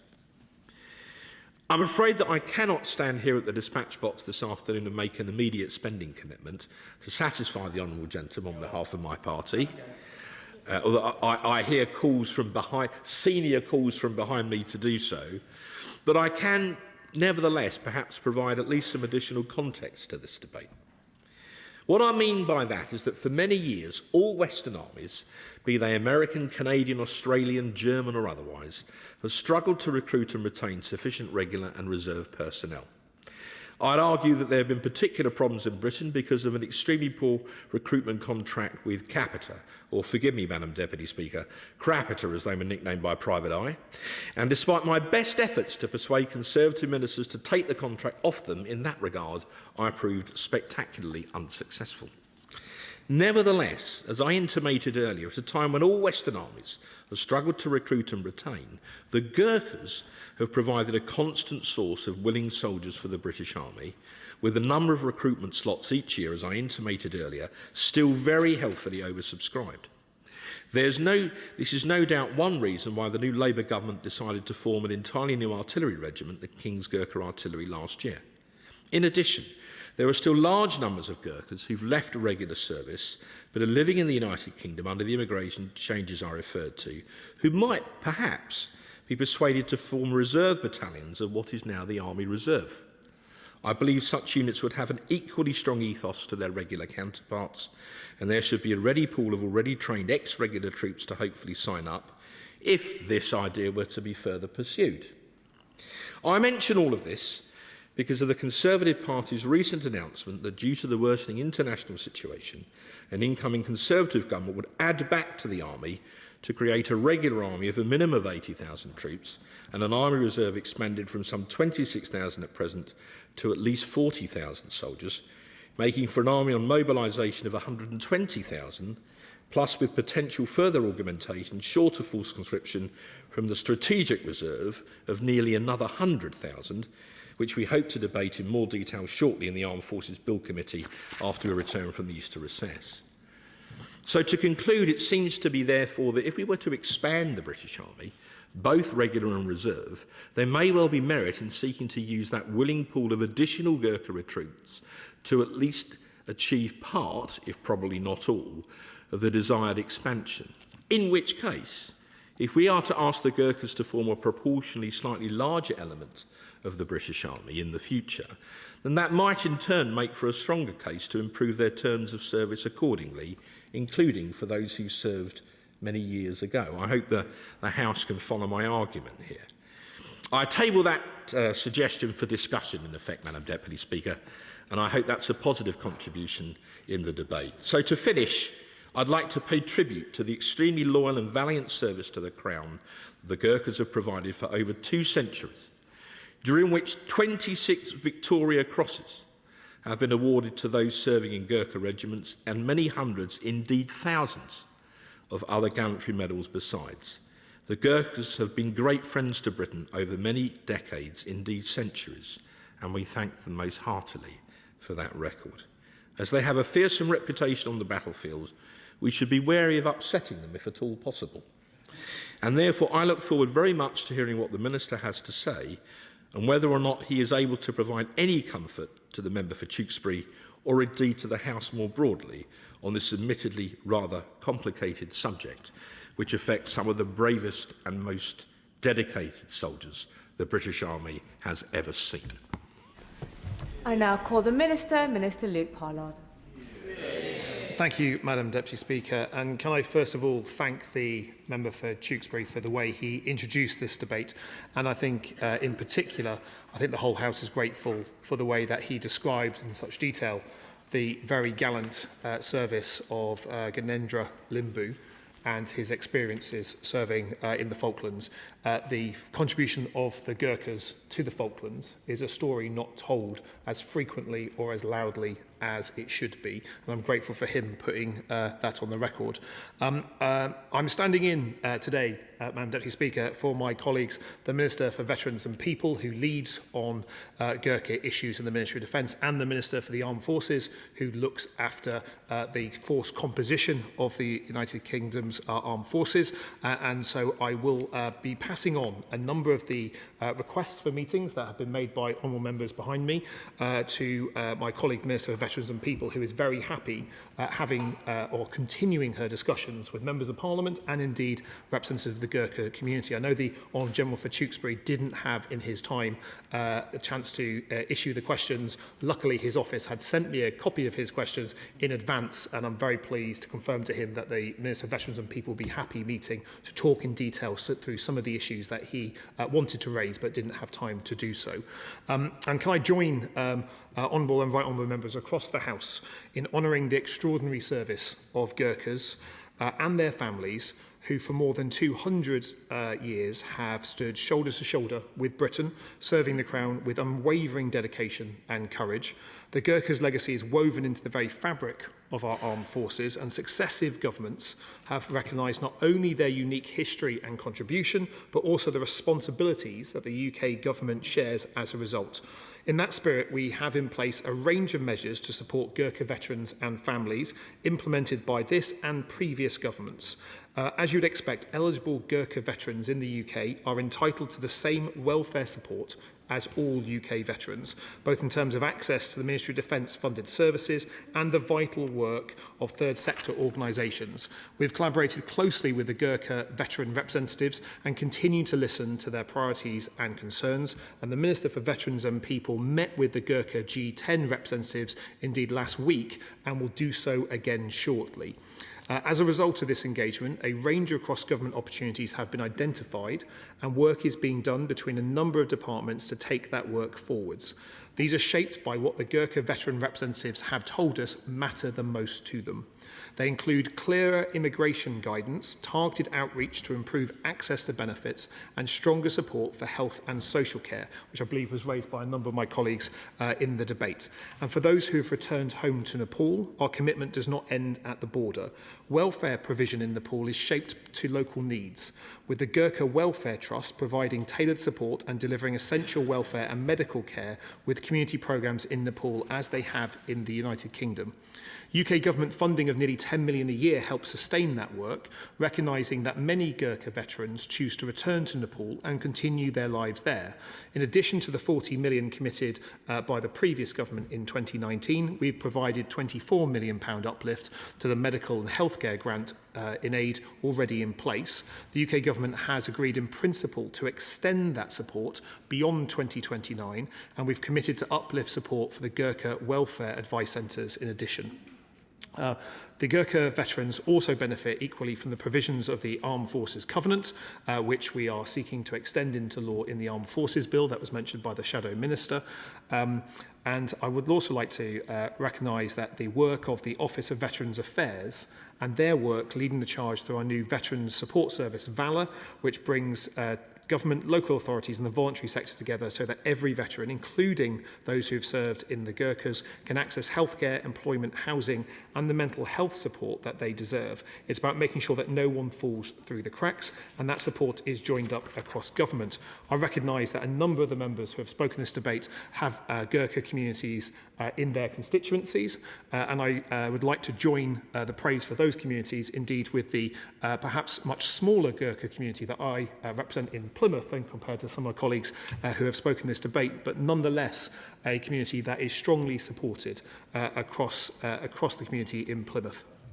Now, before I turn to pensions, I just briefly want to respond to two quick points that were raised in the debate. My friend from Reading Central mentioned around direct flights, and I'd be very happy to recommend a conversation with the Aviation Minister about that. And indeed, my colleague from Bracknell asked about the recruitment of women into the Gurkhas.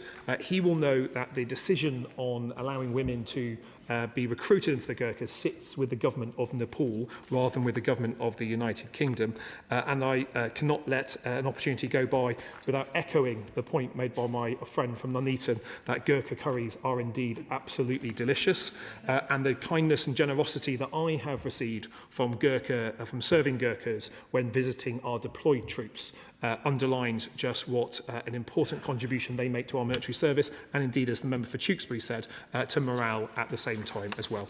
Now, on pensions, please. Just very briefly before the Minister goes on, I thank him for all that he's saying so far. We've had an incredibly harmonious debate today with views shared across the House on this important issue. I do note that that a member of the Reform Party has now joined the chamber, but does he share my concern that before now for this debate we did not have any contribution from the Reform Party, and that this is not the first time that we've had an important debate on defence where Reform has been absent, and if that party does want to present itself as a serious party on defence, perhaps it should involve itself when we are discussing important issues in those debates. My friend makes a very strong point, and he's placed that indeed on the record. Can I now move on to pensions, which was raised by a number of colleagues, including the proposer of this debate. Now, as has been discussed, this is a challenging area. We've honoured the historic terms which each Gurkha has served under. At the time of the 1948 GPS, Gurkhas were eligible for an immediate pension after 15 years service, typically at a much younger age than their British counterparts. Indeed, they were eligible from the age of 33. That resulted in pensions being paid for a significantly longer period than would have been available to UK service personnel at the time. I entirely understand the calls for parity, but it's important to compare like with like at the time, and I'll come on to what that would mean in due course. So while the monthly pension payments under the Gurkha pension schemes may be smaller than those of their British counterparts, the Gurkha pension scheme was paid for a significantly longer period. And indeed, based on the Government Actuaries Department report, this longer payment period means that for the vast majority of Gurkha pension scheme recipients, they receive at least as good and in many cases better than their comparable pension from a British soldier. It's worth noting, Madam Deputy Speaker, that until 1975, British personnel who left at the point of 15 years service had no right to a pension at all, and not even a deferred one. After the introduction of preserved pensions, soldiers who left before 22 years or officers who left before 16 years service would only be entitled to receive the pension age from the age of 60. The Gurkha pension scheme also makes generous provision for dependents, reflecting the fact that members were expected at that time to retire to Nepal after service. Over the time, this changed, and since 2006, all new Gurkha recruits have joined the Armed Forces Pension Scheme alongside their British colleagues. Gurkhas serving between July 1997 and 2007 were given an opportunity to transfer to the AFPS. Those Gurkhas who left before 1997 received the GPS pension. These arrangements have been tested and upheld through 2 judicial reviews and a case that went to the European Court of Human Rights. The courts have confirmed that the existence of different pension arrangements was not unlawful discrimination, it was justified and reasonable at the time. Turning to immigration briefly, that was